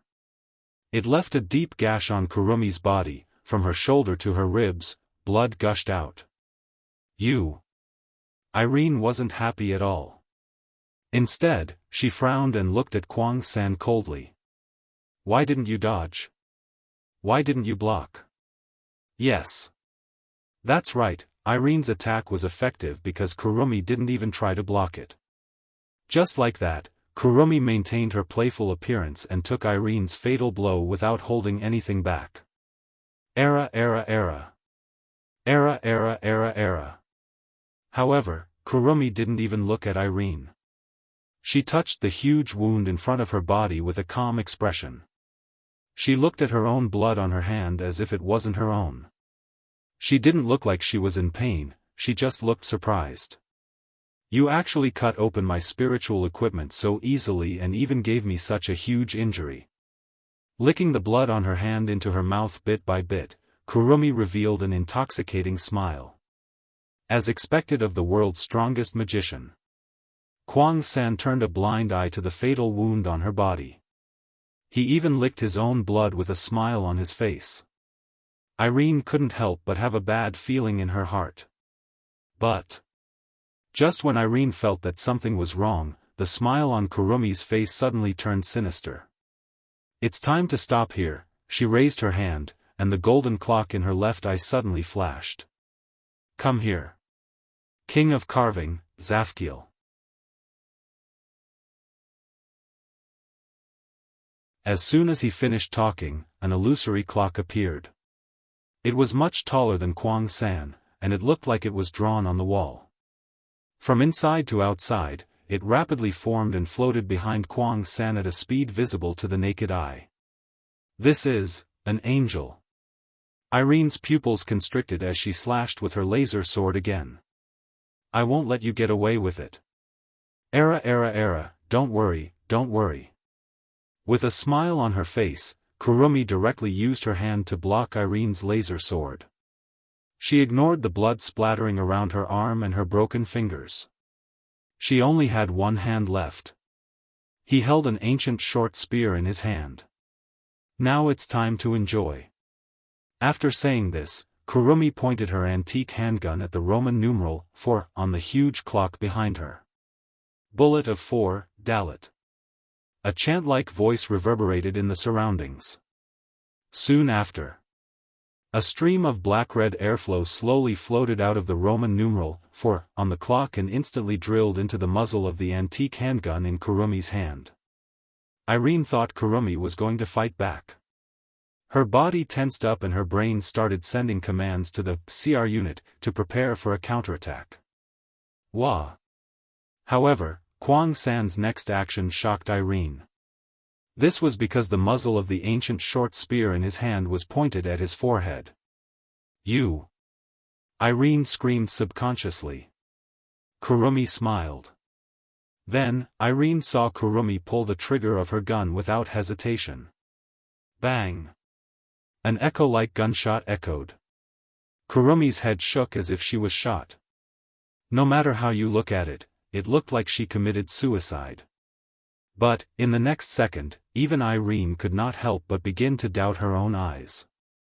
Under Irene's attentive gaze, the huge wound on Kurumi's body, as well as the hand that was dripping with blood due to catching the laser lightsaber with his bare hands, actually recovered rapidly. In less than a second, Kwang San was perfectly fine. He. Under Irene's gaze of disbelief, Kwang San once again let out a horrifying laughter and raised her recovered hand high. A long-barreled rifle appeared on top of the building. What a pity. Although I really want to try what it feels like to be killed by the world's strongest magician, I can't waste the time given by my husband. Shaking her head regretfully, Kurumi looked at Irene with a bloodthirsty smile on her face. Let's end it here. After saying that, Kurumi once again raised her gun and pointed it at the Roman numeral 1. Aleph. Black and red streams of air flowed out from the 1 character on the huge clock, and were sucked into the ancient handgun in Kwang San's hand. Once again, Kwang San pointed the muzzle at her own temple without hesitation, and pulled the trigger abruptly. Bang! Bang! Humph! The moment the gunshot rang out, Kwang San's figure also disappeared. Before Irene could react, a muffled sound rang out.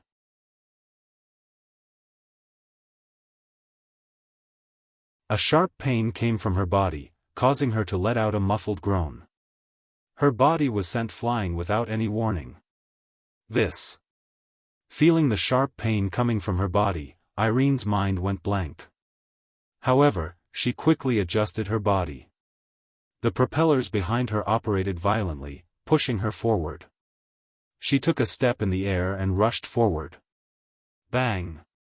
However, just as Irene stabilized herself, another muffled sound rang out. This time, Irene felt a sharp pain from her back and a strong force.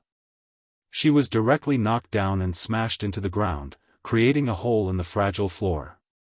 However, Kurumi, who had appeared at Irene's original position, frowned slightly. On his body, a bleeding wound appeared out of nowhere. Raising her eyebrows, Kurumi touched the wounds on her body and said in a praising manner, "You used your tori to capture me and launched an attack at the same time I attacked. You're pretty good, same here." Irene stood up and stared at Kurumi. Her face was solemn. "I didn't expect Nightmare to possess such a level of power. I've really underestimated you, but..." Irene pointed her lightsaber at Kurumi and said expressionlessly, "If this is all you got, you have no chance of winning." It seems like I've been underestimated."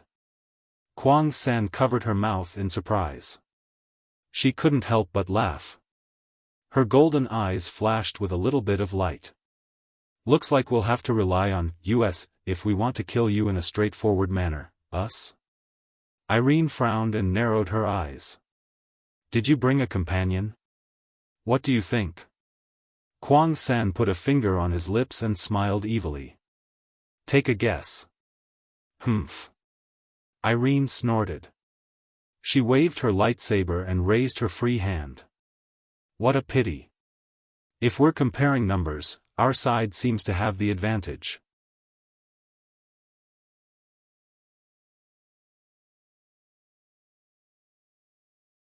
Chapter 1186. What a pity. We seem to have the upper hand in terms of numbers. As this sentence came out, outside the window of the first office building of the DM branch company, blurry black shadows suddenly soared into the sky from below and flew past. Amidst the pushing sounds of ejectors, they drew a smooth trajectory and rushed over violently. Bang bang bang bang. Amidst the continuous shattering sounds, the office windows were mercilessly destroyed. The blurry shadows rushed over and directly broke the windows. They floated above the spacious office and surrounded Kurong 3 in the middle. Taking a closer look, the blurry shadows were magicians wearing CR unit uniforms and a large number of Bandersnatch puppets. Era. Kurumi's eyes widened slightly as if she was very surprised. Have we been exposed? Swaggering into the enemy's base camp and even having such a fierce fight with me, the head of the DEM's second executive department. Irene gently put down her raised hand as a faint smile appeared on her cold face. It seemed to be mocking and ridiculing at the same time. Don't tell me you don't think you're in danger of being exposed in such a situation? Isn't that the case? Kurumi blinked her eyes and pretended to be confused as she tilted her head. I tried my best not to attract attention. What a blunder. It's rare to meet an elf who can touch my body. I really want to take you down myself. Holding the hilt of the laser sword in her hand, Irene closed her eyes. But in that case, there will be many accidents. You don't look simple. If something goes wrong, I won't be able to explain it to Ike. I can only do this. Is that so? Kurumi looked directly at Irene's face, and the corners of her mouth rose slightly. But as far as I know, didn't you just suffer a crushing defeat at the hands of someone? Why didn't you take him down? Elaine abruptly opened her eyes, her vision suddenly becoming sharp. Looks like you know a lot of things. I really want to dig them out bit by bit. That's really a pity. Kwang San spread out her hands that were holding an ancient gun, seemingly helpless. I'm afraid I'll have to disappoint you. Oh? Irene sneered. Do you think you still have a chance of winning? Even if the magician and Bandersnatch here were weak, they would still be able to defeat the magician. Even if they can only stall you, I can still kill you in an instant. Era, even the strongest magician in the world can use this method? Of course, this is not what I want, but if it's Ike, he will definitely let me do it. That's really scary. Kwang San patted her chest as her heart palpitated. She looked around at those floating in the air. Magician and Bandersnatch, who had surrounded their dem, suddenly started to laugh. However, if it's a human wave tactic, we can also use it. Hearing this, Elaine was startled and her expression changed. Under Kurumi's feet. The shadow, which had a very weak presence, suddenly distorted and turned into a circle of black shadow with rainbow-colored spots. It suddenly spread out in all directions. A shockwave-like barrier expanded and instantly covered every corner of the field. Everyone seemed to have fallen into a world of darkness.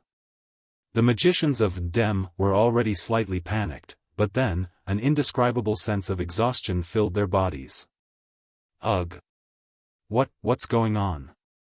Strength. The group of magicians who were floating in the air of the office let out panicked cries. Every part of their body was attacked by a feeling of collapse, making them feel as if their feet were bound by gravity. One by one, they fell to the ground. This is... The moment Irene realized something was wrong, she immediately activated her Tori to avoid the same ending as those Dem magicians. However, her expression was not good either. What did you do? He. Kwang San grinned and laughed happily. This is my shadow barrier, the City of Time Eclipse. Since you're a member of the Dem, I'm going to use it. You should have heard about it from Miss Shina, right? A barrier that can devour other people's time? Irene clenched her teeth, but she quickly recovered. Not bad. Unfortunately, it doesn't seem to work on the Bandersnatch. Era, didn't I tell you? Kurumi tilted her head. We also have a human wave tactic on our side. As soon as he finished speaking, maniacs dressed in spiritual equipment appeared from the City of Time Eclipse with sinister smiles on their faces. Their numbers were more than the number of bandersnatches that filled the sky. Irene's pupils shrank and her expression turned gloomy. I see. Is this what they mean? Yes. That's how it is. Kurumi kissed the musket in her hand and smiled. What do you plan to do? Ms. Magician. Humph. Irene's body floated up as she was shrouded in Tertori. Her eyes were cold and murderous. I don't know what's going on, but since it's your doing, these things will disappear if I kill you, right? How rude of you to call us things. Kurumi's eyes turned into crescent moons as she shrugged helplessly. However, let's call it a day. Kwang-san looked out of the window of the office building. Looking at the black shadows that were flying over like locusts, she smiled. It'll be bad for me if this continues. I have plenty of time, but there's no need to waste it here. Trying to escape? Nightmare. A sharp glint flashed in Irene's eyes, and the Tertori that enveloped her body suddenly expanded outward. Don't even think about it. He.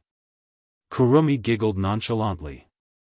Her body sank into the City of Time Eclipse at a speed faster than Irene's Tertori and disappeared from the spot. At the same time, the Kurisans were all trapped in the City of Time Eclipse. The expanded Tertori couldn't capture any of the Kurisans. Instead, it enveloped all the magicians, allowing them to catch their breaths. I haven't accomplished my goal yet, Ms. Irene. A voice echoed from the bottom of the abyss. It reverberated in the office and entered Irene's ears.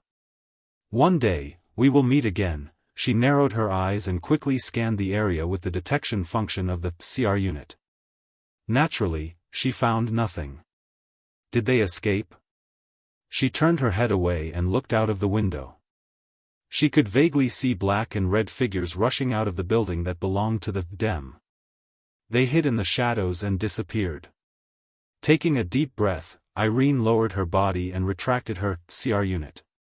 She glanced at the Dem magicians who were moaning in pain and fell silent. Thank you for your hard work.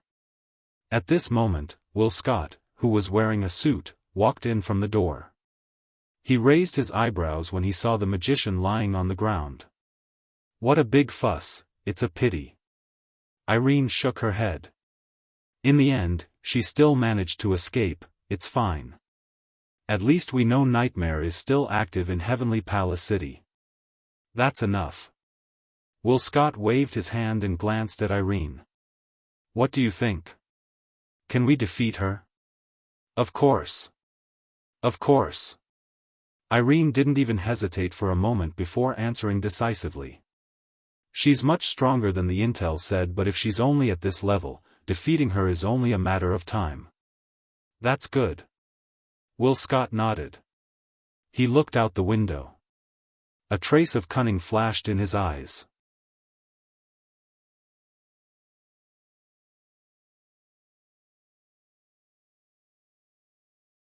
Chapter 1187. Night. Phew. Wu Yan let out a sigh of relief as he lay in the bathtub. His expression was one of comfort and fatigue. Needless to say, he's feeling good because he's soaking in hot water. It's like he's in a hot spring.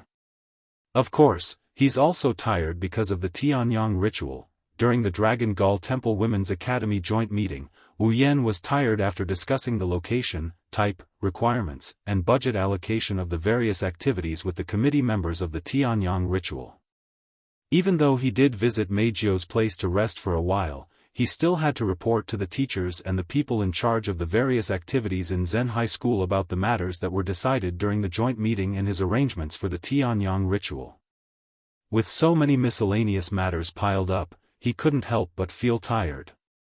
Of course, compared to physical fatigue, mental fatigue was undoubtedly more serious. After all, dealing with such a large amount of information and intelligence, and having to run up and down, taking care of this and that, it wouldn't be strange at all if they collapsed from the pressure. Fortunately, Wu Yan is a true ancestor, he didn't feel any fatigue at all. With his perfect memory ability, he didn't forget a single detail even though there were so many things piling up in his mind. In the end, he managed to deal with it. Still, exhaustion is a given. Wu Yan even thought that instead of having to deal with so many things, he might as well have a fight with someone of the same level as him. That way, he wouldn't be as tired as he is now. He finally understood. He's not good at this at all. If it's Shokuho Misaki or Kodori, they should be able to easily deal with these troublesome matters. If it's Yukari, she wouldn't even need to think about it, she'll come up with a plan right away. She'll throw it to someone else and they'll be able to do it perfectly. Maybe even Hinajuku and Mikoto would be better than him at handling these things. He's really not cut out for this. While Wu Yan was mulling over these questions, suddenly, something happened. Outside the bathroom, a rustling sound entered his ears, interrupting his contemplation. He was startled and puzzled. This voice, why did it sound so familiar? It sounded like the sound of clothes being taken off. Just as this thought rose from the bottom of his heart, a series of footsteps echoed. As they gradually approached, Wu Yan cried out in his heart, "This is bad." Among the members of the Wu Yan family, there were 7 of them: Wu Yan, Kodori, Toka, Yoshino, Yakuya, Yuhan, and Shirori. Other than Wu Yan, the rest were all women. No matter who came in, if they caused a commotion, the only one who would be injured would be Wu Yan. Immediately, Wu Yan hurriedly said, "Who is it? There's already someone in the bathroom." Ah! Perhaps they were startled by Wu Yan's voice. There was a small exclamation outside the bathroom, followed by a moment of silence. Wu Yan thought the other party had already left. Who knew, after a moment of silence, the sound of footsteps could be heard again. Before he could react, the glass door of the bathroom was abruptly pulled open. Then, a pair of identical sisters wrapped in only a bath towel walked in. Wu Yan stared at the scene. Yakuya. Yuhan. The corner of Wu Yan's mouth twitched as he looked at the Yamato sisters who barged in with blushing cheeks and their gazes drifting around. "Didn't I tell you there's someone in there? It's because we know you're in there." Yakuya pursed her lips with a blush on her face. She lowered her head with a red face and said in a mosquito-like voice, "Yuhan and I, that's why we came in." Huh? Wu Yan almost couldn't believe his ears, his face was full of shock. "You came in because you knew I was in there?" Of course, Yuhan can prove what Yakuya said is true. Yuhan's cheeks were also flushed, but her expression was calm. It made one wonder if the redness was caused by shyness or because of the hot air in the bathroom. "Did we cause trouble for Master?" "Rather than trouble, it's more like surprise." Looking at the 2 elven girls' rosy white skin, Wu Yan's expression became unnatural. "Why did you do this? Is it because of the duel with Toka and Yoshino?" It wasn't unreasonable for them to say that. Once upon a time, Yagoya, Yuhan, Toka, and Yoshitsuna fought over the right to sleep with Wu Yan. Their goal was to make Wu Yan feel comfortable in the shower. Wu Yan didn't know why there was such a duel, but at that time, the 4 elven girls attacked him in pairs while he was bathing. They did everything they could to make him feel comfortable. They massaged his back, they washed his back, they even wanted to wash his entire body, forcing Wu Yan into an abyss of suffering. Because at that time, Shirori found out about the duel between the 4 elven girls without any concealment. Thus, during the entire duel, Shirji stood outside the bathroom with a murderous expression, ready to rush in if she heard any discordant sounds and stab Wu Yan. How could Wu Yan not feel like he was in an abyss of suffering? Now, 2 elven girls barged in while he was bathing. It's no wonder Wu Yan thought that way. Unfortunately, he was wrong. Our duel with Toka and Yoshino ended before the sun even set. Yakuya said. "We didn't come here for a duel, then you This means that Yi Juya and Shi Xian only made this decision according to the records in the book. Shi Xian said in an incomparably calm tone, as if he didn't shock everyone to death. The book said that if a girl can rub a guy's back while he's bathing, the guy will be happy. Let's just ask. Wu Yan's eyebrows twitched a few times as he asked with a dry laugh. That book. What's it called?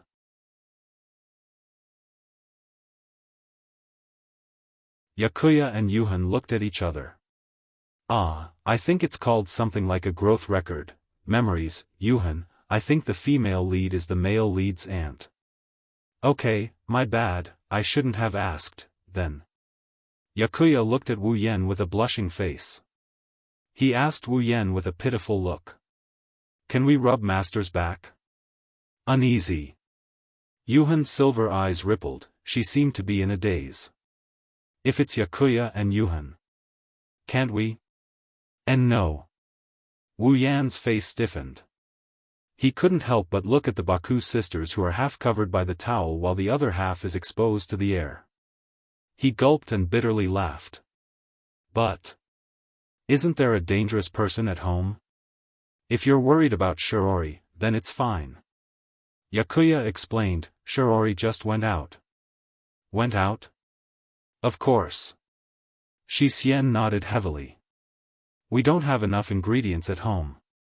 We still need to make breakfast, so Shirori wants to buy some from the supermarket that's open at night. She won't be back for a while, Wu Yan's bitter smile deepened. Isn't this forcing me to commit a crime? Yakuya and Yuhan looked at Wu Yan's bitter smile and pouted. They looked like they were abandoned and complained in unison. What? Could it be that everything in that book is fake? Master isn't happy at all. Reflect on yourself. Even if it's a book, some of its contents are lies. Yuhan thinks it's better to change to another one. Are there any other books? Remind me, Yakuya, did you forget? There's another one called Ventriloquism in the Dark. This time, Wu Yan couldn't keep quiet anymore. I know. He quickly raised both of his hands and made a surrendering gesture. Wu Yan revealed a smile that's uglier than crying. Then back rub it. Back rub is good. I like back rubs. Yakuya and Yuhan looked at Wu Yan again and tilted their heads in confusion. Really? Really? Wu Yan answered weakly. It can't be helped. That ventriloquism in the dark can be easily guessed by just listening to it. If Yi Juya and Shi Xian were to really do it, they might as well take advantage of Shiori's absence to take advantage of it. It's less risky, isn't it?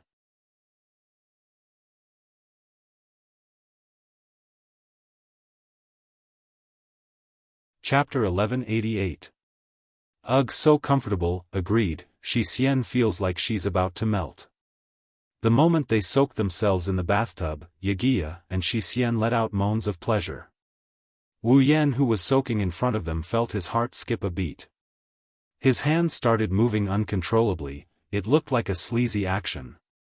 Generally speaking, when taking a bath here, one should first clean his body in the showerhead before entering the bathtub to enjoy the pleasure of soaking in the bath. However, Yakuya and Yushin clearly didn't care about this. Toka, Yoshino, and Shirori had also finished their baths. They didn't need to think about the people behind them, so they didn't care about the rules. In the bathroom of Wu He's house, the bathtub wasn't very big. Therefore, after soaking 3 people in one after another, even though 2 of them were slender girls, there wasn't enough space. Thus, when the bathtub overflowed with water, the 3 people in the bathtub were tightly pressed against each other. Sitting in front of Yi Juya and Shi Xian, Wu Yan could clearly feel a part of the 2 elves' bodies unavoidably coming into contact with him. Their 6 legs were even intertwined as they moved back and forth, allowing a certain wolf to fully enjoy the touch of their delicate skin. As for Yi Juya and Shi Xian, they were still immersed in the pleasure of bathing. Bathing, it's so comfortable. Sigh, Shi Xian thinks that bathing in hot water is more comfortable than bathing in the wind. Although that's true, we are the witches of the hurricane. Elves who control the wind cannot abandon the wind. I disagree, Xixian has no intention of abandoning the wind. No matter how comfortable it is, Xixian still likes the wind the most. As expected of Xixian. She's so sensible. I disagree, Yi Juya is more sensible than Xixian because it was Yi Juya who reminded Xixian. The two elves kept their legs touching Wu Yan's as they talked as if there was no one else around. This made Wu Yan speechless. He was starting to suspect that the two sisters weren't here to rub his back. Instead, it was to make fun of him. However, just as this thought appeared in his mind, Yi Gaya and Xixian exchanged glances and nodded solemnly. Hey, master. Yi Juya suddenly asked. Don't you think this place is a little narrow? Wu Yan was slightly taken aback. Then, she said angrily, have you ever heard of an ordinary family's bathtub that can hold 3 people at the same time? It's not like we're from a rich family. I understand. There's nothing we can do about it. Xixian seemed to have been waiting for this sentence for a long time. The moment Wu Yan finished his sentence, she immediately took over. If that's the case, then Ye Juya and Xixian can only go to master's side. After saying that, the Baowu sisters abruptly stood up before Wu Yan could react. He turned around and soaked himself in the bathtub again. His movements were extremely neat. However, the moment they turned around, the two elves turned around and faced Wu Yan with their backs facing him. They even laid in his embrace. As the two delicate bodies entered his embrace, Wu Yan's body stiffened. His mind went blank for a moment. This is too bad. The fragrance from Ye Juya and Xixian's bodies and the slippery feeling from their intimate contact made Wu Yan erect his flag. He almost attacked. If only it was here. Wu Yan didn't manage to control himself properly. Once the battle started, it would definitely be a chaotic battle.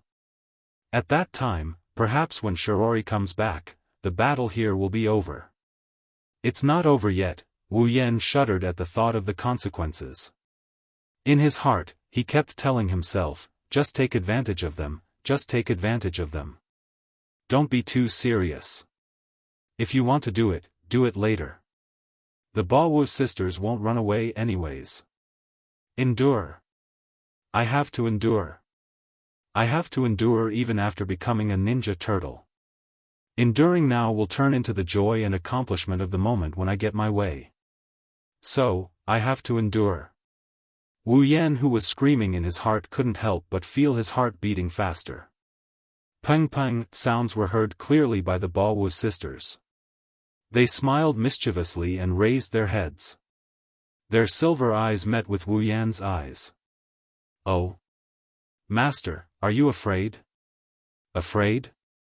Afraid? Wu Yan raised his eyebrows and forced a smile. Why should I be afraid? Explain? Explain. Yuxian placed her hand on Wu Yan's chest. She did the same with her body. Because Master's heart is beating very fast. If you're not nervous, then you're afraid. Who's nervous? Who's afraid?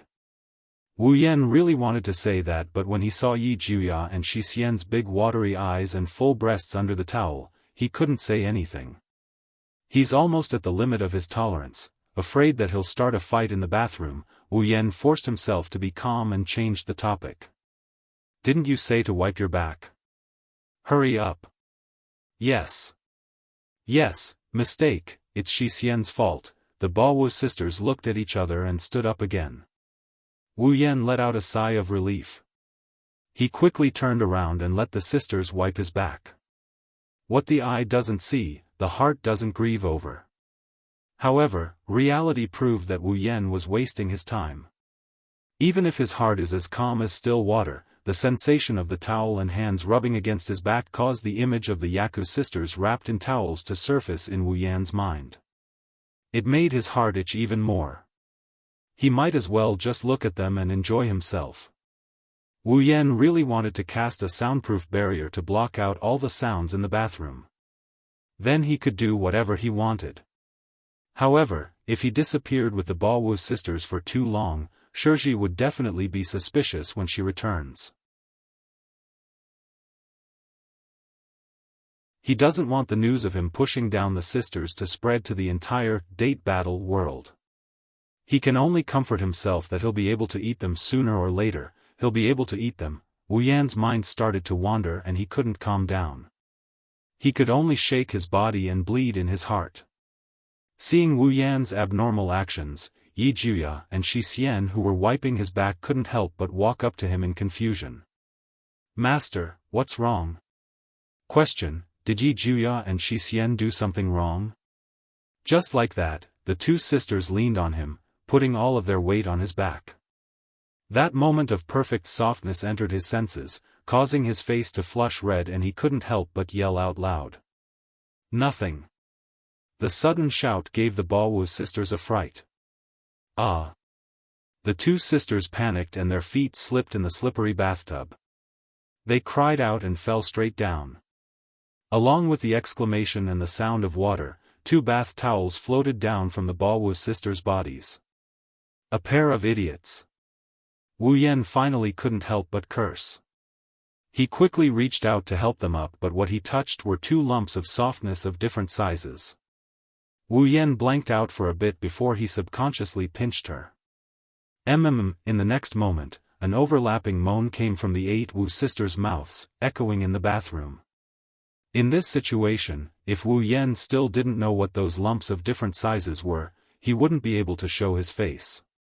Such a melodramatic scene made Wu Yan open his mouth wide in shock. For a moment, he was stunned, but his hands continued to pinch her cheeks a few more times. Yi Juya and Shi Xian moaned again. Under Wu Yan's actions, it was as if all the strength in their body was sucked out. The two fell into Wu Yan's arms and pressed their bodies tightly together with Wu Yan's.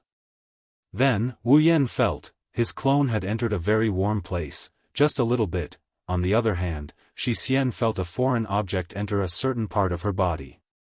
No way, unparalleled pleasure rushed through Wu Yan's body. He realized that he encountered a very bad situation. Wu Yan's rationality almost exploded. Gritting his teeth, Wu Yan took a deep breath. "I don't care. Even if I can't push. I have to take advantage of them." After saying that, Wu Yan reached out his evil hands.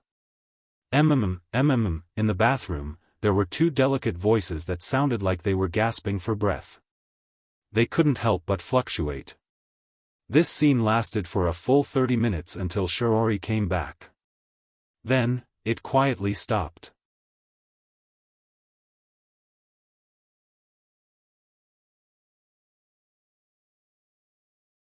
Chapter 1189.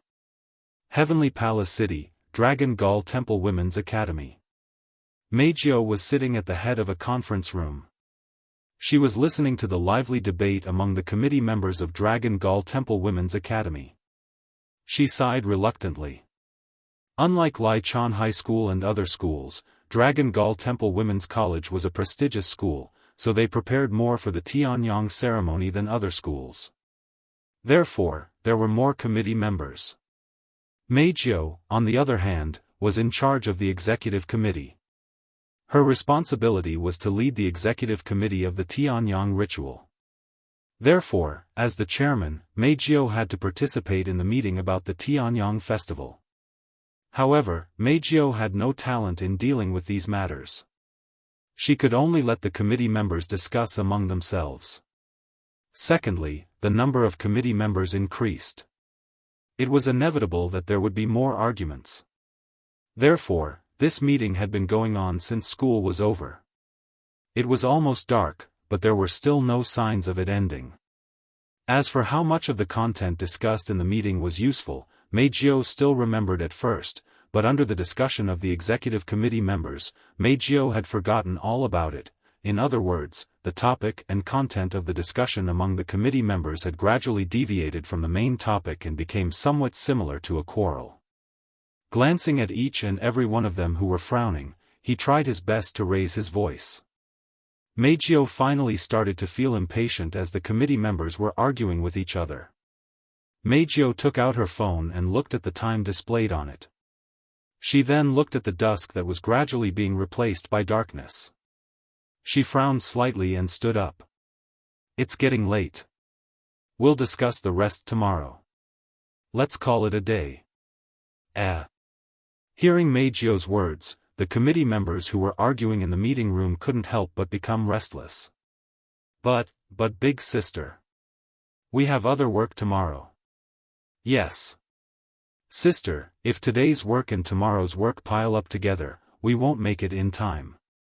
The committee members all spoke with a difficult expression, but it made Meijio raise her eyebrows. Meijio narrowed her eyes. Since you know you have work to do tomorrow. You know it will be too late if you continue like this. Why do we have to engage in so many meaningless quarrels? This.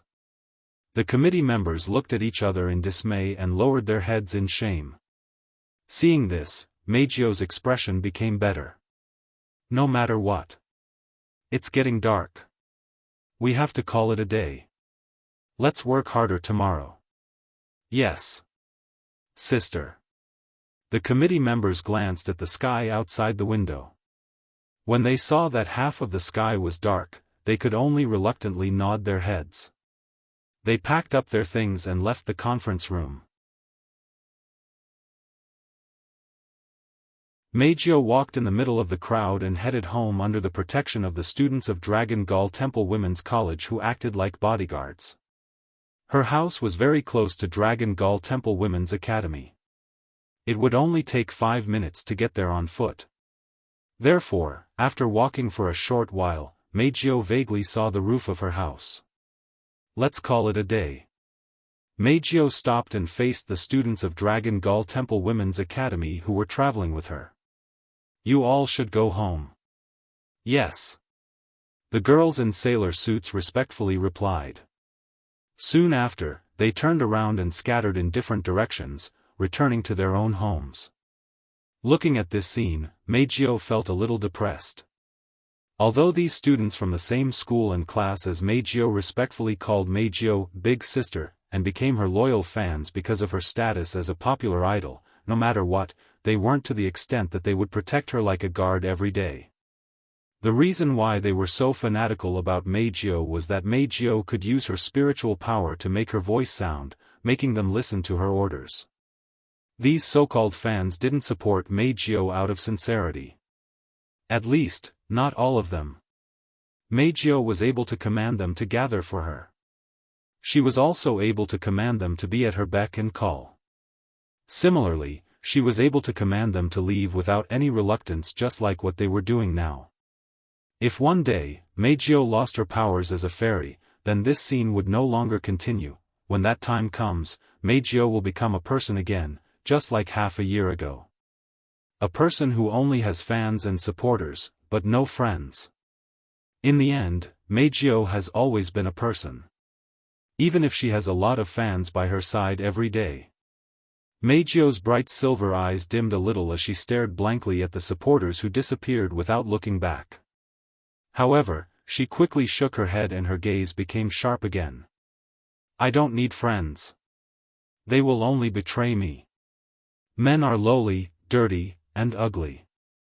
They are filthy creatures that make me want to vomit just by looking at them. Women are the same. They only need to listen to me obediently and become my toys. That's enough. Humans are not to be trusted. That's why I can't have any expectations. I must distance myself from them. From the beginning, Meijio only has her voice. Meijio kept telling herself that in her heart. Her gaze became sharper and sharper. However, at this moment, a black-haired, red-eyed figure flashed through her mind. At the same time, a string of words flashed through her mind. Before you choose to believe me, I will always have hope and wait for you to believe me. That's why, Meijio, you must help me. Before you use your real voice to sing, I will always wait. As these words surfaced, Meijio's sharp gaze suddenly froze. It gradually shattered in an uncontrollable wave, and her heart was also in a mess. Ugh! Damn it! Meijio stomped her feet angrily as if she didn't want to admit that she was in such a state of mind. She was exasperated that she didn't meet her expectations. He's just a man. What right does he have to say that and help me? Do you think I'm a philanthropist? Acting so cool? Why do you care about a man's words? Don't you look pitiful? I don't need you to wait. Damn it. Damn it. Damn it. Meijio kept stomping the ground as she muttered. After a long time, she let out a sigh of relief as if she had vented her anger. Her heart also calmed down. Meijio didn't realize that her emotions were completely affected by one person, Sai. Meijio sighed faintly as if she was tired. She closed her eyes. Let's go home. After saying this, Meijio lifted her feet and wanted to walk home. Just as Meijio lifted her foot, a sudden warning in her heart caused her to stiffen abruptly. She stopped in her tracks. At the same time, Meijio also felt a strong sense of danger. It caused her to jump back a few steps. Kaboom! The next moment, the spot where Meijio was standing was suddenly hit by a dazzling laser. With a loud explosion and a cloud of dust, a hole the size of a person was blasted out. Without a doubt, if Meijio was still standing there just now, then the one who would be blown up would be Meijio's body. What? Meijio's expression changed drastically when she saw this scene. However, she quickly put on a cold expression and raised her head to look at the sky. In the night sky, figures wearing the same style of bodysuit and body parts covered by mecha entered Meijio's eyes one after another. Meijio's expression froze when she saw this scene. In Meijio's memory, only one type of person had that kind of body and equipment. Magician. No. It wasn't just magician. Among the numerous figures, a large portion of them had bodies that flickered with a cold metallic luster. Their limbs were clearly different from that of humans. Their entire bodies were cold machines. On their heads, where their eyes should have been, there was only a single round lamp that flickered with red light. That was Bandersnatch.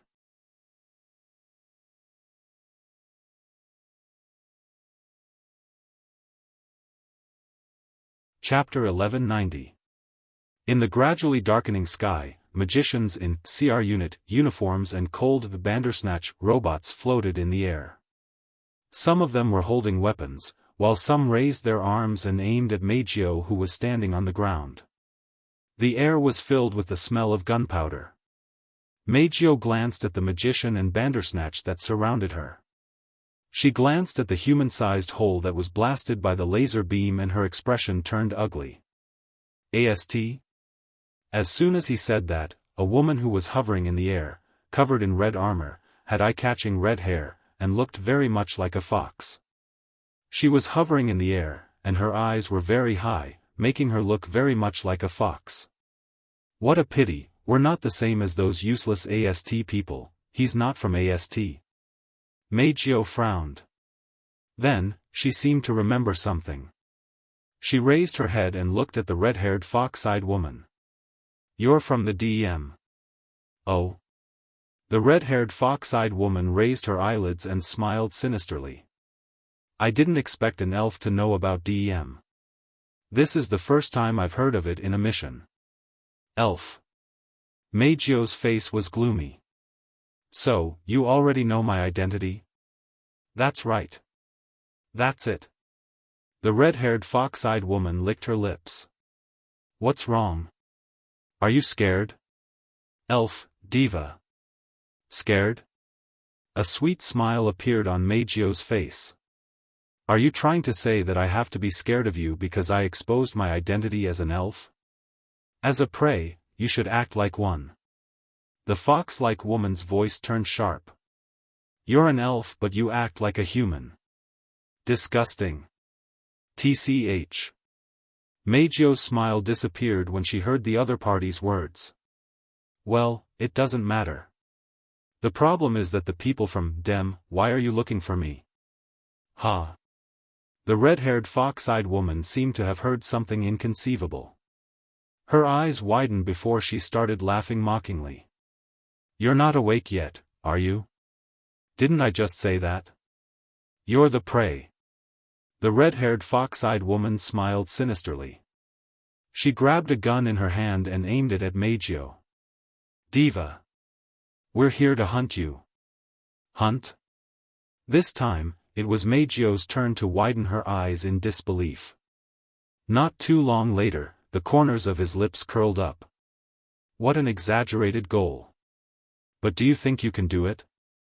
As Meijio said this, she revealed an incomparably beautiful and disdainful expression. She smiled carelessly as if she didn't care about Meijio at all. The fox-like woman's face darkened. Whether or not I can do it, you will know very soon. As soon as the voice fell, the red-haired fox-eyed woman's eyes turned sharp.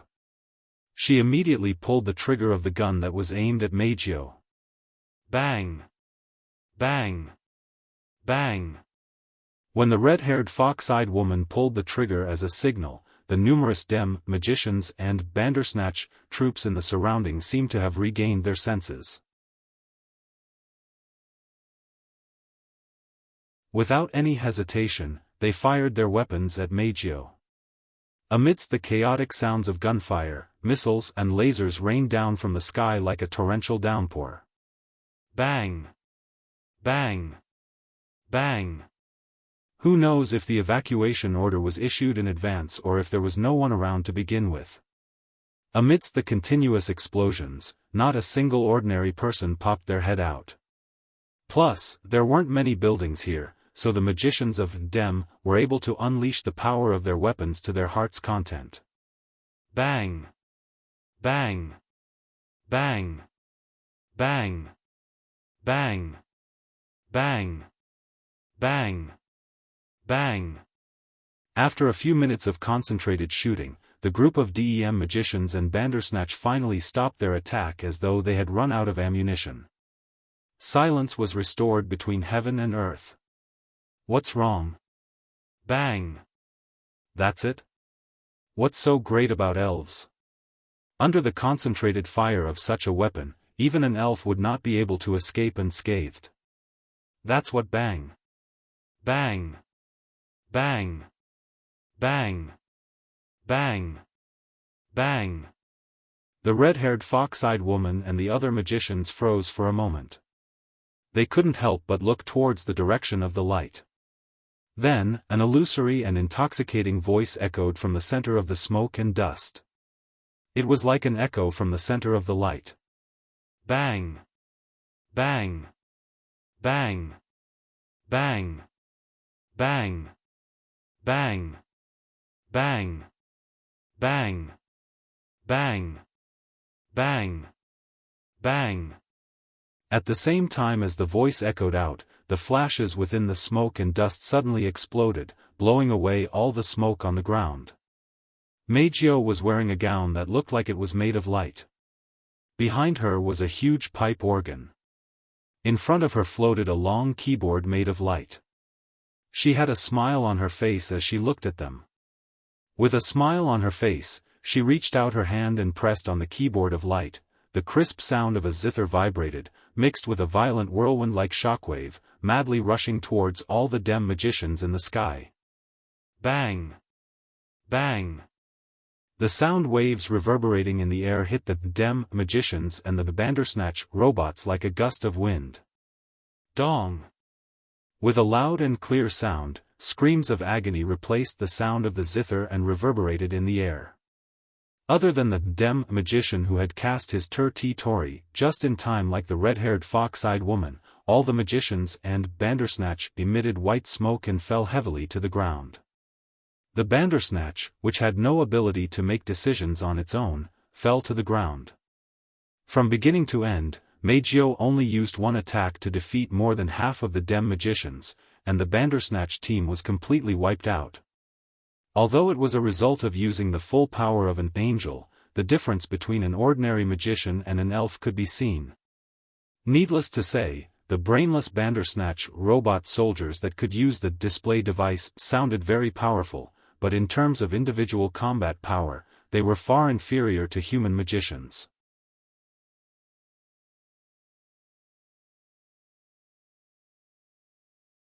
In terms of precise control and control of the display device, the difference between the Bandersnatch and the human magicians was very obvious.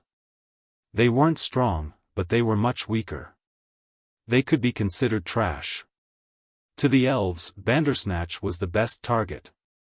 The red-haired fox-eyed woman, who clearly knew this, had an extremely ugly expression on her face.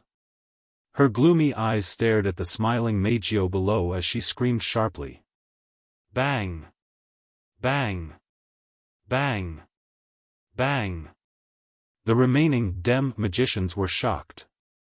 They quickly aimed their weapons at Meijio and pulled the trigger. Bang! Bang! Bang! Another round of gunshots reverberated in the surroundings.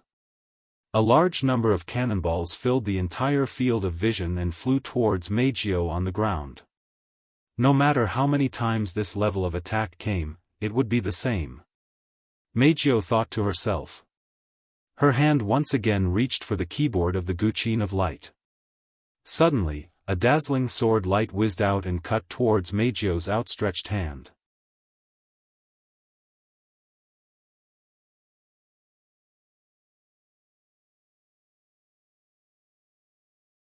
Chapter 1191.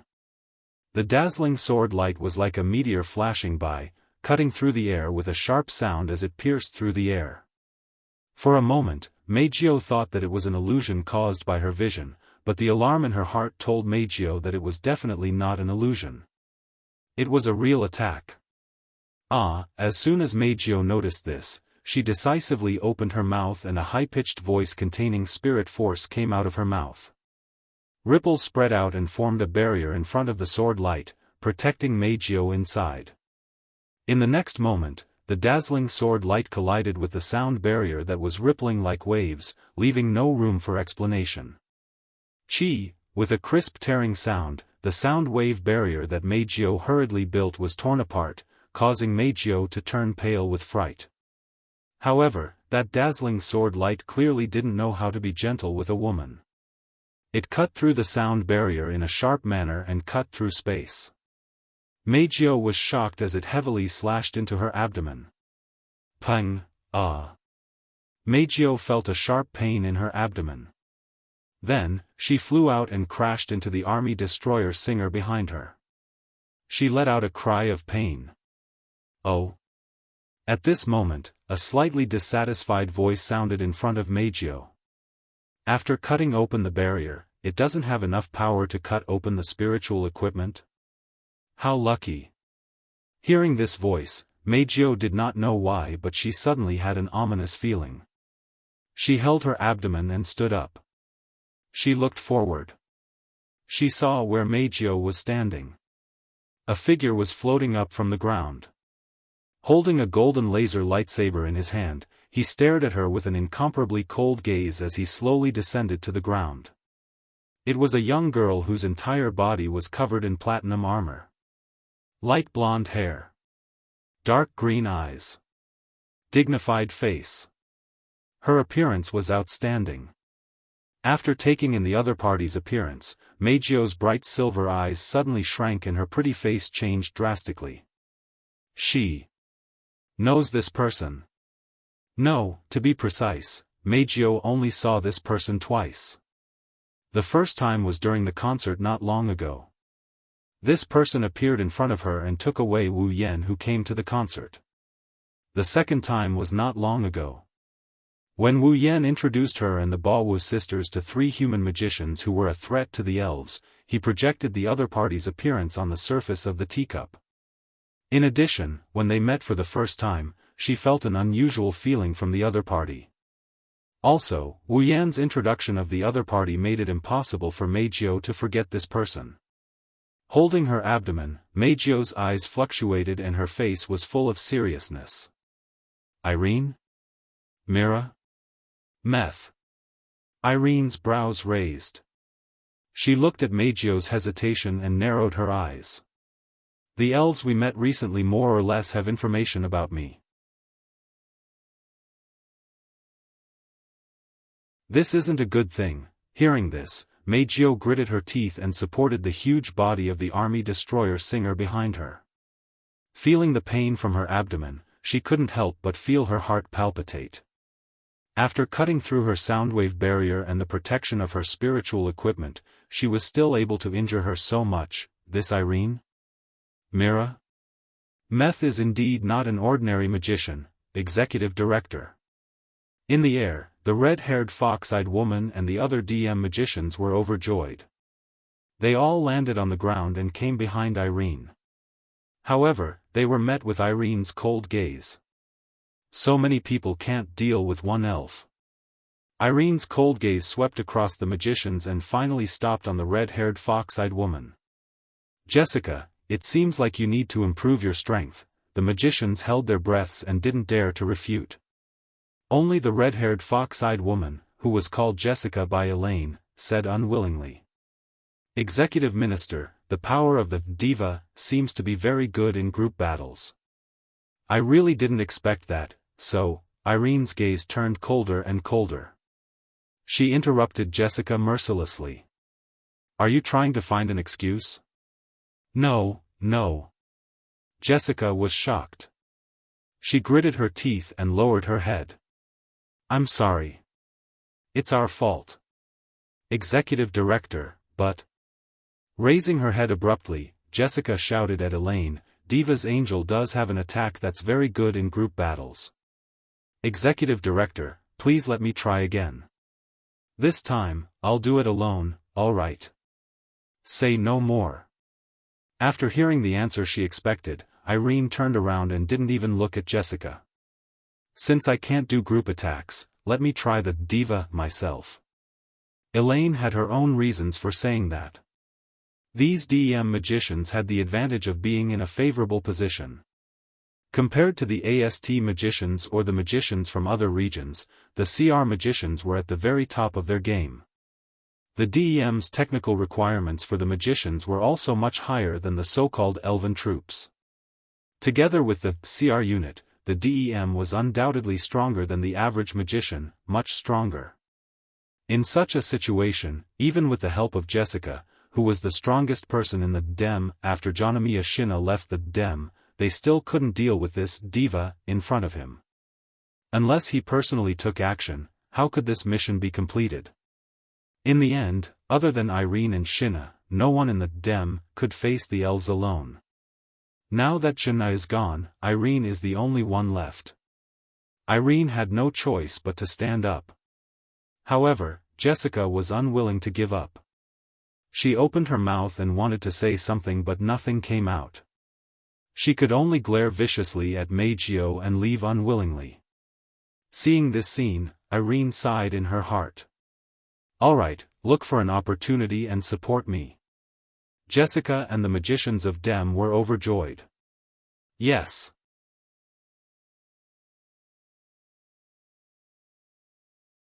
Seeing all the magicians pointing their weapons at her and Irene raising her laser sword, Meijio's expression changed. She stared at Irene and remembered what Wu Yen said the other day. This person is dangerous. Very dangerous. If you meet her alone, or even together, don't hesitate and run away immediately. Even if you don't have any enmity towards her, she won't let you go. Wu Yen didn't look like he was joking at all and Irene cut open her soundwave barrier. Meijio bit her lip and made up her mind. Meijio raised her head and took a deep breath. Seeing this, Irene's eyes flashed with a bright light, and she coldly shouted. Everyone. Tori, Domain of Will, activate. Jessica and the magicians were stunned for a moment. When they realized what was going on, they hurriedly followed Irene and unfolded their Tori, covering their whole bodies. Ah! Almost at the same time, Meijio took a deep breath and shouted a high pitch that was several times louder than before. Her high-pitched voice turned into a shockwave that swept across the area, stirring up clouds of dust. Like a tidal wave, it rushed toward Irene, Jessica, and the magicians from the dem, covering all of them in it. Everyone! Activate the jets! Her field of vision was suddenly blocked. Irene seemed to have sensed something and issued a command in a stern voice. All the magicians turned on the ejector behind them and shot out a frenzied airflow, blowing away all the dust in the field. They all looked in the direction of Meijio. What caught the eyes of the magicians was the silhouette of the elf who had turned into a streak of light and shot towards the horizon at an incredible speed. Don't even think about escaping. Elaine didn't even think about it. She immediately followed the propulsion of the ejector and rushed out.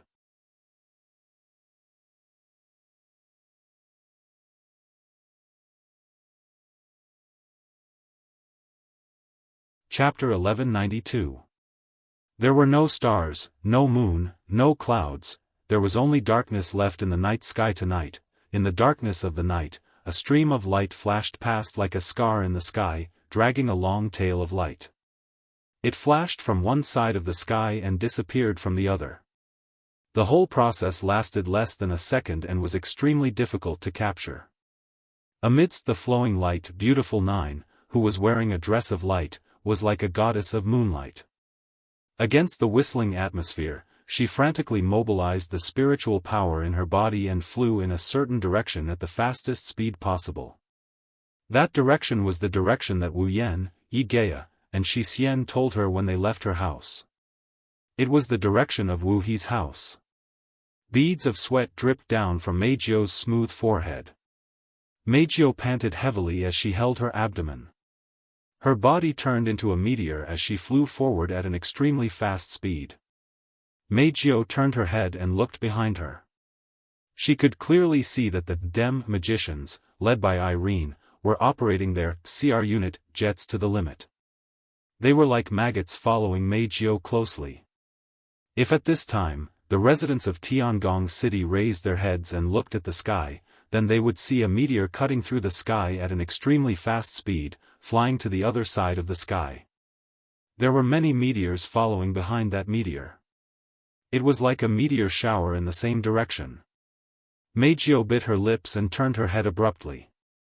Her bright silver eyes were filled with hope as she stared at the group of dem magicians who were hanging behind her.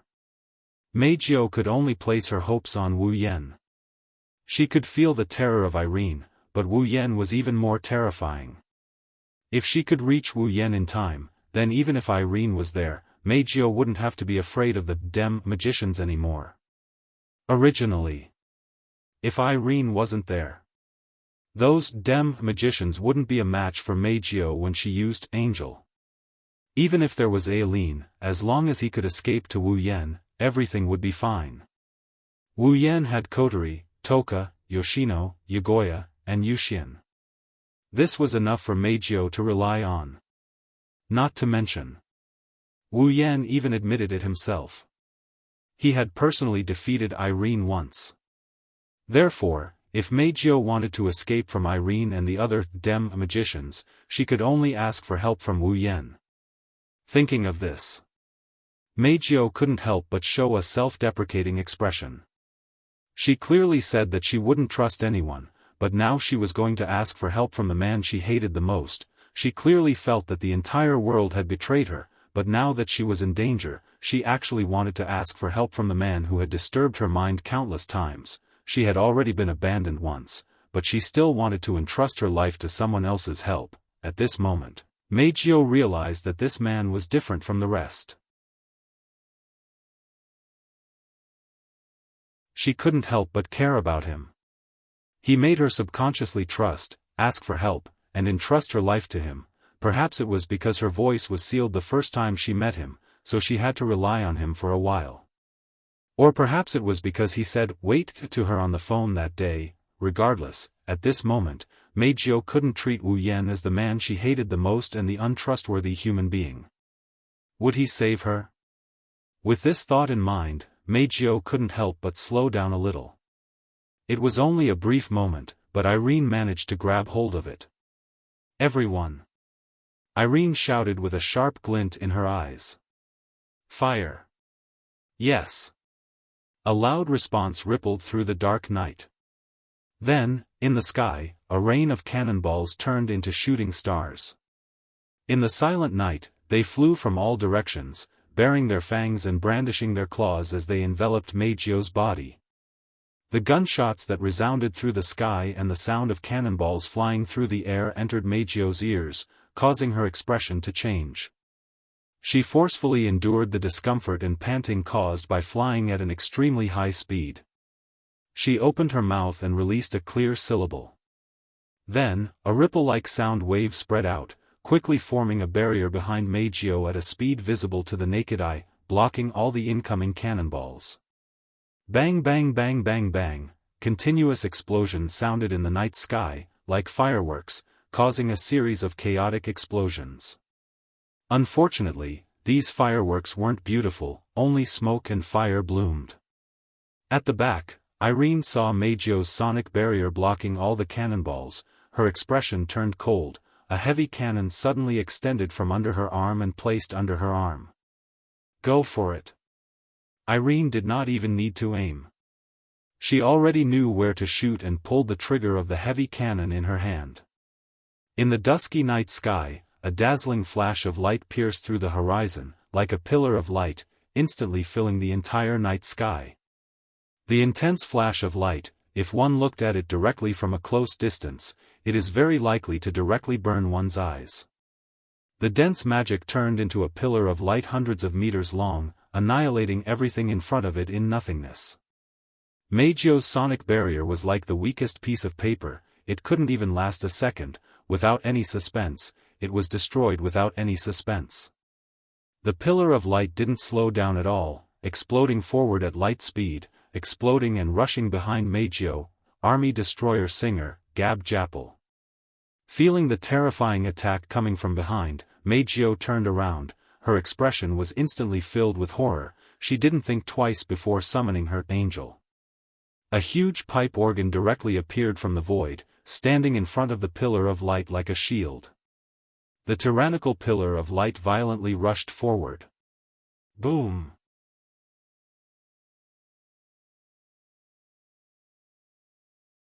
In an instant, an unprecedentedly large firework blossomed in the night sky, accompanied by intense light and terrifying impact. Ah!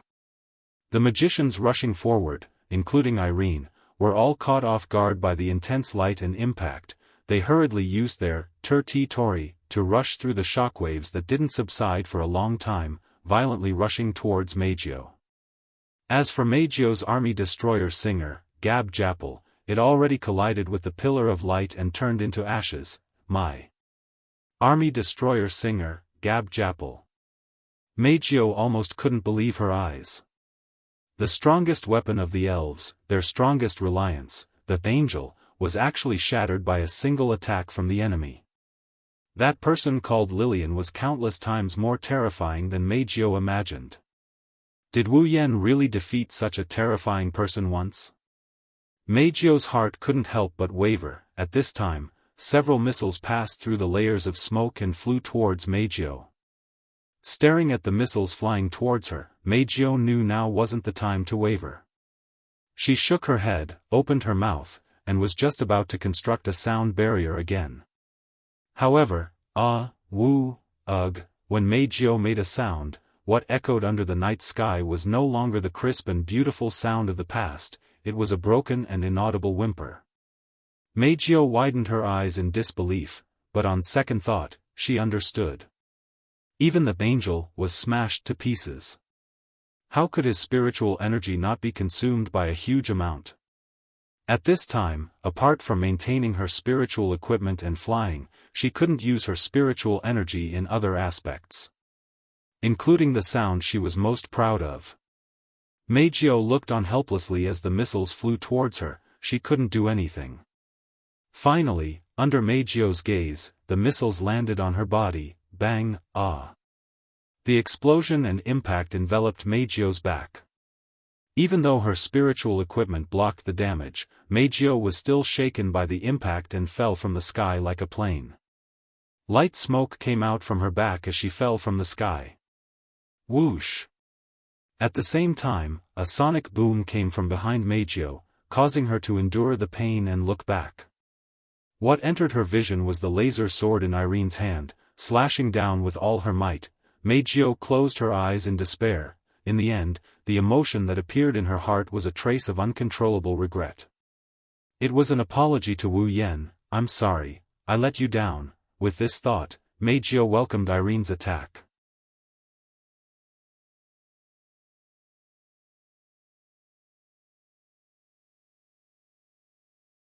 Chapter 1193. In the dark night sky, Jessica and the magicians of Dem levitated in the air with the thrust of the CR unit ejector on their bodies. They looked ahead in a daze, and their eyes were filled with disbelief. Meijio closed her eyes and waited for Irene's killing blow. She clenched her teeth and prepared herself for the pain that was about to come. However, after she closed her eyes for more than a minute, the pain that she had been waiting for did not come. Instead, she heard a shocked cry. Meijio reflexively opened her eyes.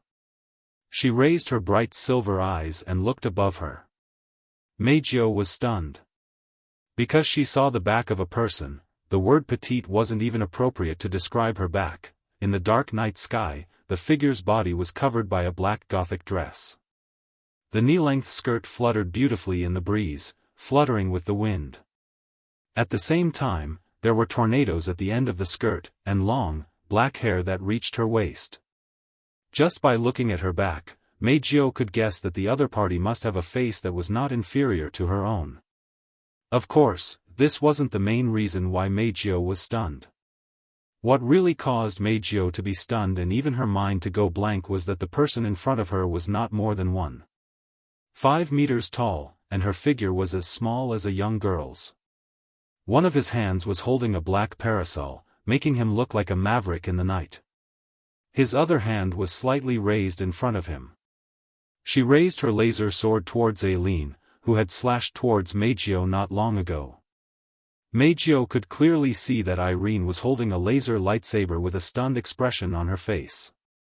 Maintaining his chopping posture, the laser lightsaber chopped down on the hand of the petite girl holding the parasol. What caused Meijio, Irene, Jessica, and the magicians of Dem to be stunned was that there seemed to be an invisible barrier in front of the petite girl's hand. The laser lightsaber was stopped about 5 centimeters away from the girl's hand. It couldn't advance any further. That was enough to give Meijio a fatal blow.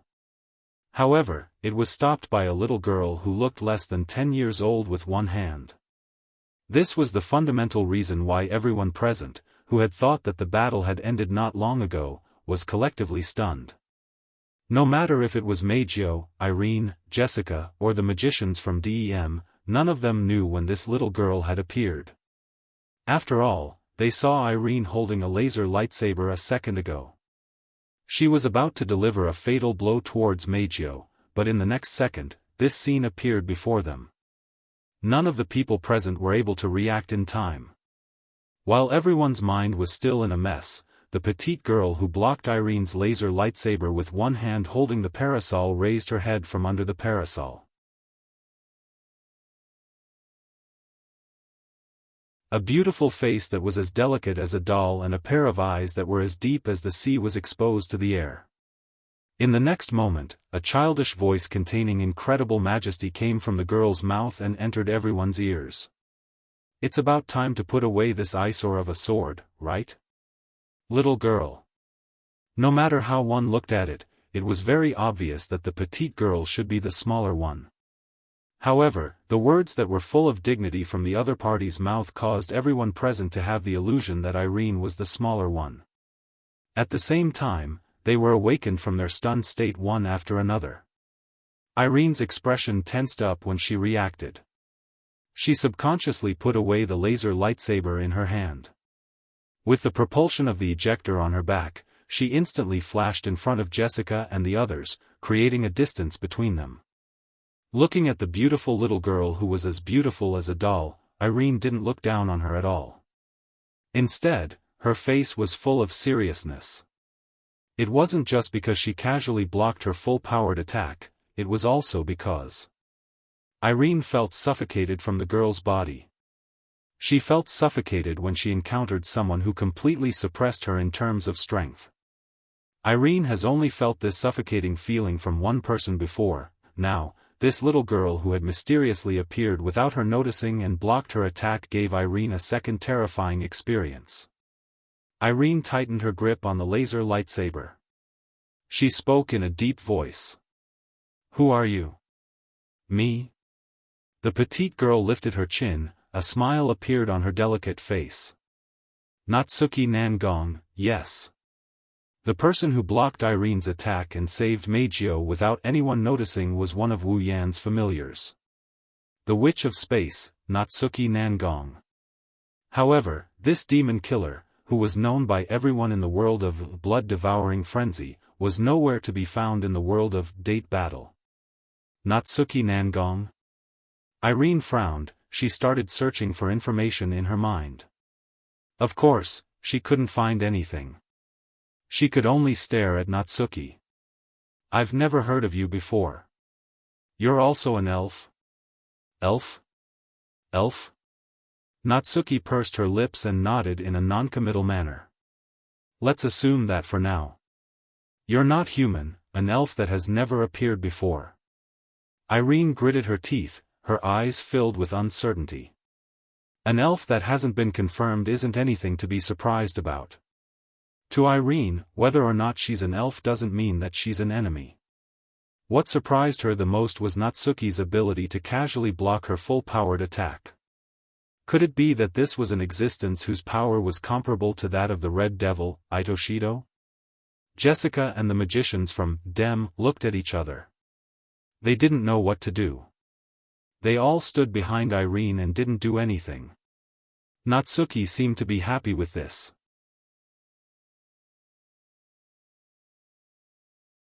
She stepped into the air, turned around, and looked at Meijio, who was looking at her in a daze. "Well, with your strength, it is not easy for you to work so hard." Looking straight at Meijio's unfocused eyes, Nayu nodded. "Leave the rest to me. Who are you? Why did you save me?" Hearing Nayu's words, Meijio really wanted to ask, but she had lost her voice and could only stare blankly at Nayu, unable to say a word. "There's no need to doubt it. I did come to save you. No, I should say that I've been watching over you all this time." Natsuki seemed to have seen through Meijio's thoughts. She raised her expressionless face. "Ever since that fellow explained to you how dangerous that Elaine fellow is." Hearing this, Meijio's eyes widened slightly. Uncontrollable ripples appeared in her eyes. At this point, no matter how stupid Meijio was, she could understand the general meaning of Natsuki's words. In other words, during this period of time, Natsuki had been by his side looking after him and protecting him. She was entrusted by that guy Natsuki mentioned. As for who that guy is, there's no need to guess.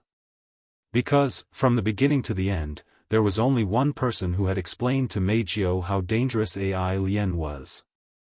Wu Yan. So, from that moment onwards, Wu Yan has been protecting her in disguise.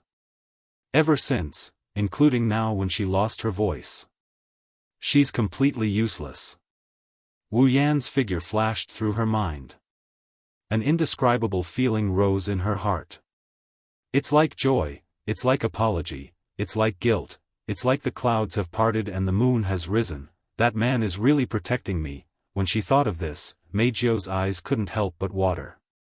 She opened her mouth as if she wanted to say something, but she had lost her voice. Even if she didn't, she would only be able to choke on her sobs.